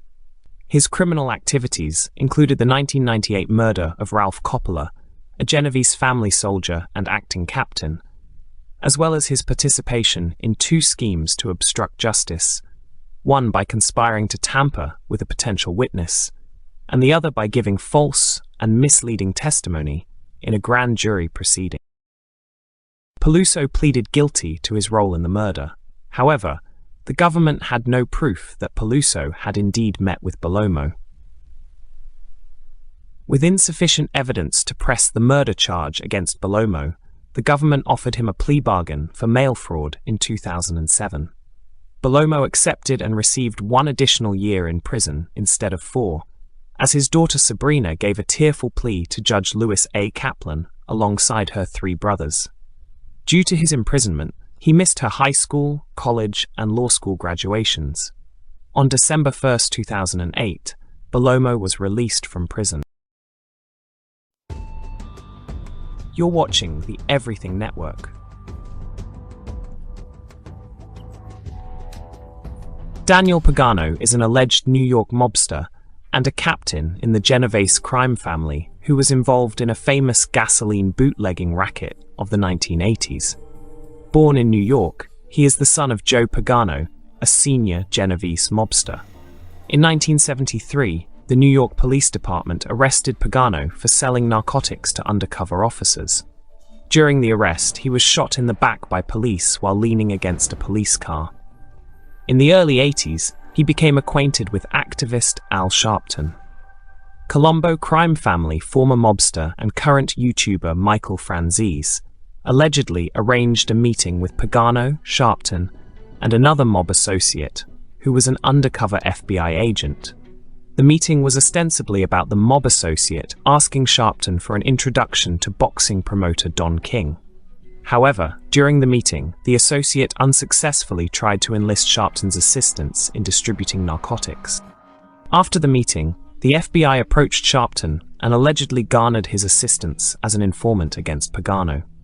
However, Sharpton denies this claim to this day. In the late 1980s, Pagano became a maidman, or full member, of the Genovese family. He operated in the Bronx and Manhattan and was close to Genovese Captain Dominic "Quiet Dom" Cirillo. With the incarceration of Genovese soldier Joseph Joe Glitz Galizia, Pagano was promoted to captain. He oversaw the family's numbers game and sports betting rackets in East Harlem, which were operated by the Pisacano brothers. Pagano also owned a business interest in Third World Records, an African Latino music label in New York. Pagano was indicted in June of 1989 on charges of illegal gambling, loan sharking, and extortion in Westchester County and Rockland County, north of New York City. Pagano and his associates mediated disputes between trash haulers in the area, exercised control over a waterfront construction project in Yonkers, New York, and conducted loan sharking activities. Pagano eventually pleaded guilty to criminal usury and promoting gambling. After becoming capo, Pagano became the Genovese family contact in the gasoline bootlegging rackets. Originated in the 1980s by a Soviet Jewish crime family led by Marat Balagula and based in Brighton Beach, Brooklyn, the scam involved fake transactions of large quantities of gasoline and diesel that defrauded the state of New York out of hundreds of millions in excise taxes. When the New York's Cosa Nostra families discovered the scam, the Genovese and 3 other families forced Organizzatia to pay them a cut of their illegal profits. The families set up a group known as the Association to run the scam. Pagano and his trusted aide, mobster Anthony Palumbo, represented the Genovese interests in the association. In late 1992 or early 1993, Pagano thwarted a proposed murder of a Russian mobster. Palumbo's business partner, Russian mobster Viktor Zilba, asked him to arrange the murder of a Zilba employee, Russian mobster Monya Elson. When Palumbo approached Pagano for approval, Pagano immediately vetoed the hit. Pagano was afraid that killing Elson would cause major problems with the Organizzatia. In the early 1990s, the FBI and set up a fake fuel company in Trenton, New Jersey, as part of Red Daisy, a sting operation aimed against the bootlegging ring. In February 1992, a suspicious fire destroyed the company facilities. Soon after the fire, a mob associate approached the company owners and informed them that they would have to pay a mob tax to sell the bootleg gasoline. In September 1996, Pagano and Palumbo were indicted on charges of defrauding the government of $77 million in tax revenues. In September 1999, Pagano pleaded guilty to motor fuel tax evasion and was sentenced to 105 months in prison. As a result of his imprisonment, Pagano lost control of many of his former rackets, including the Pizzacano brothers' illegal gambling operation. On May 12, 2007, he was released from federal prison. You're watching the Everything Network. Carmine Romano was a New York mobster and captain in the Genovese crime family who controlled the Fulton Fish Market distribution center in downtown Manhattan. Beginning in the 1920s, the Fulton Fish Market had been controlled by mobsters. Unloading crews would extort parking fees and kickbacks from out-of-town fish companies. If a company refused to pay, the unloaders would let the fish spoil. Mob employees and mob-controlled companies received special benefits.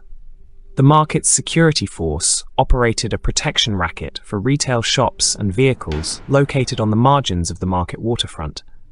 Authorities made some small efforts to clean up the corruption.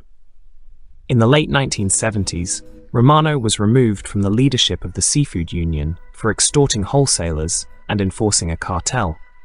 Finally, in 1981, mob boss Romano was shifting control into New Jersey to his younger crew. Herman Weiner took control of operations in New Jersey and was untouched for many years. Later in 1982, Romano was convicted of racketeering and sent to prison for 14 years. However, the Genovese domination of the market continued. Before going to prison in 1981, Carmine Romano tried to intimidate the current non-mob owner of his restaurant into selling it back to his uncle. According to court documents, Romano and associates visited the owner on the morning of January 21, 1981. They began their visit by breaking glasses, smashing all the windows, mirrors, tables, and chairs. Food was also thrown around, destroying the coffee and cigarette machines, in addition to yanking the stove out of the wall. Finally, they robbed the cash register and left. Despite this attempt at intimidation, the owner refused to sell it back. In 1994, new mayor Rudy Giuliani launched a campaign to end mob control of the market. Through civil suits and new regulations, the city expelled mob employees and vendors and ended the extortion rackets against honest seafood vendors. The Genovese family retaliated with arson and wildcat strikes, but were unable to stop the city. In 1999, Romano was released from prison and moved to New Bedford, Massachusetts, where he was the owner of high-grade ocean products. In November 2005, the City of New York moved all seafood wholesale operations to a new facility in Hunts Point in the Bronx and permanently closed the Fulton Fish Market. Romano died January 28, 2011, in New Bedford.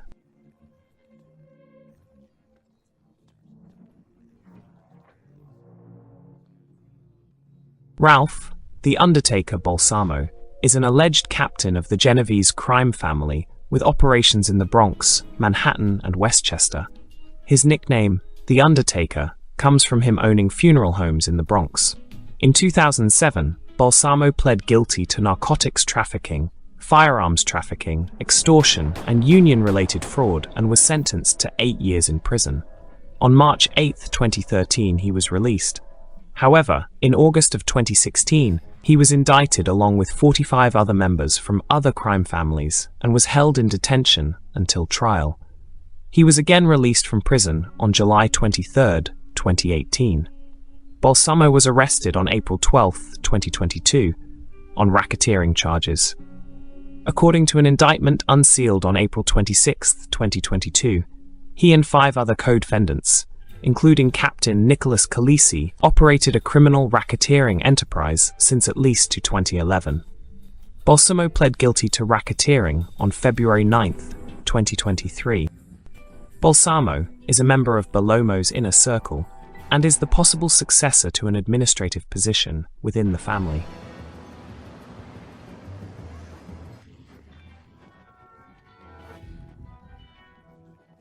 Born in 1945, Pasquale Patsy Pirello is allegedly the current consigliere of the Genovese crime family. He was a long-time captain who was operating in the Bronx. He owns a restaurant on Arthur Avenue called Pasquale's Rigoletto Restaurant. In 2004, he was found guilty of loan sharking and embezzlement along with Captain Rosario Gangi and was sentenced to 88 months. Patsy was released from prison on April 23, 2008.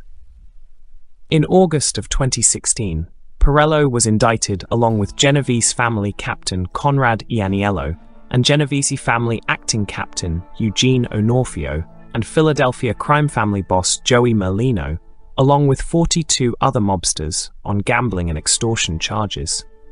In May 2017, he pled guilty to 3 counts of conspiracy to commit extortion and was sentenced to 7 years in federal prison in September 2017. Prosecutors at his trial alleged that in June 2011, he ordered 2 of his soldiers to break the kneecaps of a man who annoyed female patrons at his restaurant. Pirello was released from prison on January 19, 2022. In 2023, he was allegedly promoted to the family's administration, taking over as the family's new advisor.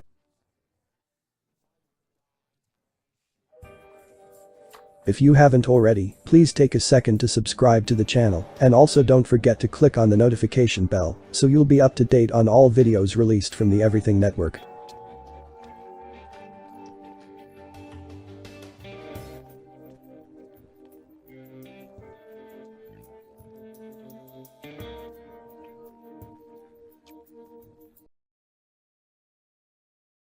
Carmine Pizza Polito, acting captain of the Brescio crew operating in Manhattan and Queens. In June 2005, Polito along with Mario Fortunato were arrested for the murder of Genovese Mafia associate Sabatino Lombardi in November 1994 during a card game. On August 16, 2022, Polito was indicted along with Genovese family soldier Joseph Macario, Genovese family associates Salvatore Rubino and Joseph Rutigliano, Bonanno family capo Little Anthony Pipitoni, Bonanno family soldier Vito Pipitoni, Bonanno family associate Agostino Gabriele, and Nassau County Police Detective Hector Rosario. The indictment charged the group with racketeering, money laundering, illegal gambling, conspiracy, obstruction of justice, and other charges. Federal authorities allege the group used front businesses in Queens and Long Island to launder illegal profits. In a wiretapped conversation from October 2019, Polito was caught telling an underling that he was going to put a debtor under the blank bridge. Polito was released on $1.1 million bond. Conrad Ianiello, capo operating in Manhattan, Brooklyn, Queens, Staten Island, Connecticut, Long Island, New Jersey, Springfield, and Florida. On April 18, 2012, Ianiello was indicted along with members of his crew and was charged with illegal gambling and conspiracy. The conspiracy charge dates back to 2008, when Ianiello, along with Robert Scalza and Ryan Ellis, tried to extort vendors at the annual Feast of San Gennaro in Little Italy. Conrad Ianiello is related to Robert Ianiello Jr., who is the nephew to Matthew Ianiello and the owner of Umberto's Clam House. In August 2016, Ianiello was indicted, along with Genovese family capo Pasquale Pirello and Genovese family acting captain Eugene Onorfio and Philadelphia family boss Joseph Merlino, and 42 other mobsters on gambling and extortion charges. Thomas Figgy Ficarota is a captain operating from Manhattan and Brooklyn. In 1983, Ficarota was indicted for operating a national burglary ring. The indictment stated that Ficarota was a made member of the Genovese family and paid tribute to Genovese member Thomas Greco. In 1985, Ficarota served 5 years in prison for extortion. In 1986, Ficarota was convicted of RICO offense involving Local 8114. In 1995, his son Tom Ficarota was identified, along with others in the Javits Center, Carpenter's racketeering investigation of Anthony Fiorino. You're watching the Everything Network.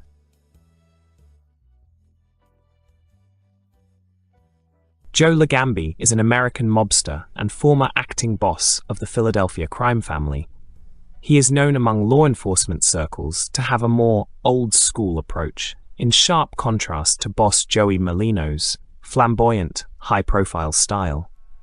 Legambi was credited by the Philadelphia Police Department's Criminal Intelligence Unit with quietly bringing stability back to the troubled Philadelphia South Jersey branch of the American Mafia during the 2000s.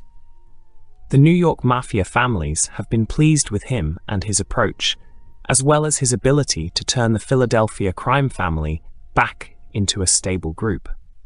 He was born on August 9, 1939, in South Philadelphia, one of 4 children born to Italian immigrant parents. His father was a cab driver. He attended South Philadelphia High School before dropping out his junior year to join the United States Air Force, where he eventually earned his high school diploma. Legambi is also the uncle of Philadelphia mobster George Borges. Unlike many other gangsters who started their careers in crime as teenagers or young adults, Legambi didn't have a criminal record before age 32 when he was arrested for cigarette smuggling. In the 1970s, he started to associate himself with mobster brothers Yogi and Salvatore Chucky Molino and worked as a bartender at a frequent mobster hangout. Legambi would become a protege of Molino, who in turn was close to powerful crime family member Nicodemo Scarfo. During this time, Legambi started making money helping run illegal bookmaking operations for the Molino crew. He earned a reputation as an expert in sports handicapping, particularly for football. By 1981, the Philadelphia crime family was being led by Scarfo, with Molino serving as his underboss. In 1985, Nicky Scarfo ordered the murder of Mafia associate Frankie Flowers D'Alfonso for refusing to pay tribute to him.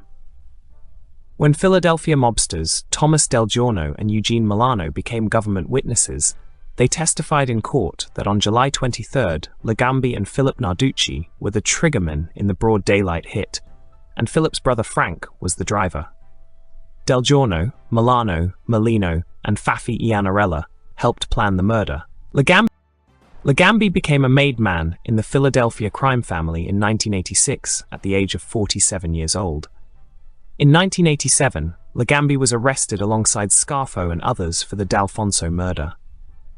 On April 5, 1989, Legambi, Chucky Molino, Nicodemo Scarfo, Francis Iannarella, plus Frank and Phil Narducci were all convicted of the murder and were all given life sentences. In 1992, an appellate court panel overturned the murder convictions, citing prosecutorial misconduct and trial court error. At the retrial in 1997, Legambi and his fellow defendants were acquitted of the murder. At the time of Legambi's release in 1997, the family was being run by Ralph Natale and Joey Molino, the son of Legambi's mentor Salvatore. While Legambi was in prison, Molino led a crew of young mobsters who fought a war and took over the Philadelphia crime family. One of these young mobsters was George Borgesi, Legambi's nephew. After the arrest of Molino, Borgesi and several others in 1999, Legambi was chosen to take over as acting boss of the family. In 2001, Molino was sentenced to 14 years in prison. After he took over, he remained in the shadows, rarely being mentioned in the media, while taking a much less trigger-happy approach to running the family. Legambi had a no-show job with Top Job Carpeting, run by fellow Philadelphia crime family member Mauro Goffredo. On May 23, 2011, Legambi and 14 other members and associates of the crime family were indicted by the FBI on racketeering charges related to illegal gambling operations, video poker gambling machines, and loan sharking. In February 2013, Legambi was denied bail after the jury dismissed gambling and extortion charges. On January 28, 2014, 2 juries were hung on the racketeering charges, and Legambi and Borgesi were acquitted and released. In 2020 court documents, Legambi was identified as the consigliere of the Philadelphia crime family.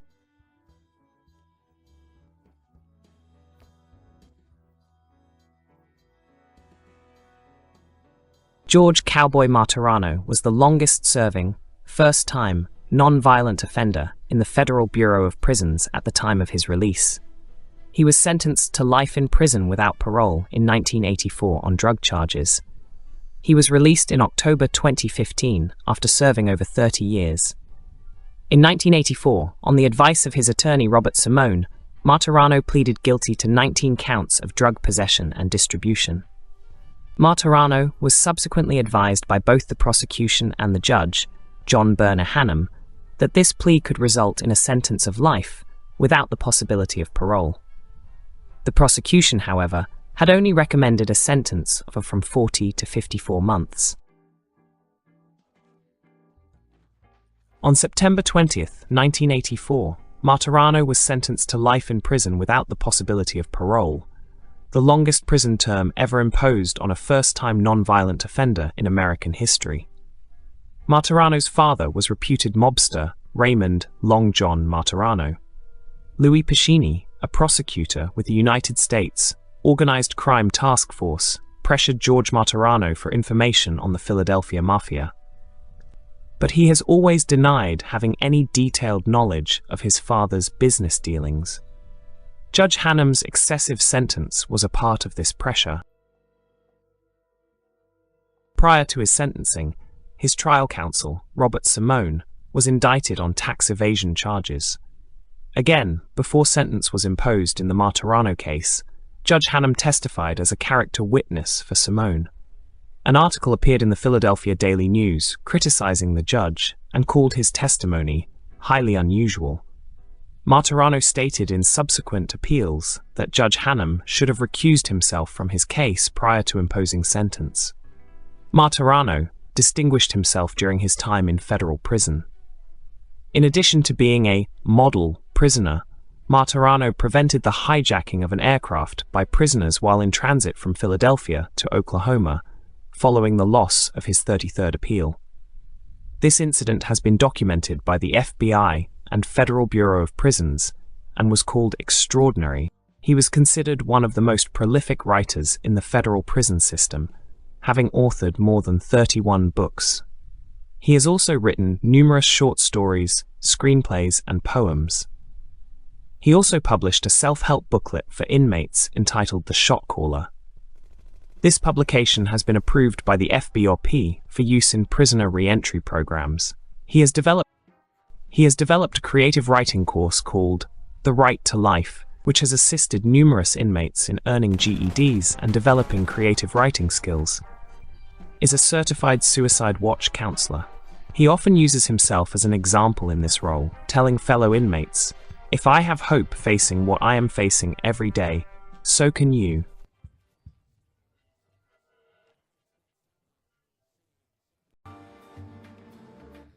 If you haven't already, please take a second to subscribe to the channel, and also don't forget to click on the notification bell, so you'll be up to date on all videos released from the Everything Network. The San Francisco Mafia was organized in the early 1930s by Francesco Frank Lanza. It was said to be a small organization with around 30 made members. On April 28, 1928, a gang war started in San Francisco when bootlegger Jerry Ferry, San Francisco's leading crime lord, was murdered in his apartment. His suspected murderer, Alfredo Scariso, was an accomplished bootlegger as well, and he too was murdered on December 19th of that year.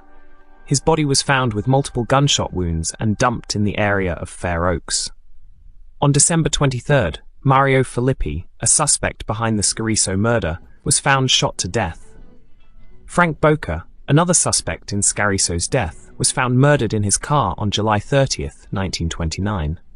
The next murder was that of the so-called Al Capone of the West, Gennaro Broccolo, who was found dead on October 30th, 1932. The final murder was of Luigi Malvesi. He had made a reputation as a hijacker, bootlegger, and gun-running racketeer. He was shot down on May 18, 1932, while walking through an Italian neighborhood in the middle of the day. Francesco "Frank" Lanza became San Francisco's first crime boss after the initial war ended in 1932. Lanza guided the crime family during the Prohibition era. He was the co-owner of San Francisco's Fisherman's Wharf and a bootlegger, pimp, loan shark, and drug dealer.